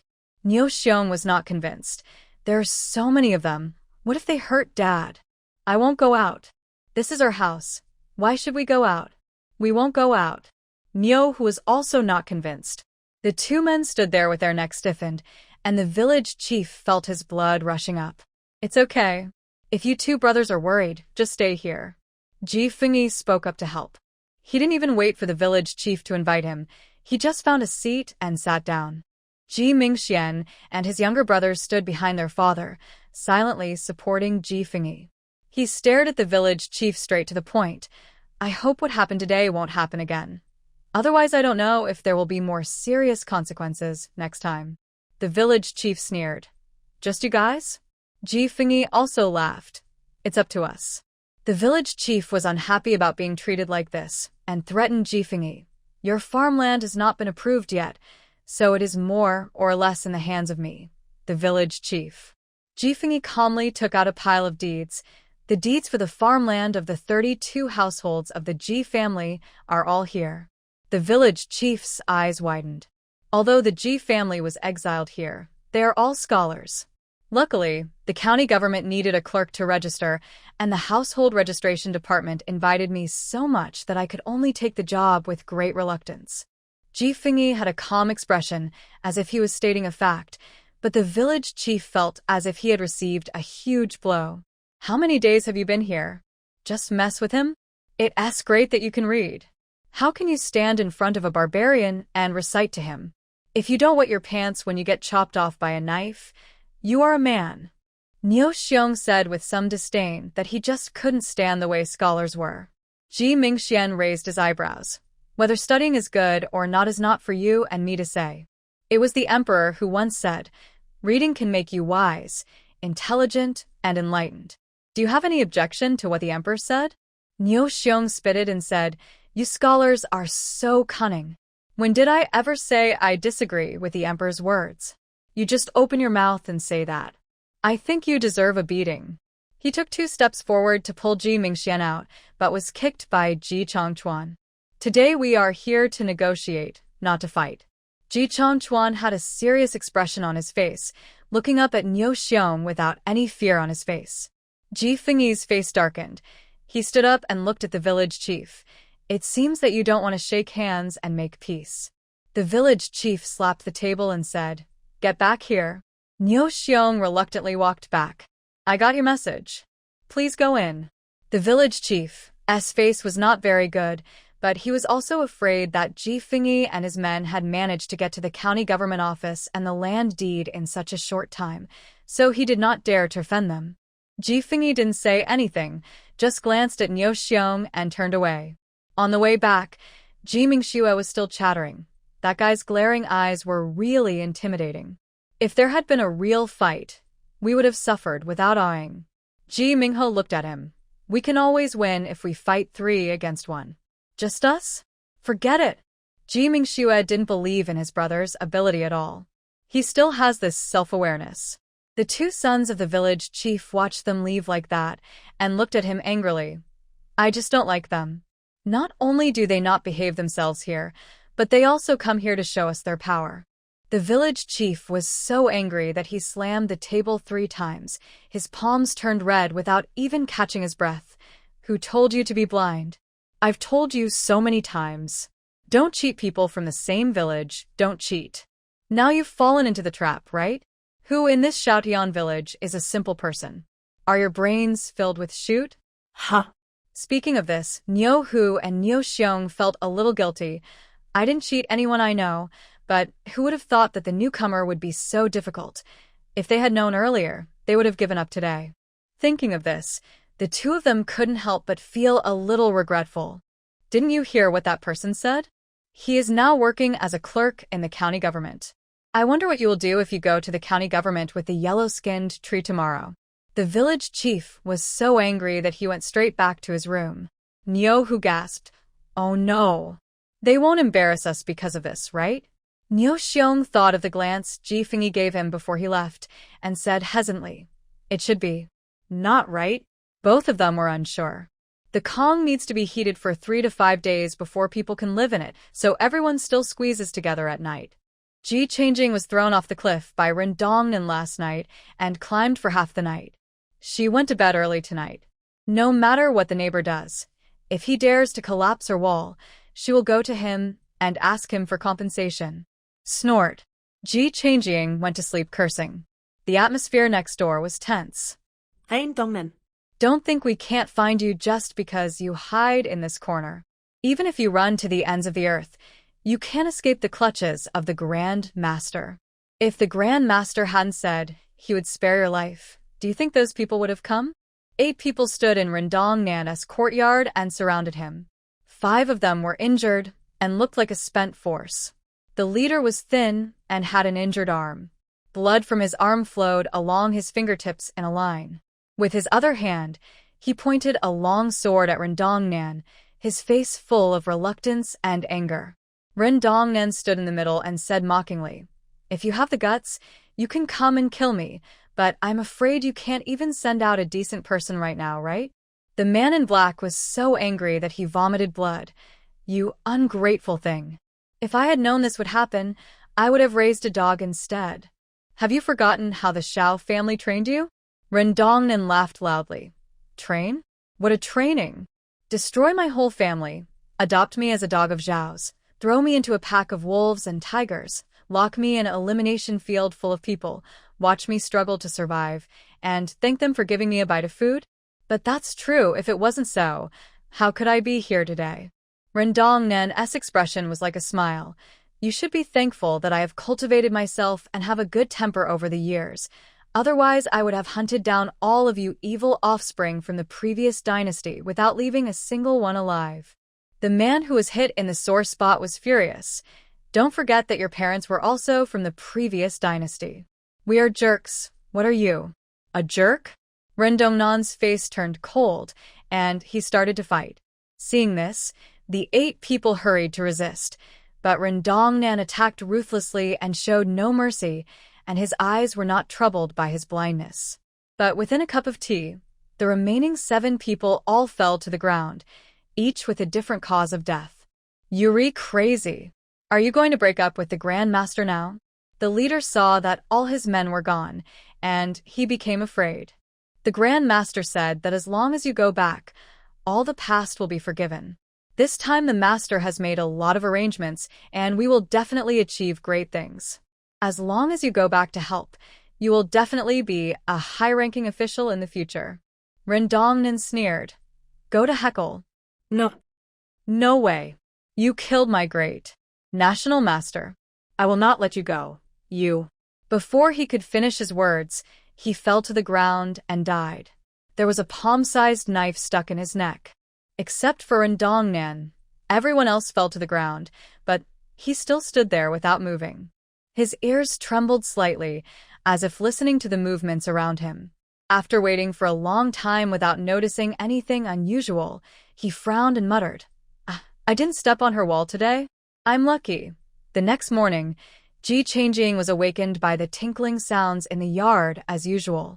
After staying in the warm bed for a while, he shivered, put on his clothes, and got up to wash.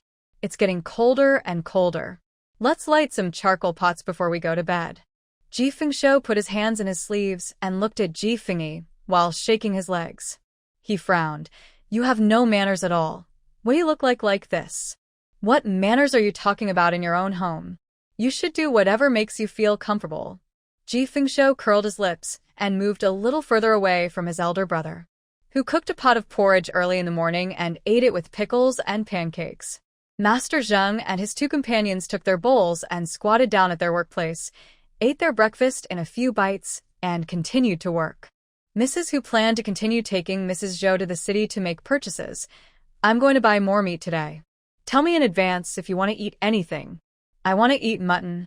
Ji Mingxue quickly raised his hand, strongly expressing his desire. "I want to eat hot pot. It would be best if it has beef." Ji Changjing followed closely behind. Mrs. Hu rolled her eyes at the 2 men. "You 2 are such idiots. Ordinary meat can't satisfy you? You even want beef and mutton. Why don't you go to heaven?" Ji Fengshou said awkwardly. "Well, I want to eat it too. In the middle of winter, eating some mutton will help me replenish my body." Having said that, what else can Hu say? After finishing the meal quickly, he took Zhou to the county town to make purchases. Ji Fengshou and Ji Mingxian planned to rebuild the stable. It's so cold. We can't stay here for 2 nights.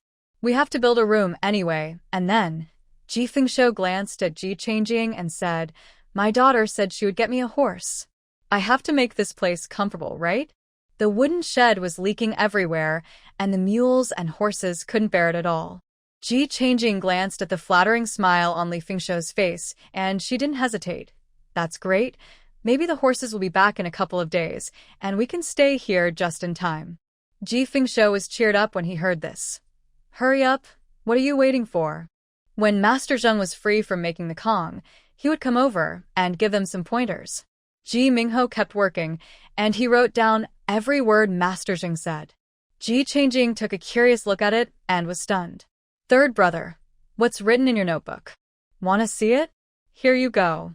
Ji Mingho handed it to Ji Changjing generously. She looked down and saw that it recorded not only the key points of building a house and the order of making the Kong, but also the prices of things bought in recent days and what items were bought and how many kilograms they weighed. If you flip back further, it's basically what you saw and heard along the way and the trivialities of life. The key point is that no matter where you go, you must remember the prices. This book is more like a travelogue. Why did you write this? Ji Changjing was puzzled.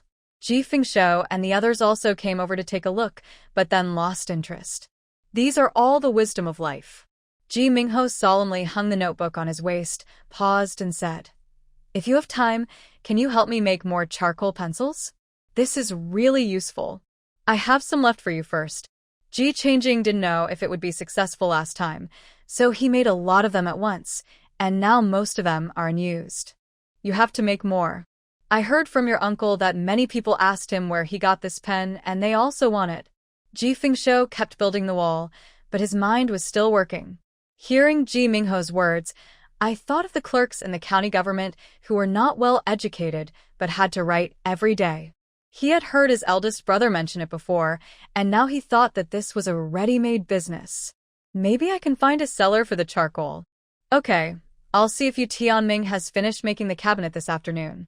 If he's free, I'll ask him to make this for me. With Master Zheng's guidance, they probably knew how thick the wall should be. In Gan County, the temperature can drop to dozens of degrees below zero during the coldest winter, so their wintering experience in Qingzhou is completely insufficient here. Even the walls have to be built much thicker than before, and there cannot be any gaps in windows or other places. Ji Changjing simply suggested building a fireplace in the stable so that the horses and mules could keep warm. This proposal left Master Zheng dumbfounded, and he thought to himself that this guy really had a lot of money to burn. However, what surprised him even more was that the whole family actually agreed. At noon, Hu bought a lot of meat, including beef and mutton, which several people strongly requested. According to Ji Changjing's request, I also bought a hot pot and ate it in the evening. Mrs. Hu was clever and planned to stew the fish and lamb chops together to make a milky white soup as the base. This is more fragrant than cooking it in plain water. The Ji family's yard was filled with enticing aroma for the entire afternoon. Zhou was standing in front of the kitchen, opening her mouth wide to call out to her, but no one could get out. Mrs. Hu looked at him with amusement. "We can't eat until tonight. If you want to go out now, go ahead." Zhou didn't even blink. "I'm not going. Zhang Dazue talks about other people's affairs every day. I don't want to listen today." Mrs. Hu was amused and laughed out loud. As soon as Ji Fengyi came back in the evening, he received a warm welcome from the whole family. Ji Fengshou pushed him onto the chair. Ji Mingxian brought him a basin to wash his hands. Ji Mingxua handed him a towel, and Ji Mingho wiped his hands. I wish he could eat it right away. When the first bite of mutton dipped in the sauce specially prepared by Ji Changjing entered his mouth, Ji Fengyi's whole face relaxed. Excellent. The eyes of the whole family lit up when they got the approval of the most picky person in the family. Ing. Make me some sauce. I want some too. Ji Changjing was busy preparing the food for them all, and then they started to eat from the pot. The sweet and fresh soup base is paired with thin slices of lamb and beef, and then dipped in a secret sauce. One bite is full of the satisfaction of eating meat and the salty and fragrant taste.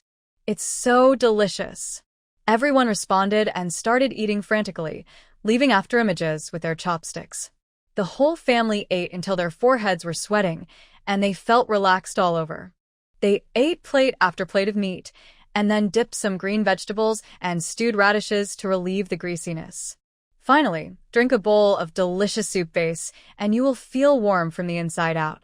This day is as happy as a god. After eating, Ji Fengshuo slumped in his chair and didn't want to move.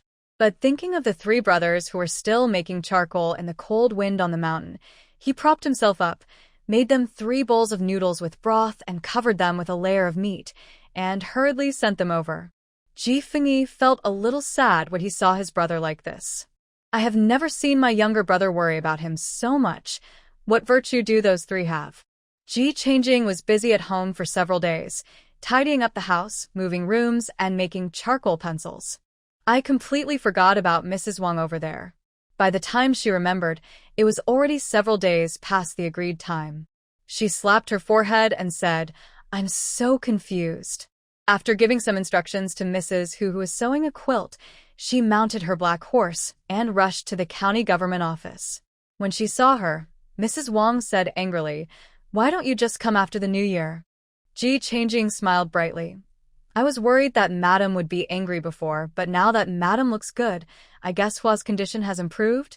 Mrs. Wang couldn't hold it in any longer and couldn't hide her smile. Yes, come and have a look. She walked forward, pulled Ji Changjing around the screen and walked to the flower stand. It looks much better now than before. As long as these leaves grow back, it may bloom in a while. Ji Changjing carefully checked it, pinched the soil in the flower pot, and smiled with relief. That's right. If it continues in this state, it should bloom in a while. That's great. I was just worried about what flowers to bring to Princess Ping's winter banquet later. This time, I don't have to think of a new way. Mrs. Wang was beaming with joy. Princess Ping's winter banquet? Ji Changjing was stunned for a moment when she heard this, and immediately her mind went to the dignified and generous face of Princess Ping. Yes, every year before the end of the year, Princess Ping will hold a winter banquet in the palace. Each invited person must bring a pot of flowers. Everyone puts it in the main hall and enjoys the flowers while eating. It is really indescribably pleasant. Mrs. Wang's face was full of longing. This is also the first time I have been invited. I thought I could only bring a few plum blossoms, but I didn't expect the flowers to be saved. This shows that you are a blessed person. Ji Changjing smiled and praised, which made Mrs. Wang very happy. At this moment, a maid came in a panic. Madam Ru hanged herself in the cleaning room. Mrs. Wang's face suddenly darkened. Is he dead? The maid replied tremblingly. No, she was rescued, but she was crying and shouting to see the master, and now she has made a scene in the yard. Mrs. Wang's chest heaved twice. What are you all doing? There are so many people, and you can't even watch over one person. You are useless. Let me go. I want to see the master. I want to see the old lady. I want to go back to Kyoto. The sound of Nanny Ru struggling in the yard surprised Ji Changjing very much. But it's just a servant, and it hasn't been dealt with after so many days. She couldn't help but look at Mrs. Wang, only to see that her face was ashen, and she snorted coldly and strode out of the hall. Ji Changjing and Xiaoyao hurriedly followed. As soon as I walked out of the hall, I saw a group of servants arguing with Nanny Ru in the yard. Perhaps because of Madame Ru's age and seniority, the maids and servants in the yard didn't dare to use too much force and were just pulled to the front by her from the back. When Nanny Ru saw Madame Wang again, there was no fear of her master on her face, but anger. Madam, I am the nanny of the Wang family after all. The master drank my milk for a few days when he was born. As a result, just because I advised Madam a few more words before, you actually threw me to do rough labor? I, Ru Hua, have devoted my whole life to the Wang family. I didn't expect to be humiliated like this in my old age. You can even beat and kill me, but how can you insult me like this? I want to see the master. I want to see the old lady. Otherwise, I will not be able to close my eyes even if I die. Nanny Roo opened her eyes wide and stared at Mrs. Wang with a somewhat creepy expression. When he saw Ji Changjing standing aside, his eyes looked as if he wanted to eat her. Mrs. Wang was so angry that she picked up a vase placed in the corridor and threw it over. Seeing this, Nanny Roo dodged, and the vase fell to the ground with a crisp sound. Mrs. Wang became even more angry. I think you have forgotten your identity. You are just a slave. Don't say that I killed you because you threatened me with self-harm. I can sell you even if there is no reason. Don't you think about who you are? Roo Mama sneered. Want to sell me? Madam must have a birth certificate. My birth certificate is in the hands of the old lady. She had a look of pride on her face. Good. It's really good. Mrs. Wang was so angry that she calmed down, turned around and ordered Xiaoyao, go and call the master over. If he doesn't come, tell him what happened just now. Yes. Xiaoyao lowered her head and left. A smug look flashed across Roo Ma's face, then let the master come over and judge the matter properly. People who don't know would think that I really bullied Madam. I dare not do that. Seeing her arrogant look, Mrs. Wang calmed down and ordered the maid behind her. Go and bring 2 chairs over, and bring some snacks and tea. I will just sit and wait to watch the show. The yard was as silent as a mouse, and several maids and servants stood in the corner of the yard, wishing they could huddle into a ball. 2 maids quickly brought over chairs and a coffee table and filled them with tea, melon seeds, and pastries. Come, sit down. Madame Wang pulled Ji Changjing to sit down and pushed the tea that the maid had poured towards her. Let's continue chatting.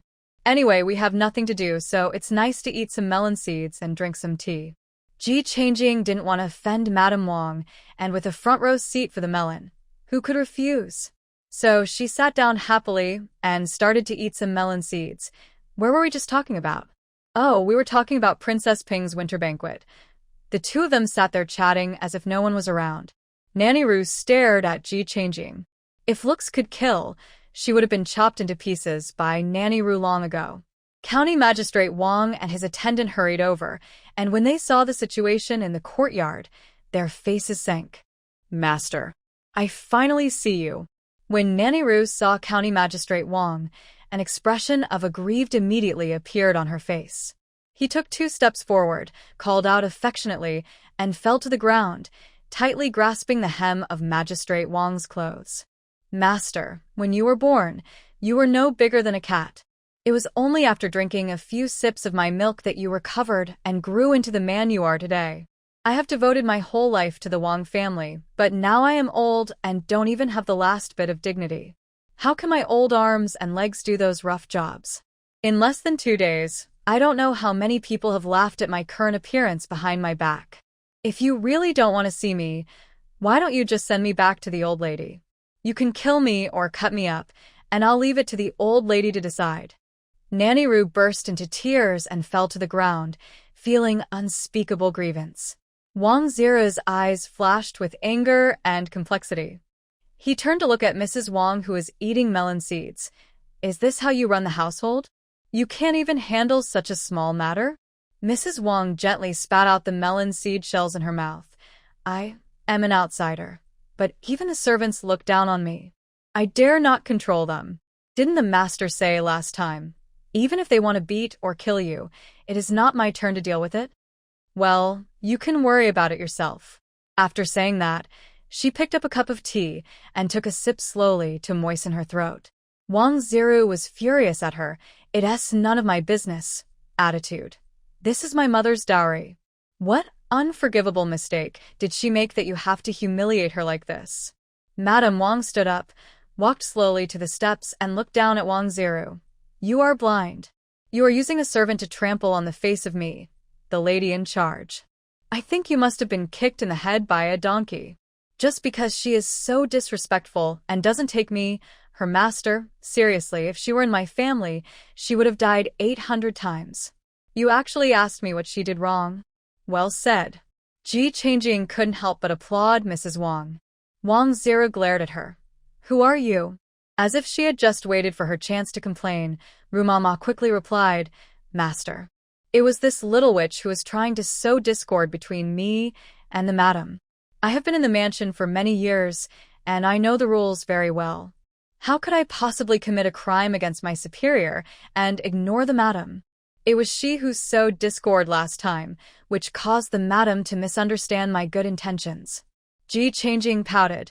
I'm here to save madam's orchid. Last time, this nanny slandered me for being a scammer. Later, when madam still wanted to use me, I tried to stop her many times but failed, so I threatened her by slapping myself in the face. I've never been a servant, but I wonder if all servants are like this nanny? If the master is obedient, you flatter him. If the master is not obedient, you try to make him obedient? This is really serious. A servant who wants his master to be obedient? This is a big taboo, no matter where you are. Wang Ziru quickly frowned, feeling offended. Nanny Ru was displeased when she heard Ji Changjing say this. I've seen a lot of people like you. You just want to curry favor with my master and mistress? Many experienced gardeners have said that the flower is dead and there's no way to save it. How can a young girl like you save it? Who the heck do you think you are?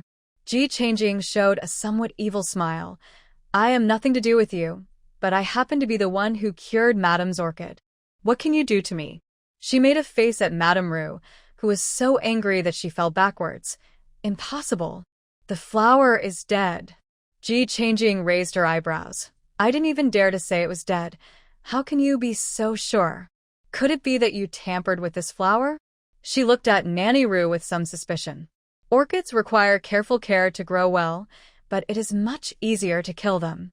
Nanny Ru avoided Ji Changjing's gaze and reached out to grab her. I'm going to tear your little witch's mouth. Someone, catch this crazy woman for me. Madame Wang pointed at Nanny Ru angrily. The servants around all stepped forward and pulled Madame Ru aside. Miss Ji, are you okay? Madame Wang looked at Ji Changjing with concern. She shook her head. Don't worry, madam. This little thing won't scare me. Wang Ziru had a flash of inspiration. Your last name is Ji? What is your relationship with Ji Fingyi? Ji Changjing replied coldly. My lord, that's my uncle. Wang Ziru's eyes widened. No wonder. It turns out you are the one who wrote that article on planting methods. He said, how could an ordinary gardener save the lady's flower? Ji Changjing didn't want to answer this question, and the atmosphere fell into silence. Madame Wang looked at Ji Changjing, who stepped forward to help, and calmly looked at Magistrate Wang. Take this servant away and deal with her. She herself said that her indenture is not in my hands, and I can't control her. If the master has any objections, I will ask to leave. In the future, if someone asks me the reason, I can only say that it was because of a servant. Haha, as long as your Wang family doesn't feel ashamed, it's fine. Madame Wang waved her hand and had Madame Ru pulled away. Madam, you can't do this to me. I'm doing this for your own good. Madam, when Nanny Ru was dragged away, she was still screaming hysterically. At this moment, Wang Ziru had completely forgotten why he came to the backyard. He stared at Ji Changjing without blinking. How did you get that planting method? Has the content on it been verified? It is said that Tongzhou got it first. Have they started to implement it? Ji Changjing was somewhat speechless. Why don't you ask your colleagues about these things, but ask me? Is this appropriate? Mrs. Wang looked at the county magistrate impatiently. The person has been taken away by you, so I won't see you off. County Magistrate Wang was embarrassed by his wife's repeated insults. He said, I can handle it myself. I don't need you. After saying that, he looked at Ji Changjing again. Come with me.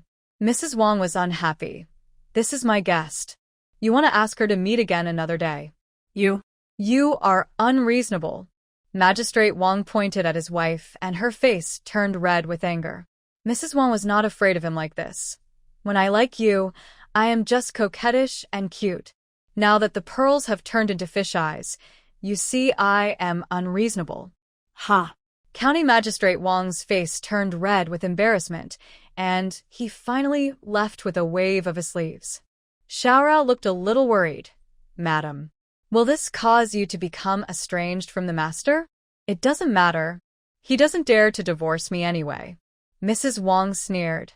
It is naturally not appropriate for outsiders to interfere in matters like this.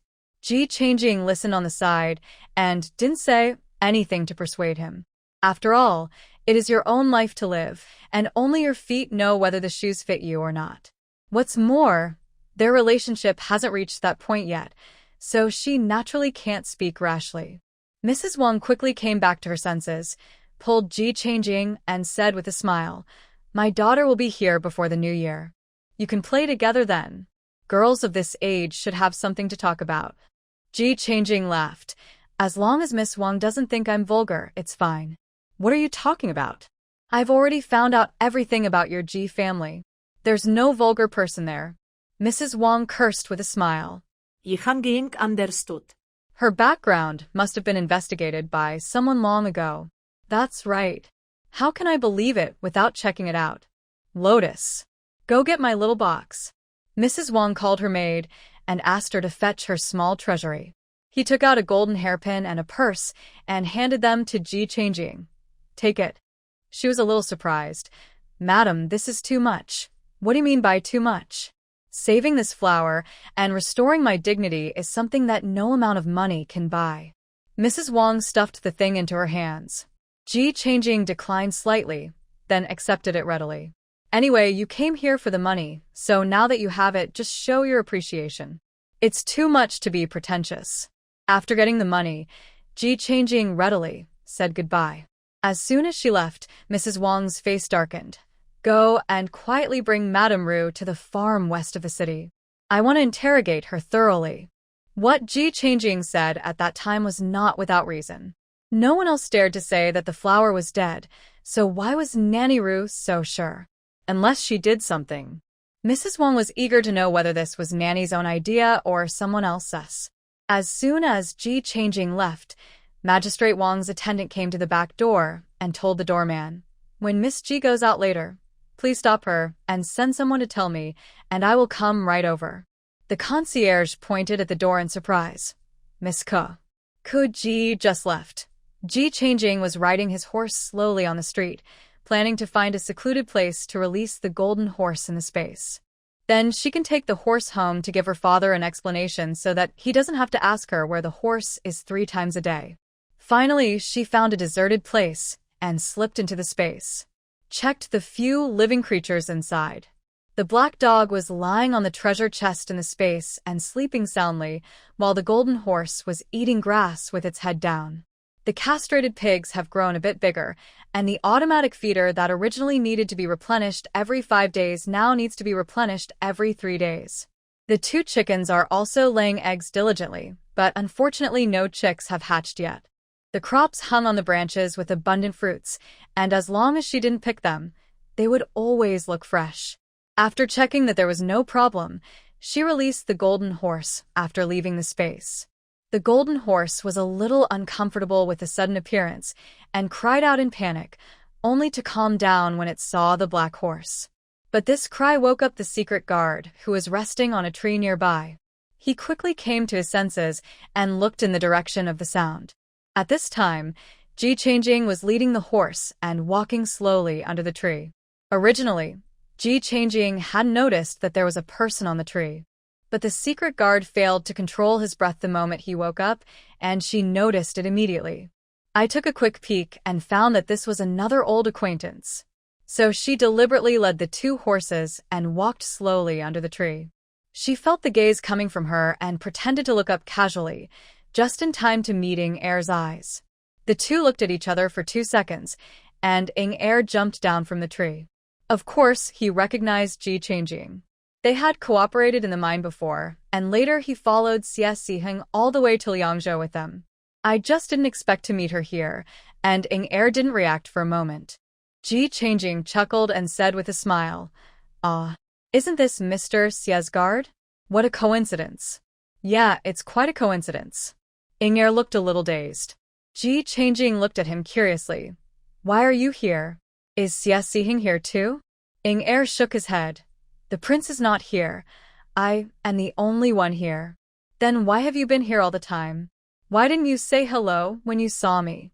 Ji Changjing asked tentatively. "I just took a nap and woke up when I heard the horses neighing. I didn't see you." Ji Changjing felt relieved after hearing this. It was fine as long as she didn't see her turn into a horse out of thin air. "So that's how it is."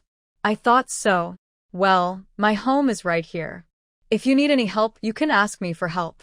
I have something else to do now, so I won't talk to you anymore. After saying this, Ji Changjing prepared to slip away. Ing Er's eyes lit up when he heard her words, and he looked up at her. Can you really help me? Can you lend me some money? Ji Changjing almost choked to death on her own saliva. Borrow money? Ing Er nodded fiercely. I was in a hurry to take the mission this time, and I didn't bring enough money, so, don't worry, I will definitely return the money to you. Ing Er looked honest and sincere. Ji Changjing muttered as she began to empty her wallet. Xia Siheng is too stingy. He doesn't even pay his subordinates enough. Next time we meet, I have to ask for it back. After saying this, she rummaged through the purse given to her by Mrs. Wang and found 2 50 liang silver notes in it. This one glance made her heart blossom with joy. This business deal actually gave a gold hairpin and 100 taels of silver. Ing Er looked at the purse in Ji Changjing's hand with envy. She noticed it and quickly turned around, put away the banknotes behind Ing Er's back, took out 10 taels of silver from her private room and handed it to him. Here, since we are acquaintances, I will lend you these 10 taels of silver. Go to the carriage and horse shop to rent a horse and have a meal, and you can reach Liangzhou in the evening. Looking at the 10 taels of silver, Ing Er almost shed tears of excitement. In order to find the person the prince mentioned, he has been out for more than half a month. He had lived under bridges and in dilapidated temples, and had stolen food and robbed beggars, but now he could finally live a decent life. Thank you, Miss Ji. Thank you. Ing Er took the money happily. Ji Changjing watched him grinning foolishly at the money and wondered if there was something wrong with his brain. Shaking her head, she took the horse and left.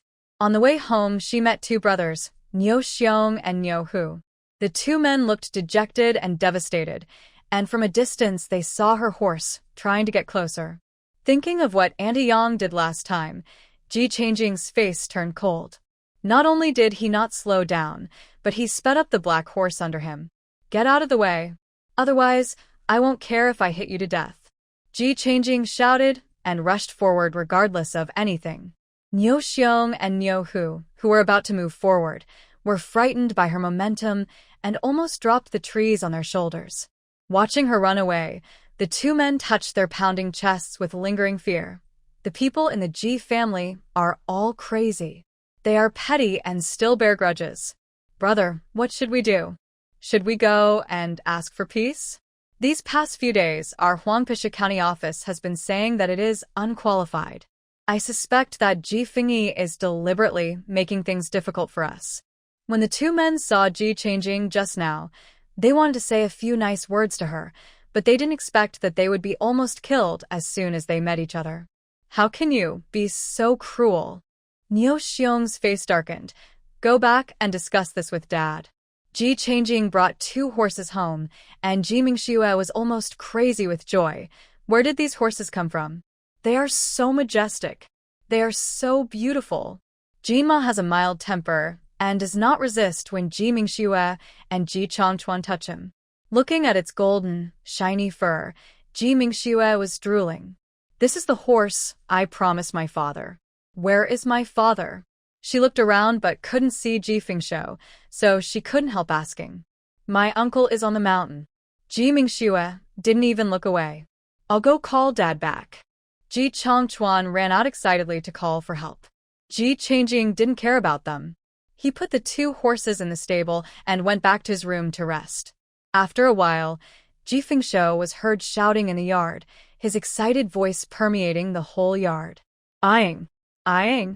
Ji Fengxiu ran over to her with excitement. Is that horse for me? Yes, you can ride that horse from now on. After hearing this, Ji Fengxiu said excitedly, I told you my daughter wouldn't lie. The horse given by King Ping looks special. Its fur is golden, I like it. From now on this horse will be called Yuan Bao. Golden Yuan Bao. Ha ha ha ha ha. Speaking of names, Ji Changjing's black horse has never been named. At this point, she became interested. Then my horse should be called Pearl? Black Pearl. Ji Fengxiu now has his own horse, so he has no time to care about anything else. Normally, he would definitely praise Ji Changjing's naming skills, but now, Even if he heard Ji Changjing name it, go shoot, he would praise it. Good, good, you are worthy of being my daughter. The name she gave is as good as mine. Ha ha ha ha, I'm going to go buy a saddle now. After saying this, Ji Fengxiu ran away in a hurry. The mule felt a lot more relaxed with the addition of a horse.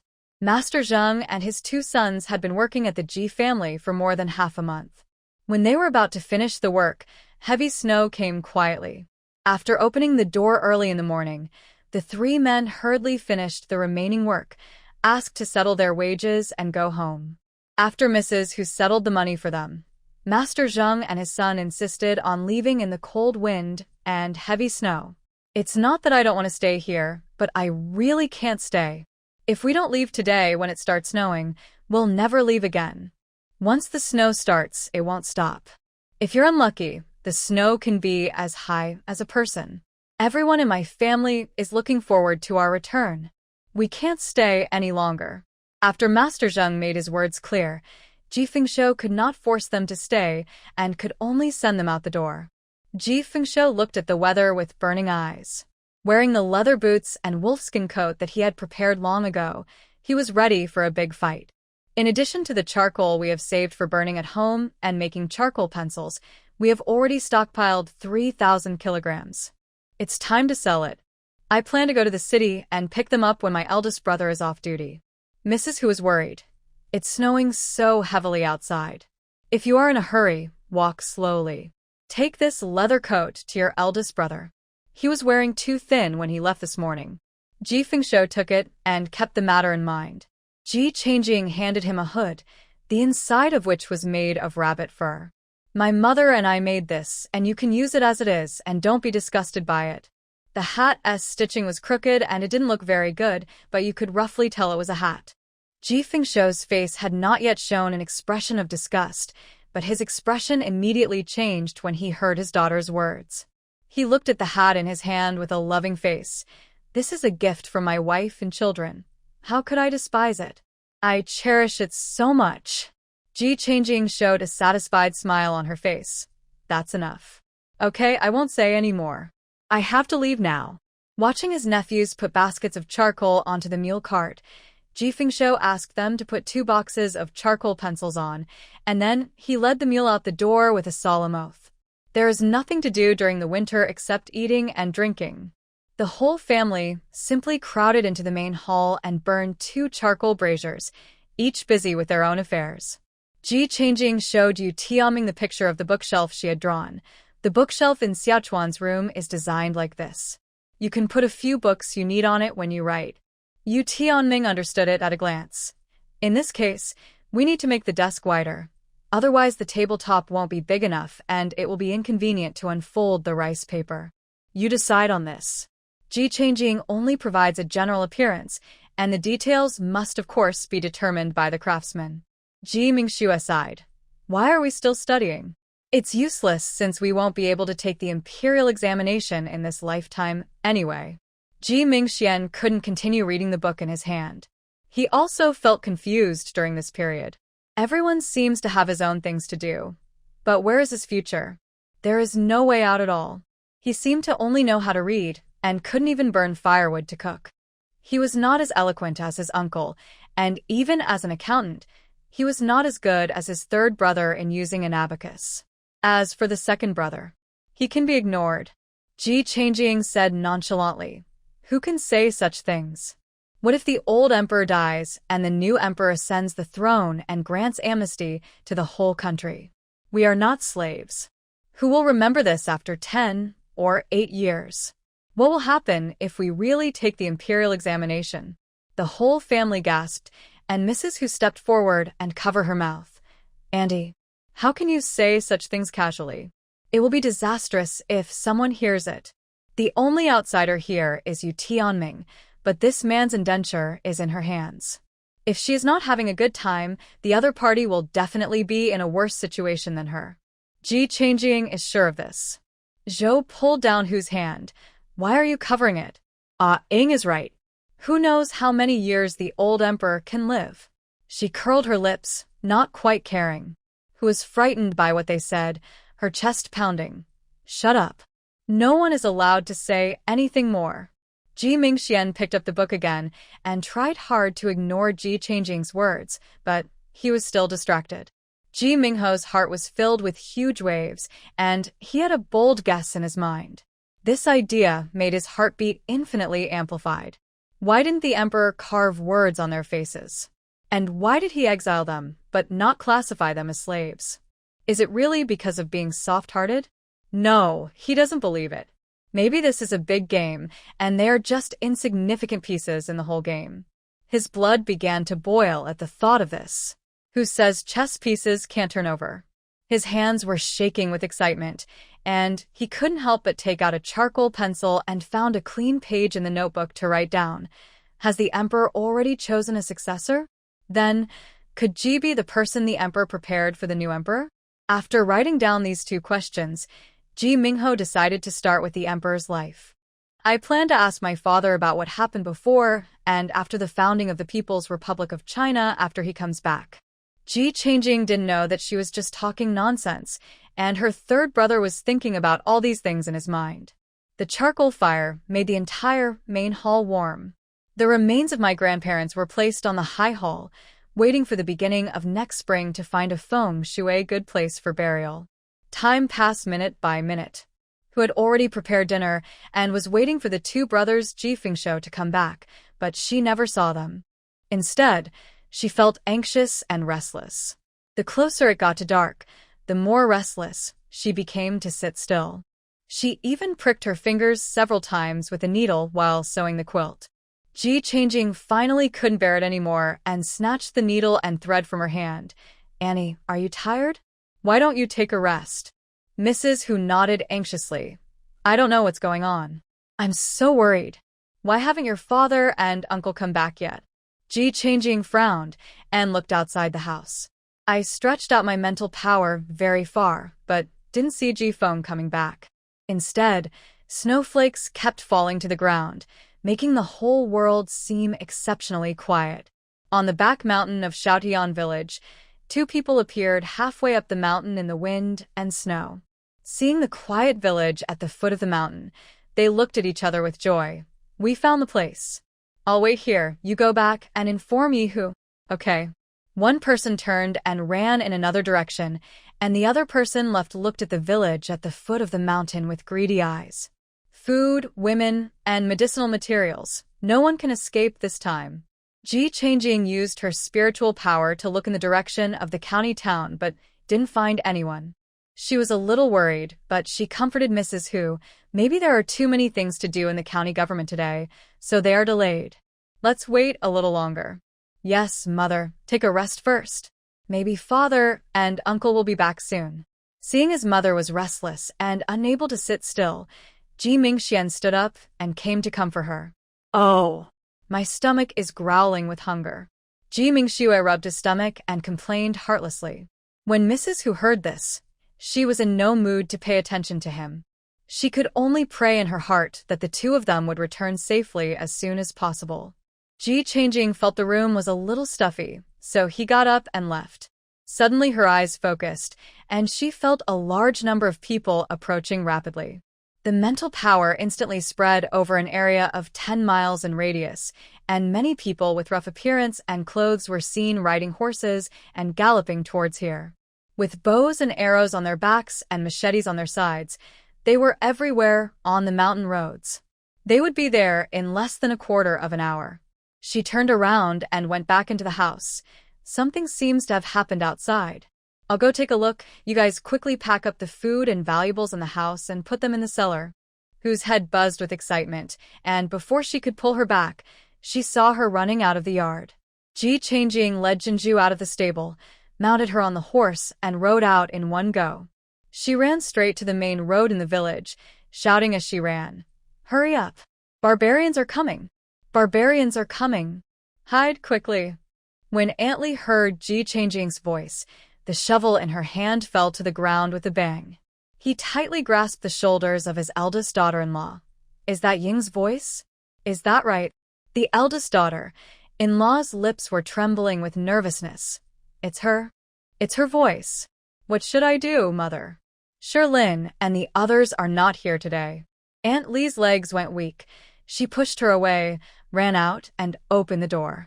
When she saw Ji Changjing running and shouting in the village, she no longer had any hope in her heart. She believed that Ji Changjing would not joke about such a thing. So, was the barbarian really coming? The village chief's family also heard the shouting and looked at each other suspiciously. Did someone say that the barbarians are coming? It seems so, Dad. Do you want to go out and take a look? Let's go.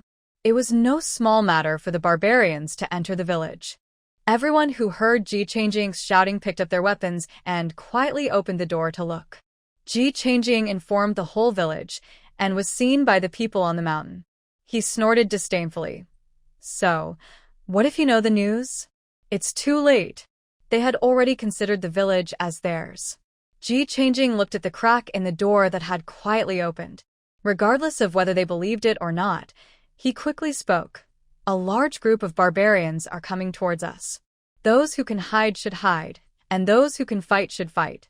Discuss it among yourselves. She has already informed everyone she could. As for the others, everyone has their own destiny. Everyone in the Ji family believed it. Everyone knew how many times Ji Changjing and Zhou had saved them along the way. Everyone got nervous after hearing this. Oh my God. I have to hide the things in the house. Quick, quick, find a place to hide. Grab your stuff. Hide quickly. The whole village suddenly became lively, and people with experience and without experience were all trying to find weapons and hide people. After Ji Changjing hurriedly informed everyone of the news, she rushed home to check on the situation at home. Zhou ran as fast as she could, carrying bags of grain and throwing them into the cellar one by one. Several brothers also carried things in their hands and carried them into the cellar, trying to hide all the things in the shortest time possible. Ji Changjing's face was solemn. It's too late. Outside Oda village, a team of cavalry had arrived, and there seemed to be at least 200 people. There were also more than 100 people on the mountain, holding machetes and running down the mountain, their faces showing excitement. Charge. Let's see who can kill the most. On the cavalry outside, a man with a hooked nose and blue eyes looked at Oda with a determined look on his face. Archers, stand by and surround the village. Only in, no out.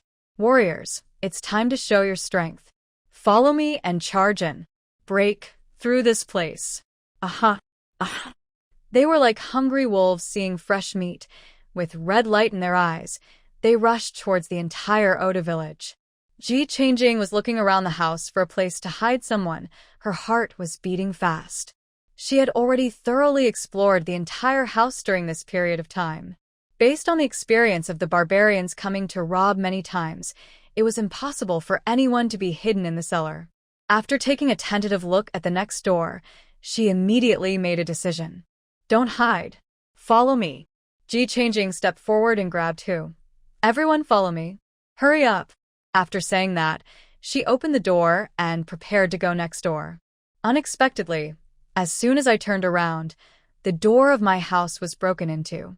A dozen foreigners holding machetes walked in with ferocious smiles on their faces. When they saw the three women, they showed surprise on their faces and said in broken Chinese, "Yes, women. Kill the men." More than a dozen people rushed up. Ji Changjing pushed Hu back and rushed forward with bare hands. Hu quickly pulled Ji Changchuan back to prevent him from holding back Ji Changjing and Zhou. Zhou was also feeling upset at this moment because she left her hammer in the room and didn't have time to take it with her. Seeing that it was two women rushing over, the dozen or so people couldn't help but show contempt on their faces and rushed over with knives. This family doesn't even have a man. How miserable. The two people fighting with Ji Changjing were somewhat surprised by her strength, but they didn't want to kill her, so they fought with restraint. I admire you. You are very strong and good at giving birth. Come back with me and be my 10th woman. I will treat you well. The barbarian here was still trying to persuade Ji Changjing to give up resistance. She listened with disgust on her face and just wanted to dig out the other's eyes when he was looking at her. He became more and more rude, and taking advantage of the other party's mercy, he broke one of the men's neck and used him as a weapon to attack the others. The situation on Hu's side is not much better. One person can only fight against 3 or 4 people at most. The others knew that Zhou and Ji Changjing were not easy to deal with, so they turned around and killed Ji Mingxian and the others. Ji Changjing kept releasing his mental power to observe the surroundings and the situation of Hu and others at all times. She was anxious. This won't work. I don't know when those people outside will come again. Sooner or later, more and more people will come here. She snatched the knife from the man's hand. Mom, I'll give you the knife. You can kill as many people as you want a day. This is a big deal. It's time for you to take action. Zhou shouted excitedly. The important person is coming. You wait. She took over the knife dance without any rules, but anyone who got close to her was injured. Even 3 or 2 men couldn't control her. The barbarians looked at them with envy. We must get these 2 women. Ji Changjing used his special power to once again break the barbarian who attacked the 3rd brother. Ji Changchuan took the opportunity to hit him with a brick in his hand and quickly hid. As more and more people died, some of these people could no longer sit still, and their faces became increasingly ugly. The way he looked at Zhou and Ji Changjing was no longer like looking at prey, but a serious look. If you can't catch them, kill them. It is their honor to die in the hands of our warriors. Kill. Ji Changjing used his mental power to get rid of the people on whose side. Now he no longer had to worry about them and could concentrate on dealing with the people in front of him. The whole village was filled with shouting and sounds of fighting. Although the people of Oda village had rich experience in combat, they did not expect the barbarians to come so suddenly this time, without any sign at all. Lin took Ji Ruofeng to hide in a dilapidated courtyard and trembled. We will die. We will die. Ji Ruofeng held onto Lin tightly. Mom, I'm still young. I don't want to die. Please think of a way. I don't want to die. Lin murmured to himself. Solution? What solution? Suddenly she paused and gritted her teeth. Let's go find Ji Changjing. If it's her, it will definitely work. Ji Ruofeng nodded frantically. Then let's go now. Lin held the kitchen knife and tightly grasped Ji Ruofeng's hand. Don't be afraid. Mother will protect you. Their yard is too dilapidated, and no one may be interested in it, so there are actually no barbarians here. But the closer we got to the Ji family, the louder the screams and shouts of fighting became. Ji Ruofeng wished he could turn into a quail and hide his head in Lin's arms, but Lin was looking around with a nervous and vigilant look on her face and had no time to comfort him. Ji Shirlei was fighting with the barbarians in the yard with a sickle, while Jide next to him was holding a kitchen knife and looking at the barbarians with hatred. Aunt Li was holding a shovel, and her eldest daughter-in-law carried a large pot as a shield, protecting her on both sides. We can't go on like this, listen to me. Let's go to Ah Ying's house. Lin and the others haven't come back, and the 2 Fengshou brothers must not have come back either. There are probably only a few women and children at home, but Ah Ying and Yunyang can do the work of 3 people. Let's go together, there is strength in numbers. Maybe we can help. Even if we can't help, at least we can get some protection, as long as we don't hold others back. Ji Shirlei was already injured. He stood there holding a sickle, and when he heard what Aunt Li said, he agreed with her. No matter how dumb he was, he could tell who was stronger. I'll hold this guy back. You guys go first, be careful. Jide's eyes were instantly filled with tears. No. I want to be with you. If you die, I won't live either. How could Ji Shirlei not feel pain in his heart? Hurry up and leave. Stop talking nonsense. If you don't leave, do you want me, Ji Shirlei, to be extinct? You are the only one left in our family now. Go. They couldn't understand what the barbarian was saying, but they could see from his expression that he looked a little sarcastic. It seemed as if it was mocking them for overestimating their own capabilities and making it impossible for anyone to escape. The barbarian's knife started to chop as soon as he said it, so Ji Shirlei quickly picked up his sickle to fight back. Jide wanted to go over to help, but was kicked by the barbarian and flew backwards. Ji Shirlei's eyes were red with anger. Thinking about how his son was kicked again not long after he recovered, he suddenly wanted to kill the man in front of him and wanted to cut off his head without any hesitation. A ferocious smile appeared on the barbarian's face. He dodged Ji Shirlei's attack and slashed the knife in his hand horizontally towards Ji Shirlei's neck. No. Ji-dae struggled on the ground, the fear in his eyes magnified infinitely. Hide quickly. Even Aunt Lee and her daughter-in-law couldn't help but step forward to try to help. But unexpectedly, the barbarian's body suddenly froze, and the knife in his hand almost hit Ji Shirley's neck, but he fell down weakly. He was hit on the back of his neck by a kitchen knife. It was thrown out by Lin. As soon as she walked here, she saw this thrilling scene. She was so confused that she threw the kitchen knife in her hand away. Unexpectedly, she hit the barbarian on the back of the neck, and even she was stunned. Saved. Aunt Lee's body went limp, and she almost fell to the ground. She almost died. Ji-dae also rolled over and crawled to Ji Shirley. Dad. How are you? Ji Shirley was stunned and stared blankly at Lin outside the door. Then he reacted and thanked her repeatedly. Thank you. Thank you. Don't say any more. Let's go find Aang. Aunt Lee quickly came to her senses, grabbed her daughter-in-law, shouted to Ji Shirley, and walked out. When she saw Lin, she paused, reached out, and pulled her. Let's go together. These hands were rough and warm, with sticky sweat on the palms. They were nothing like Lin's mother's well-maintained hands.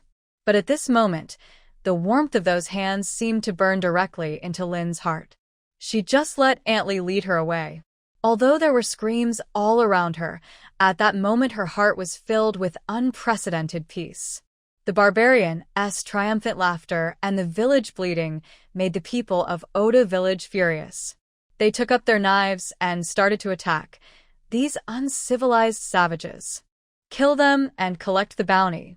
Everyone in Oda village, young and old, regardless of gender, held knives and resisted, but the people who came this time were obviously different from before, and more of them fell down. The village chief saw that this was not going to work. Find a way to gather people together. There is strength in numbers. It's useless to be scattered like this. Find a few people to go to the next village for help.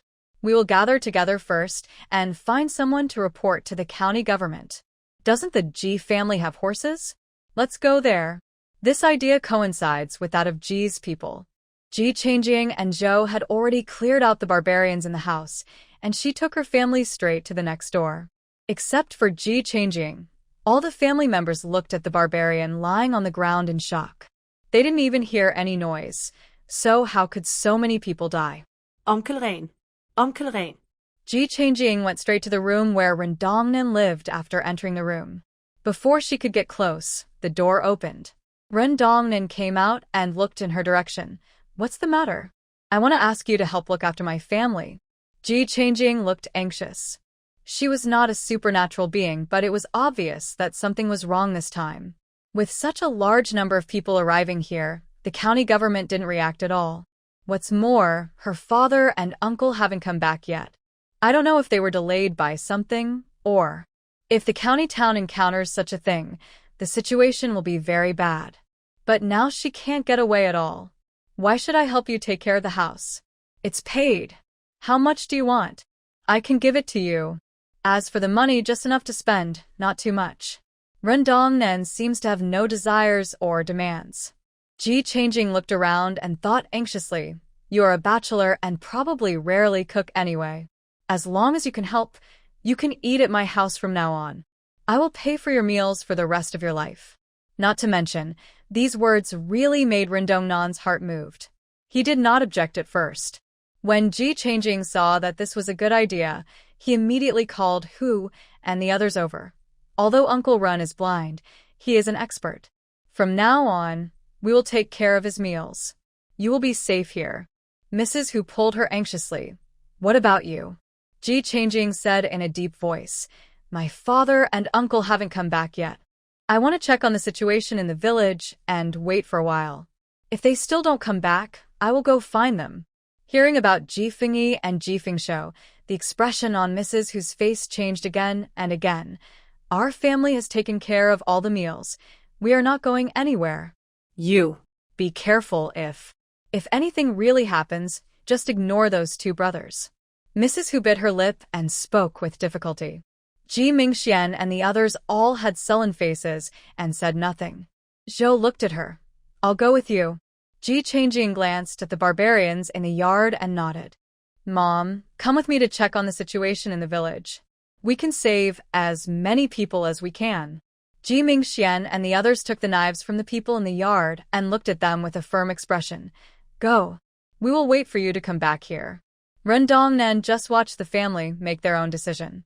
He opened his mouth and gave up. Never mind. It's good to have ready-made food. Ashina rode on a tall horse, admiring his men as they chopped off heads one after another. A satisfied smile appeared on his face. You are the strongest warriors in the tribe. After you go back, whoever kills more will get a bigger reward. Aha, aha. The barbarian's face was full of excited smiles. The people of the Ji family quickly gathered together and moved towards the direction of the Ji family. This move quickly attracted their attention. At this time, some of the indigenous people of Xiaotian village also ran over in panic to report to the village chief. We can't get out. Our people can't get out at all. They were shot before they even got close to the village entrance and the mountain road is blocked. What? They surrounded us?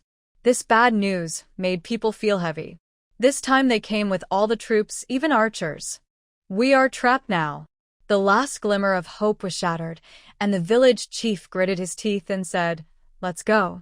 Go to the Ji family. No one can escape now. Let's work together to find a solution.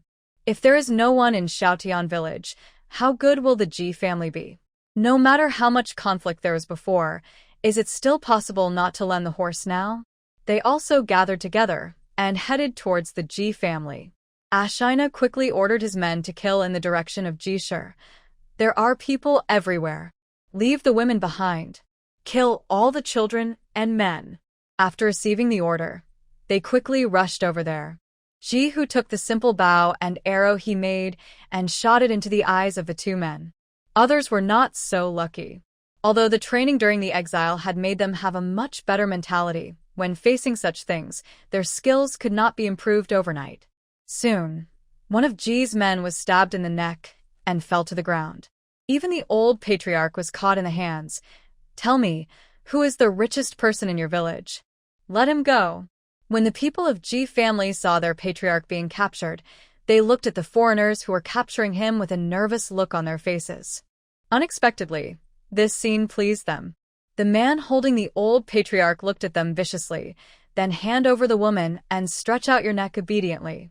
The old patriarch smiled sadly, glanced in the direction of his family with longing, and then spat on the barbarian's face.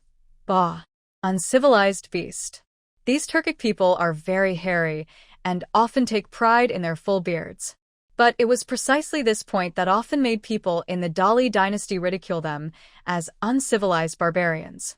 The old patriarch's words touched their sore spot. The man holding the old chief was furious and cut his neck with a knife. Chief. Dad. Ji's wails could be heard from far away, and Ji Changjing was shocked and quickened his pace. Just now, she accompanied Zhou back to pick up the two sledgehammers and killed their way here. Before she had finished killing all the people around her, she heard these shouts. She extended her mental power and just saw the old chief's head being cut off and held in the barbarian's hand. The headless body fell limply to the ground, and blood soaked the entire land. Grandma Wang couldn't bear the shock and fell to the ground unconscious. Ji Ziheng was like a madman, ready to avenge his father's death. The tribesmen beside him gritted their teeth and held onto his waist without letting go. I'm going to kill you. I'm going to chop you into pieces. The shrill cry resounded throughout the sky. The alien holding the head curled his lips, threw the head in his hand provocatively, and hooked his finger. Come and take revenge. Ji Changjing's eyes turned bloodshot from the blood on the ground. The bodies of the tribesmen were trampled to pieces. Some of them had smiled at her kindly, some had called her name affectionately, and some had held her hand and handed her food. It is more because of the mutual support they have come this far during this journey of exile. Just a few days ago, they saw her smiling and saying that she would visit Ji's house after she finished her housework. As a result, they had only lived a peaceful life for a few days before they were killed by these barbarians. You all deserve to die. You deserve to die. Her eyes were red, and her face looked even more stern. The scimitar in her hand was like a stream of light, ruthlessly reaping the lives of the two men in front of her, and without saying a word, she went straight towards Ji's direction. The people in Oda village also heard the noise here, and a group of people quickened their pace and rushed over. As soon as I came over, I saw a group of foreigners wielding butcher knives and aiming at the Ji family. Go. Kill them. Charge. The two sides immediately engaged in a melee. Even Aunt Yang, who was always unruly, raised her knife heroically and chopped at the barbarians without fear. Ah Shur, who was riding on his horse, pointed at these people and commented, "Look at these people, they are newbies. They can't even stand steadily. Look at this side, it's different, fierce. Just to my taste." The subordinate beside him nodded in approval. Yes. There's nothing to see in this group of people. Just leave some of them here, and let the rest go move the food. Especially the medicinal herbs. Isn't Liangzhou collecting some tree bark recently? As long as you find it in their homes, don't let any of them go. The subordinate clenched his fist and placed it on his chest. I will follow your instructions.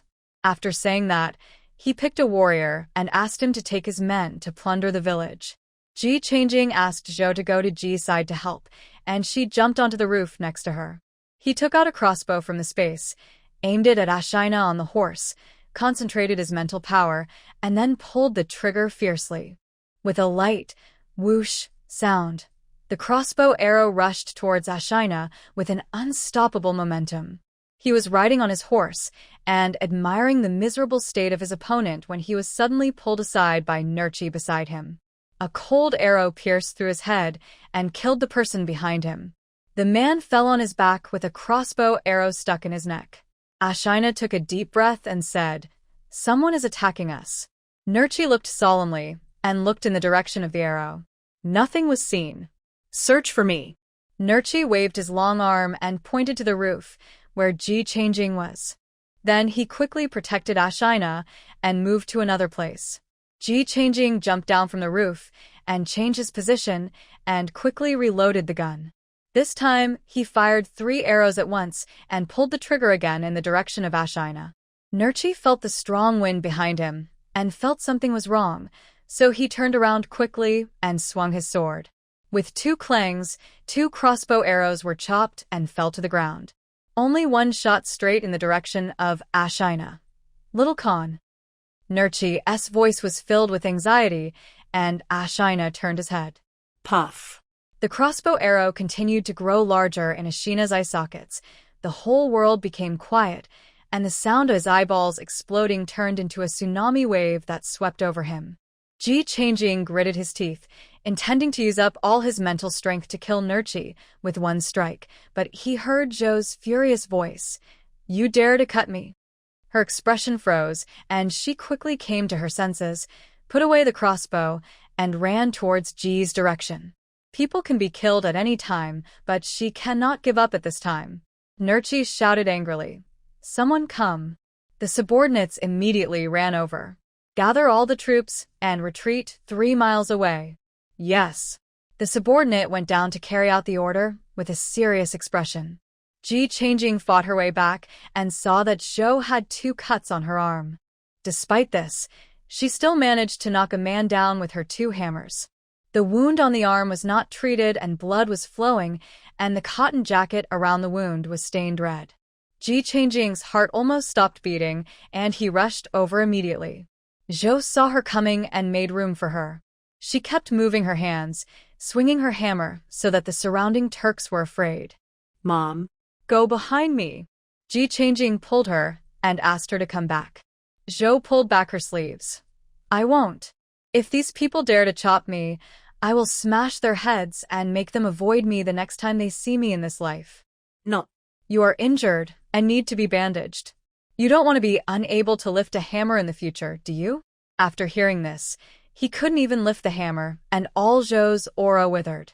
Ji Changjing took the opportunity to pull her back and attacked her directly with the scimitar in his hand.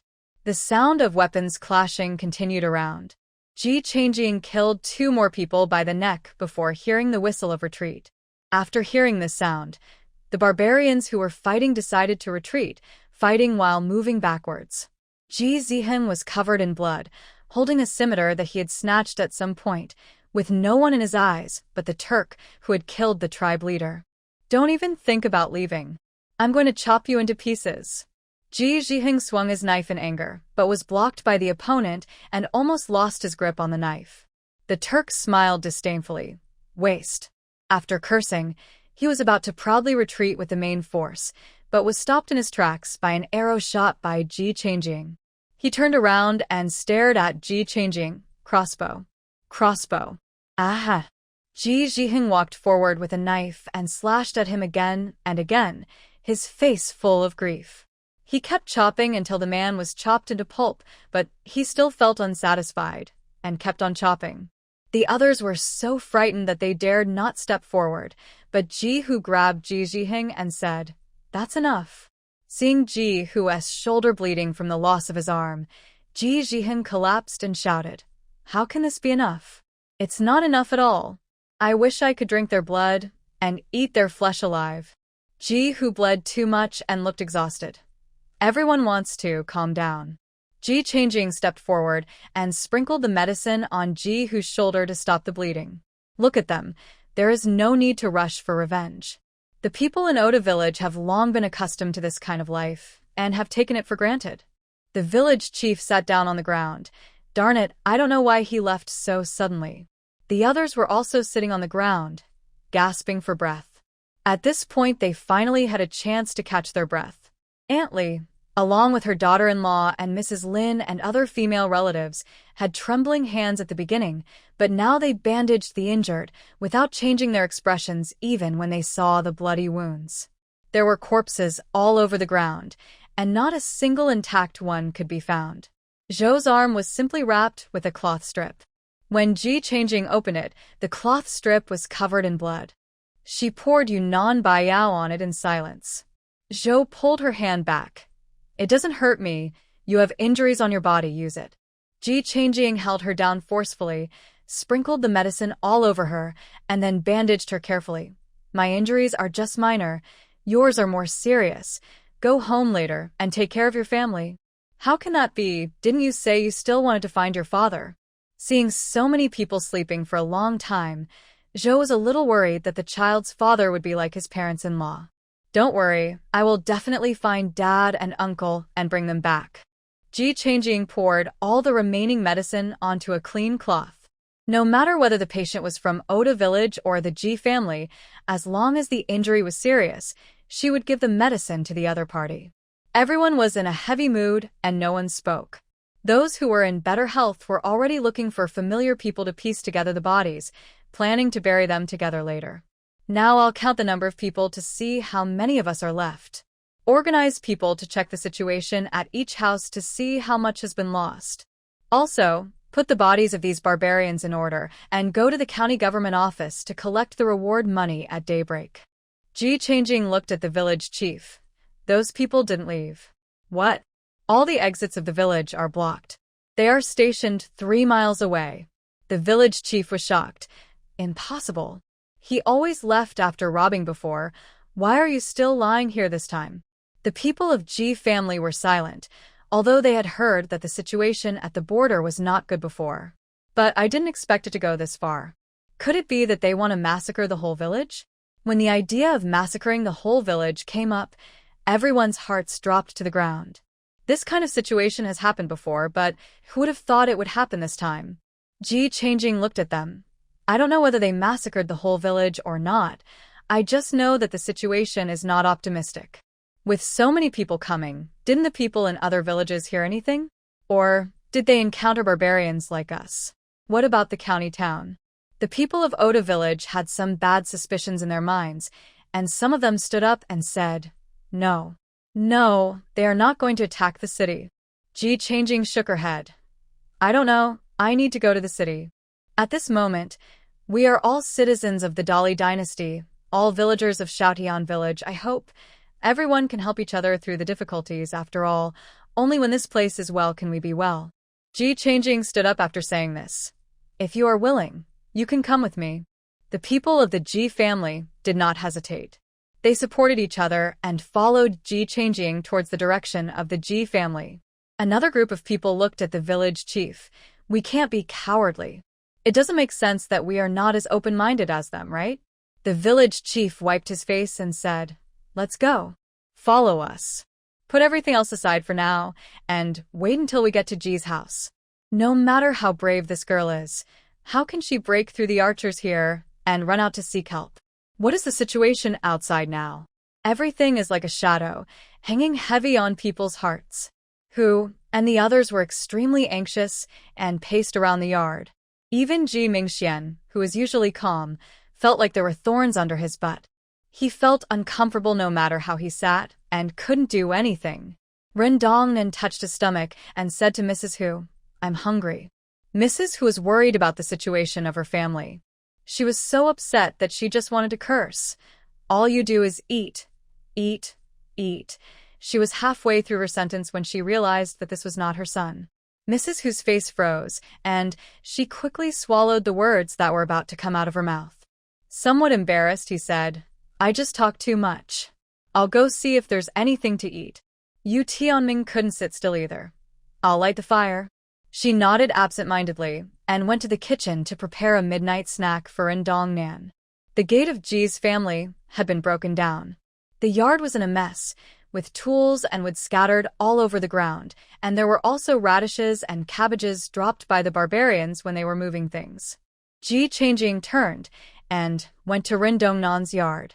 Seeing her push the door open, Ji Mingxuan's face lit up with joy at first, then he looked behind her and his expression darkened. "What's the situation?" Ji Changjing shook his head. "The situation is not good. Now everyone is at home. It's better for us to get together to fight the enemy. I plan to go to the county town to check the situation and report to the authorities. Uncle, I have a lot of meat and food at home. Can you bring my brother and the others to stay at my house for 2 days?"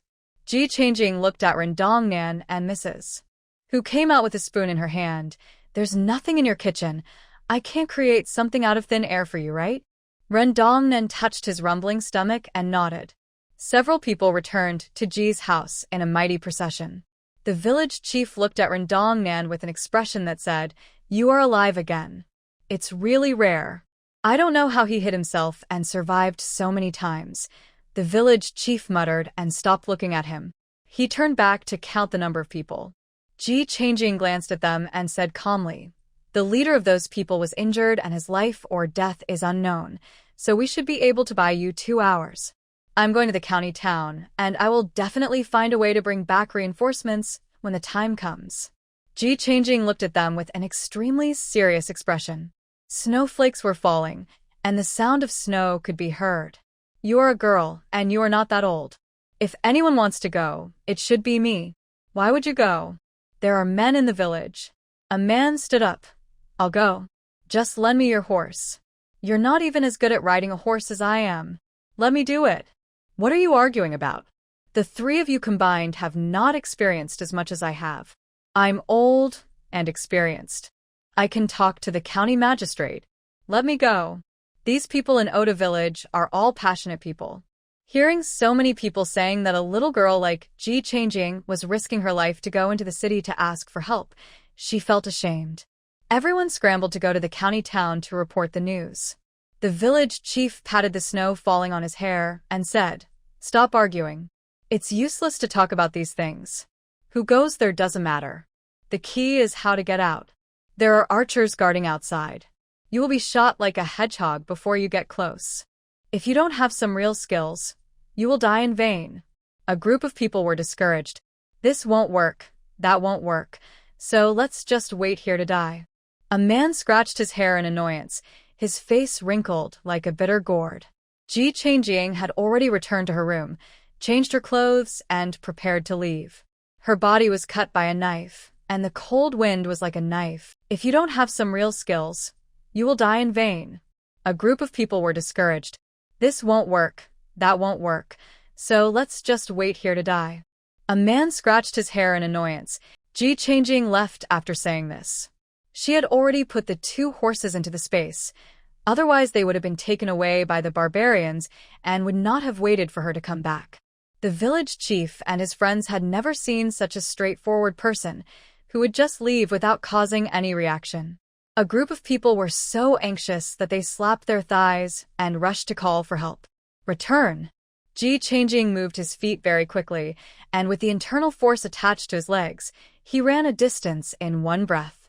After making himself invisible, he stopped for a while and then headed towards the county town. The villagers who had chased after the girl turned around and returned to the Ji family. Seeing the silent Ji family, they could not help but sarcastically said, "You, with so many people, just watched a little girl go out to die? You are still a clan like this?" Ji's people were silent, and no one spoke. They wouldn't want to do it if they could, but all of them combined are not as skilled as Ji Changing. And they have never been able to stop her. Are you all dumb? I just can't stand you people. You usually act like nothing, but when it comes to the critical moment, you become cowardly. Bah. Some people in Oda village looked down on Ji and his people. The Hu family all had gloomy faces and did not say a word. The village chief frowned. Well, what's the point of saying this when everyone has already run away? Send a few people to check the situation over there. If the situation is not good, lend a hand, and maybe we can save them. Now the important thing is to get through this difficult time. Let's put everything else aside for now. After the village chief spoke, the others curled their lips and started to discuss who would go. Rendongnan stood up. I'll go take a look. The village chief suspected that there was something wrong with his ears, and a blind man asked him to go and take a look. Sure enough, before he could speak, someone beside him couldn't help but speak. Do you have eyes? How can you see it as a blind man? By the time you get to the place where the accident happened, the girl's body will probably be cold. Rendongnan swung his hand and a small knife stabbed into the man's hair. The surroundings suddenly became quiet, leaving only the sound of swallowing saliva. Rendongnan showed a somewhat satisfied expression on his face and turned to look in the direction of the village chief. Is it feasible? The village chief was so nervous that he swallowed his saliva. Okay. You can do it. Mrs. Hu's eyes lit up. I'll stew the meat for you right away. Rendongnan nodded in satisfaction and disappeared in a flash. There was a gasp, and the man whose hair was stabbed with a knife took the knife off his head with trembling hands. Mom. We have met a master. Our village is awesome. Rendongnan soon arrived at the entrance of the village, but he didn't hear any sound. He murmured to himself in confusion. Did they change the route? But he turned around several times and didn't hear any movement. Even the smell of blood in the air came from the village. This girl is really strange. Running around to kill and save people all night made Ji Changing extremely tired. She wanted to chase him and finish him off, but after using her mental power to check, she couldn't find the blue-eyed man anywhere. Frowning, she walked to a deserted place, released Pearl, and rode towards the county town. Along the way, she did not dare to let her guard down and narrowed her mental power to a 3-mile radius. Things were just as she had imagined. She saw several villages one after another, and the situations were each more tragic than the last. Her heart gradually sank. An hour ago, with Ji Fengyi's introduction, Ji Fengsho actually sold quite a few charcoal pencils to the people on duty at the county government office, and he also recommended his own charcoal. We are all family, others sell you 5 cents a pound. We sell 3 pounds for 10 yuan. I'm not here to make money. We just want to make friends. I feel open and carefree chatting with you. It's so cold, I'll leave a few pounds here for you to try burning, and you can buy more if it works well, and we won't say anything if it doesn't work well, right? As Ji Fengsho spoke, he took out 2 pounds of charcoal and put it into the charcoal basin and started burning it without waiting for anyone to speak. Some people were worried that the product might be of poor quality if it was sold at such a low price. After burning it and looking at it for a while, I found that the quality of the charcoal was really good. It produces less smoke and lasts longer, so everyone was interested in it. Once someone took the lead, things went much more smoothly. In a short while, several hundred kilograms of charcoal were ordered from Ji Fengyi's office. They paid the money and gave their addresses, and asked Ji Fengsho to deliver the charcoal to their homes. Happy Ji Fengsho collected the money while lowering his head to write down names and addresses. Ji Fengyi felt very proud when he saw his brother sold so many products so quickly. After receiving the order, Ji Fengshou could not sit still. He immediately asked Ji Shilin and his two brothers to go and deliver the goods door to door. It was at this time that a riot broke out on the street and a man covered in blood fell in front of the gate of the county government office. Several yamen runners guarding the door immediately stepped forward to check the situation. Wake up. Wake up. Hold on. The doctor will be here soon. Several people patted the person on the ground and ordered people to call the doctor. The man on the ground was breathing out more than breathing in. After being awakened, he tightly grasped the hand of the yamen runner. Quick. Report. The Turks. The Turks are coming. As soon as he finished speaking, the breath disappeared and his hand dropped heavily. Several people were shocked and immediately ran back to the county government office to report. In a short while, the entire county government office's garrison was mobilized. Wang Ziru forced himself to remain calm. The one who notified us must be from the garrison. The county lieutenant should immediately send people to the city gate for support. The county magistrate should take people to keep an eye on the county government's warehouse. The others should go to the streets to check the situation. Once they see clearly, come and report immediately. Yes. The group of people were originally panicking, but when they saw that the county magistrate was still calm, they calmed down and started to act one after another, each doing their own job. The entire county government office was soon in motion. Wang Ziru ordered his longtime attendant, go to the backyard and inform Madam to set off immediately. You personally drive the carriage out of the city from the west to the direction of Liangzhou. When you arrive in Liangzhou, let Madam return to Beijing on her own. From now on, you stay by Madam's side and listen to her instructions. Master, this is absolutely inappropriate. How can I abandon you at this time? The longtime attendant's eyes widened in horror at Wang Ziru's behavior, which seemed like he was making arrangements for his final affairs. Wang Ziru said with a straight face, I am still your master now. Don't you listen to what I say? Go now. The more the longtime attendant saw him like this, the more frightened he became. Master, the situation may not be so bad. If you ask Madam to retreat now, won't she be scared? How about we wait a little longer? Ping'an, go and drive the horse and take Madam away, Wang Ziru emphasized. Ping'an's tears flowed down, and his throat felt like it was blocked by cotton. He knew that the master he had served since childhood was angry when he said this, because once the master made a decision, no one could convince him. Ping'an knelt on the ground and kowtowed twice. I will do my best to protect the safety of my wife. After saying that, he ran to the backyard without looking back. Ji Fengyi also heard the news from others at this time, and his expression changed drastically.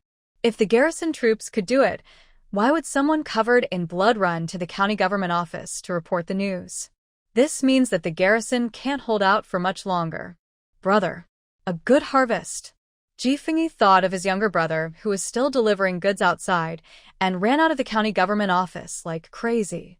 His parents died early, and now his younger brother is the only person closest to him.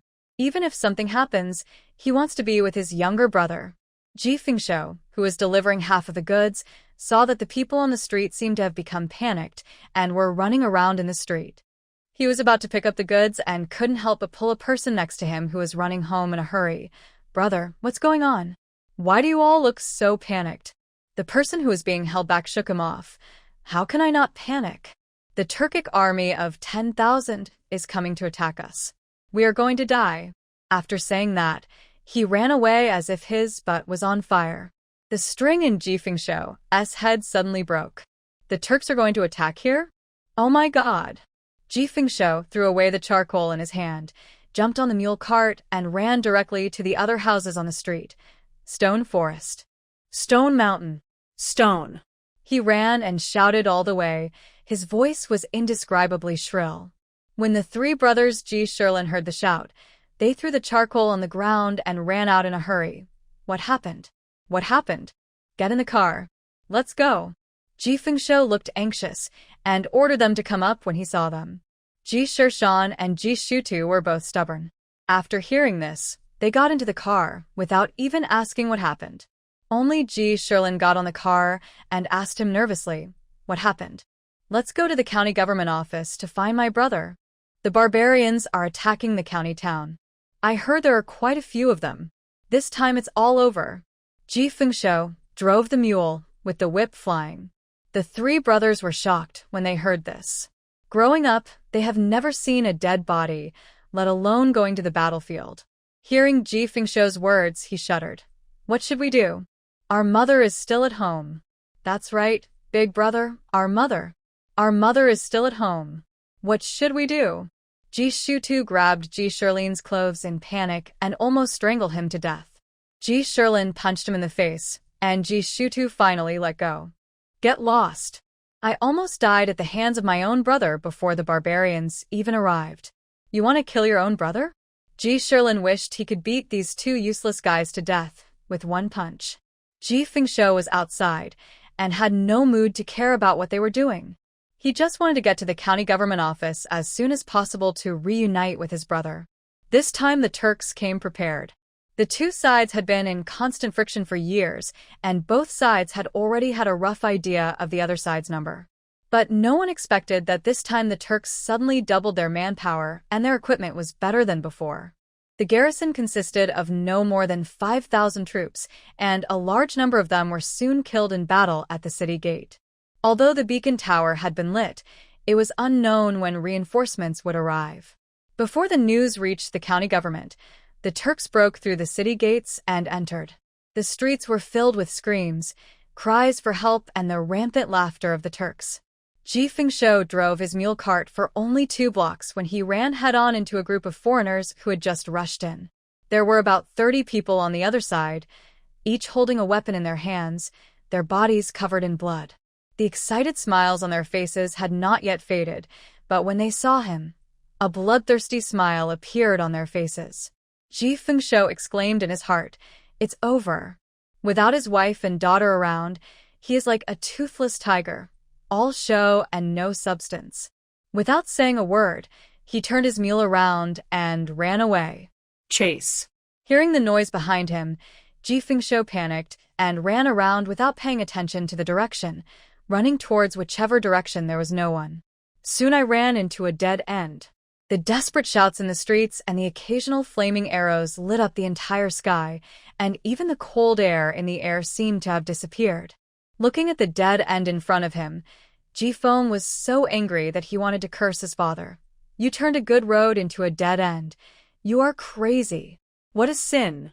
Ji Shirlin felt desperate when he saw the dead end before him, and he jumped off the carriage with his 2 younger brothers. Seeing the Turks chasing after him, he protected Ji Fengshou behind him. Wait for the 3 of us to clear the way for you.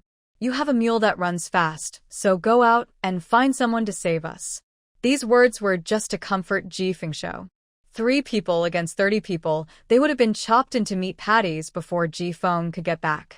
However, Ji Shirlin was more thoughtful. If he said it directly, Ji Fengshou might not agree. Yes, we will clear the way for you. You get ready. When we call you to go, just charge. Ji Shirshan clenched his fists and looked at the group of barbarians opposite him vigilantly. The 30 barbarians didn't even bother to look at them and chattered about something. They saw these people looking at them as if they saw prey in the hunting ground. Their eyes glowed red, and they rushed forward with knives in hand. The 3 brothers attacked together, punching the heads of the 2 horses in front with their fists. When people are about to die, they can often unleash unlimited potential. When I punched the horse, it neighed, raised its front hooves and threw the person off its back, then fell down heavily, knocking down several horses. Ji Shirlin shouted, "Go!" As soon as the words fell, the 3 brothers stepped forward to clear the way. Ji Fengshou gritted his teeth and whipped the mule hard. The mule, carrying the carriage, rushed forward and charged towards these people face to face. These barbarians were also ruthless people. When they saw him rushing towards them, they did not dodge or evade, but swung their knives to chop at the mule and him. The 3 brothers cleared the way, snatched the knife from the barbarian's hand, and slashed at him. They were stabbed several times but remained fearless. With their life-threatening protection, Ji Fengshou finally carved out a bloody path here. The mule was also stabbed several times on its back and abdomen. It was gasping in pain and bleeding all the way. Seeing him rushing out, the three brothers turned pale, with relieved smiles on their faces, and prepared to die calmly. Ji Sherlin shouted, "Come on, you little jerks who were born of mothers but not raised by them. Sooner or later, the iron cavalry of our Dali dynasty will trample through your grasslands and kill you all. It doesn't take sooner or later. Today I will kill all these beasts. Go." The three brothers rushed forward to fight with the determination to die. The barbarian was provoked by their words and became even more ruthless, risking getting injured to kill them with his own hands. Ji Fingshou rushed out of the alley and shouted, "Is there anyone here? Help! Help!" There was no telling how many houses were set on fire in the entire alley. The entire street was as bright as day, but his cries for help fell on deaf ears. Ji Fingshou was so nervous that his head was full of sweat. He wanted to save the person. He didn't want to lose his life. He checked anxiously and saw a manure cart, dung cart, thrown on the street by someone. His eyes lit up and an idea came to his mind. When he was a kid, he was naughty and blew up a toilet, almost ruining his home. He was hung up and beaten by his own father. He quickly tore off his clothes and blindfolded the mule, then pulled down the curtain, set it on fire, and threw it into the carriage. In less than a minute, the entire carriage was filled with smoke, and the snowflakes were dried up before they even landed on the roof. He harnessed the night-scented carriage to the back, then rode the mule and rushed back as if his butt was on fire. Ji Fingyi was hiding in a house not far away, with a sword in his hand. When he saw a ball of fire moving quickly, he couldn't help but take a look. Just then, I saw Ji Fingshou rushing into an alley with a smoking mule cart, and I couldn't help but shout, "Ji Fingshou!" Ji Fingshou did not hear the shout, but it was heard by Ing Er, who was killing barbarians not far away. This name sounds familiar? Ji Sherlin and the other two were exhausted and were about to lose their breath, but they saw a ball of fire rushing back, reflecting the cold face of Ji Fingshou. The three of them instantly took a deep breath and looked at him with bloodshot eyes. "Let's go. Leave for nothing. Do you think I'm stupid? If we're going to leave, let's leave together. I'm going to blow these idiots to death today. Come here." Ji Fingshou also roared back with all his might. His hands holding the reins had turned white from using too much force. Hearing Ji Fingshou's words, the three brothers were so moved that their eyes were filled with tears, and they fought desperately towards the entrance of the alley. Ji Fingshou cut the reins on the mule, tore off the cloth covering its eyes, and whipped its butt. The mule was frightened and ran away without a trace. Ji Fingshou pushed the night fragrance cart and rushed towards the barbarians. "You maggots, go back to your hometown." The smell in the night fragrance car was so strong that it stimulated people to cry, and even the unpretentious barbarians rolled their eyes because of the smell. Ji Sherlin and the other two fought hard and were injured, but they finally reunited with Ji Fingshou. Retreat! When Ji Fingshou saw the people, he quickly pushed the night fragrance cart in his hand forward. All the wooden barrels on top fell to the ground one after another. The entire alley was instantly filled with a foul smell, making people bend over and vomit. Even Ji Shutu couldn't stand the smell, and he ran away while saying, "Ugh. Stop. Stop. Ugh." The barbarians behind them were chasing them relentlessly. "Let's push the burning carriage over and blow them up." Ji Fingshou ran to the burning carriage, and as soon as his hands touched the shafts, he was burned. He gritted his teeth and pushed the mule cart back. "I'm going to blow you up." Ji Sherlin and his three brothers ignored their burned hands and tried their best to help him push the cart. The carriage was mostly burned. Ji Feng took it to Yexiang's carriage, pushed the mule cart forward and ran backwards with the people in it, not even bothering to dodge the knife behind him. The charcoal inside was scattered everywhere. More than a dozen barrels of feces that had been contaminated for a long time exploded quickly when they encountered open flames. Boom. The scene was horrific. A deafening sound made Ji Fingyi's legs go weak as he ran over here, and he almost collapsed to the ground. No. No. Ji Fingyi suddenly felt that the sword in his hand, which he was using to protect himself, weighed 1,000 pounds, and he could not hold it. He threw it away without a care in the world and stumbled towards the entrance of the alley. When he saw the 4 people stacked together at the entrance of the alley, he almost cried with joy. Stone. Stone mountain. Stone forest. Harvest. He checked their breathing, breathed a sigh of relief, and quickly patted them. Ji Fengshuo felt as if someone was pulling at him. He opened his eyes tiredly and saw his brother saying something anxiously, but he could hear nothing. Brother? Why are you here? Ji Fengshuo thought he was speaking loudly, but in fact he was just mumbling to himself. Ji Fengyi leaned close to his mouth to hear what he was saying. Get up. We have to get out of here. Ji Fengyi tried to go forward and help him up, but Ji Fengshuo was so weak that he couldn't muster any strength at all. Ji Shilin, Ji Shishan, and Ji Shutu woke up one after another. Their heads were also a little confused, and they stared blankly at Ji Fengyi, not knowing what to do. Ji Fengyi looked around and tried to find a cart to move them up, but then he saw a group of barbarians running over from a distance. Hakamo, the noise is coming from here. A barbarian spoke to the leader in Turkic, glanced at Ji Fengyi and his men suspiciously. These guys are suspicious. Maybe they were the ones who did this. Hakamo frowned and fanned his nose with his hand. Just as he was about to open his mouth to speak, he felt his mouth full of shoot. It was as if he had eaten a pile of shoot. Ugh. He retched, immediately closed his mouth and covered his nose and mouth, and waved his hand to let the men behind him take them down. Ji Fengyi picked up a knife nearby and prepared to fight. At this moment, another group of people ran over. The noise just now is right here. Let's go and take a look. A group of guards came running over covered in blood. Seeing how Ji Fengyi and his men were dressed, they surrounded them and started a fight with the barbarians. Kill.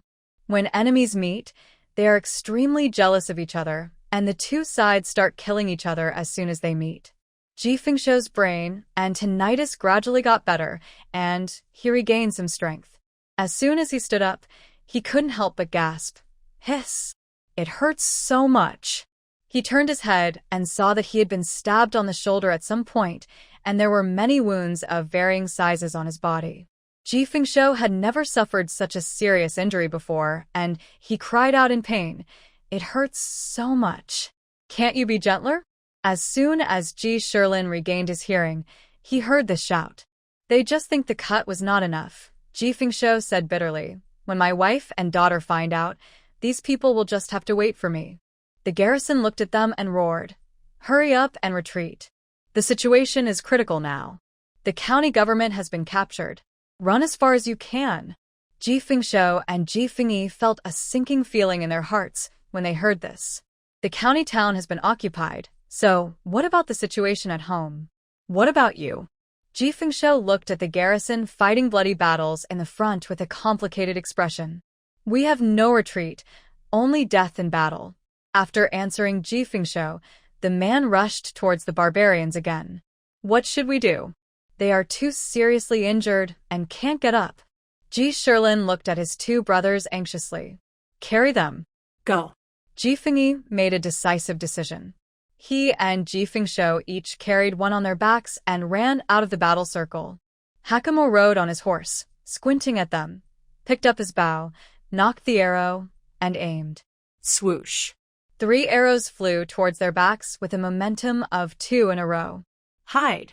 By the time the garrison had given them a heads up, the sharp arrows had already reached their sight. Before the 2 men arrived, the long sword arrived first. With a few clangs, all 3 arrows were cut off. Ji Feng looked back and was so scared that his back was covered in cold sweat. Ing Er frowned and looked at him, hesitantly looking at the dark-skinned man in front of him. Miss Ji's father? Ji Fengshuo felt that he looked familiar and suddenly slapped his thigh.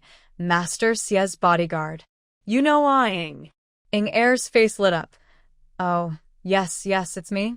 Oh my god, thank you so much for what you did just now. Ji Fengshuo looked at him with gratitude. That's not necessary, Miss Ji also helped me. Now is not the place to talk, let's go. Ing Er said and turned around to take a look. A group of people behind Hakamo had their bows and arrows aimed at them. He waved his hand gently. Countless arrows shot towards them. The garrison wanted to help, but they could only block some of them. The remaining ones were blocked by Ing Er with his sword. Go! Ji Fengyi's pupils shrank as he watched, and he turned and ran after Ji Fengshu. Go to the southeast. There's a small courtyard with a big stone at the door. It's relatively safe. The reinforcements will be here in an hour. Ing Er cleaned up the mess while turning around and giving them instructions. Ji Fengyi immediately changed direction and ran towards the southeast. Hakamu didn't expect that the man would run away right under his nose. He frowned and said with some displeasure, "Come on, chase him, dead or alive." He had wanted to ask what was used to blow it up, but now he felt it was unimportant. They are just a few two-legged sheep, so they die. When Ing Er saw someone trying to chase him, he immediately blocked their way with his sword, and several people started fighting. At this moment, someone was riding a horse in panic. Hakamu. The little Khan was shot by an arrow, and his life is unknown. Nurchi asked you to find doctors in the city to save him. It's just an arrow, just pull it out. Hakamu disagreed. Which man on the grassland has not been shot by an arrow? Isn't it enough to just pull out some grass and apply it on the wound? Why be so pretentious? The person who reported it said awkwardly, "The arrow hit his eye socket, and his eyeball can no longer be saved. Nurchi wants to find a doctor to save his life." Hakamu's face immediately darkened. He is really incapable of achieving anything, but is always causing trouble. Such a loser. Wants to be the future Khan? Dream on. The men under him showed approval on their faces. After saying this, Hakamu turned around in annoyance and said, "Loot all the clinics here. You can only arrest people, but not kill them. A person can be a waste, but he cannot die here." Ji Fengyi and his 5 companions ran all the way to the southeast, and on the way they encountered barbarians who were burning, killing, and looting in the city. They were merciless towards the elderly and children, and the woman's fate was even worse than death. In the alleys, in houses, and on the streets, their screams and desperate cries for help could be heard everywhere. Wang Ziru was being carried by his subordinates to escape. He struggled hard with an ugly face. "Let me go. How can a county magistrate escape without a fight? My duty is to live and die with this city. You can run for your lives, don't worry about me." See who was so anxious that sweat was all over his forehead. "My lord, Please calm down." At this time, they passed by a house and heard a shrill cry from inside. "Who can save me? Who can save me?" From inside came the barbarians' laughter and the sound of clothes being torn. "My husband has guarded this place all his life. Even if I die, I will never be trampled by you beasts." The woman's angry and determined voice sounded, as if she was determined to die. Wang Ziru's face turned pale and blue, and he kicked the house open. "Let her go." The situation inside came into view. The woman on the ground had her outer coat torn open, revealing the underwear underneath. She raised her neck resolutely and charged towards the barbarian scimitar. "Wait a minute." Wang Ziru saw this scene and hurried forward to try to stop it. But the shout did not stop the woman. Her neck hit the scimitar without hesitation, and blood gushed out. The warm blood spilled down Wang Ziru's face, leaving a streak of blood, and he collapsed to the ground. The household manager and the yamen runners were a step too late and could only watch what happened with extremely heavy expressions on their faces. Seeing Wang Ziru slumped on the ground, they hurried forward and carried him away. The 2 barbarians spat on the woman's body with a slightly gloomy look. Wang Ziru was so angry that he gathered a lot of strength, broke free from the guards who were supporting him, drew his sword and chopped at the barbarians. "You bunch of beasts." The opponent was very strong, but when Wang Ziru swung his sword to block, the sword in his hand was shaken out of his hand and fell to the ground with a clang. Before he could react, another barbarian swung his knife at his head. The bailiffs hurried forward to fight. The commotion here attracted Ji Fengyi, who was passing by, and looked at them. He couldn't help but look at them with some surprise. "Sir?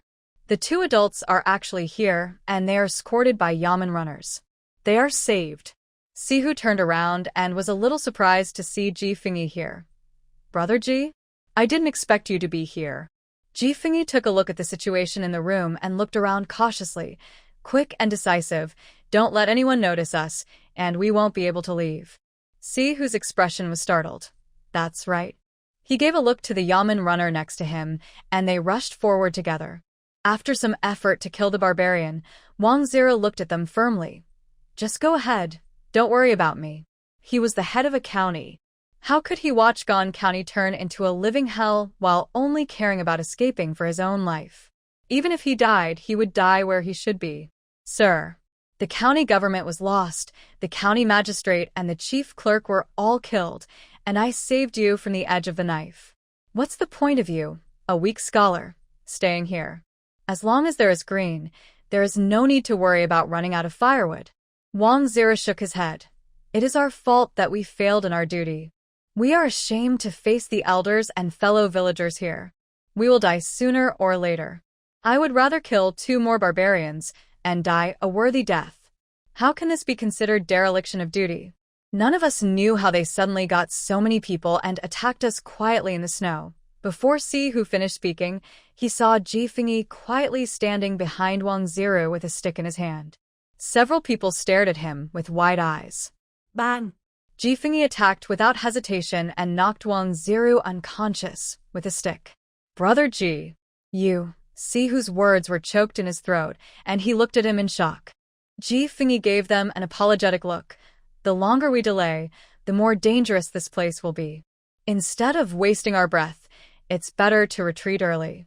Ji Fengshu followed his brother eagerly. That's right. We're already running for our lives. Why are you still nagging? Just knock him out and take him away. Although Ji Sherlin and the others didn't say anything, their faces showed approval. That's right, it's already this late. All that talk is nonsense. Why bother running another 2 miles? See who made up his mind. Take it with you. Let's go. Several Yamen runners carried Wang Zero and followed Ji Fengyi and the others as they ran towards the southeast. They were very careful along the way, constantly hiding themselves in civilian houses, but they were still seen by the Turks who were searching the city for doctors. Catch them. The Turks shouted loudly, and many people suddenly appeared around them and rushed towards them. Mom, run. Ji Fengshu shouted, grabbed his elder brother beside him and ran as fast as he could without looking back. As long as he can run in front, the big brothers behind him can hold him back. Seeing this, Hu cursed inwardly, picked up Wang Zero and carried him on his back, and ordered the several Yamen runners beside him. You guys stay behind, don't fight. Yes. Several Yamen runners with stern expressions followed behind him, slightly behind him, to protect them. Ji Fengyi quickly analyzed the current situation. Those people had horses, and the more open the space, the faster they would be chased, so they could only go into the small alleys. So he immediately pointed to a small alley and said, "Go there." Ji Fengshu rushed in with him without hesitation, and the people behind him followed closely. The sound of arrows coming from behind, several Yamen runners quickly drew their swords and cut off the arrows. Hurry up and leave. Ji Fengshu and his men didn't even turn their heads. Hu gritted his teeth and said, "Be careful." After saying that, he carried Wang Zero on his back and ran to chase Ji Fengshu and the others. These Yamen runners fought and retreated at the same time. After entering the alley, they immediately knocked down everything they saw in the alley to stop the pursuit. The Turks cursed angrily, abandoned their horses, and chased after the enemy. They couldn't run very fast with people on their backs, and were soon caught up by the barbarians. Seeing that they were still running, one of the barbarians threw the knife in his hand out in anger. Be careful. When the bailiffs turned around and saw this scene, their hearts almost jumped out of their throats, and they shouted loudly. Ji Fengshu turned his head and took a look. Mom. He lunged forward, and a knife flew over his and Ji Shershan's heads. How are you? Ji Fengyi nervously put the person on his back down and helped his brother up. If we waste this moment, the people behind will catch up with us. Ji Fengshu smiled bitterly.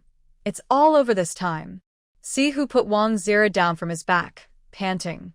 He looked around and said, "At worst, we can just fight them. There is nothing here except a few bamboo poles for drying clothes." The barbarian swung his knife and rushed forward. Ji Fengshu pulled his elder brother to dodge while shouting, "Is there anyone here? Help!" It was just a casual shout, but He didn't expect that a sharp arrow would shoot towards him immediately, and Li Fingshou was so scared that he closed his eyes. The arrow flew over his head and went behind him, hitting the barbarian who was slashing at him with a knife. Ji Changjing put down the crossbow and ran towards here on the roof. Dad. Uncle. When Ji Fingshou heard the shout, he was so excited that tears and snot flowed. Daughter. Dad is here. We are here. Regardless of whether Ji Changjing could see it or not, Ji Fingshou jumped and waved his hands, looking excited. Ji Fingyi felt completely relaxed, with a hint of joy on his face. Ji Changjing felt that the situation in the city was not good on the way, so he asked Shinju to run straight to the county town. Seeing that the city gate had been broken, her heart sank. After an unreserved carpet search with mental power, they were finally found here. She didn't waste any time and rode her horse straight here. Finally, she felt that riding a horse might attract barbarians, so she simply put the horse back, jumped onto the roof, and ran straight here on the eaves.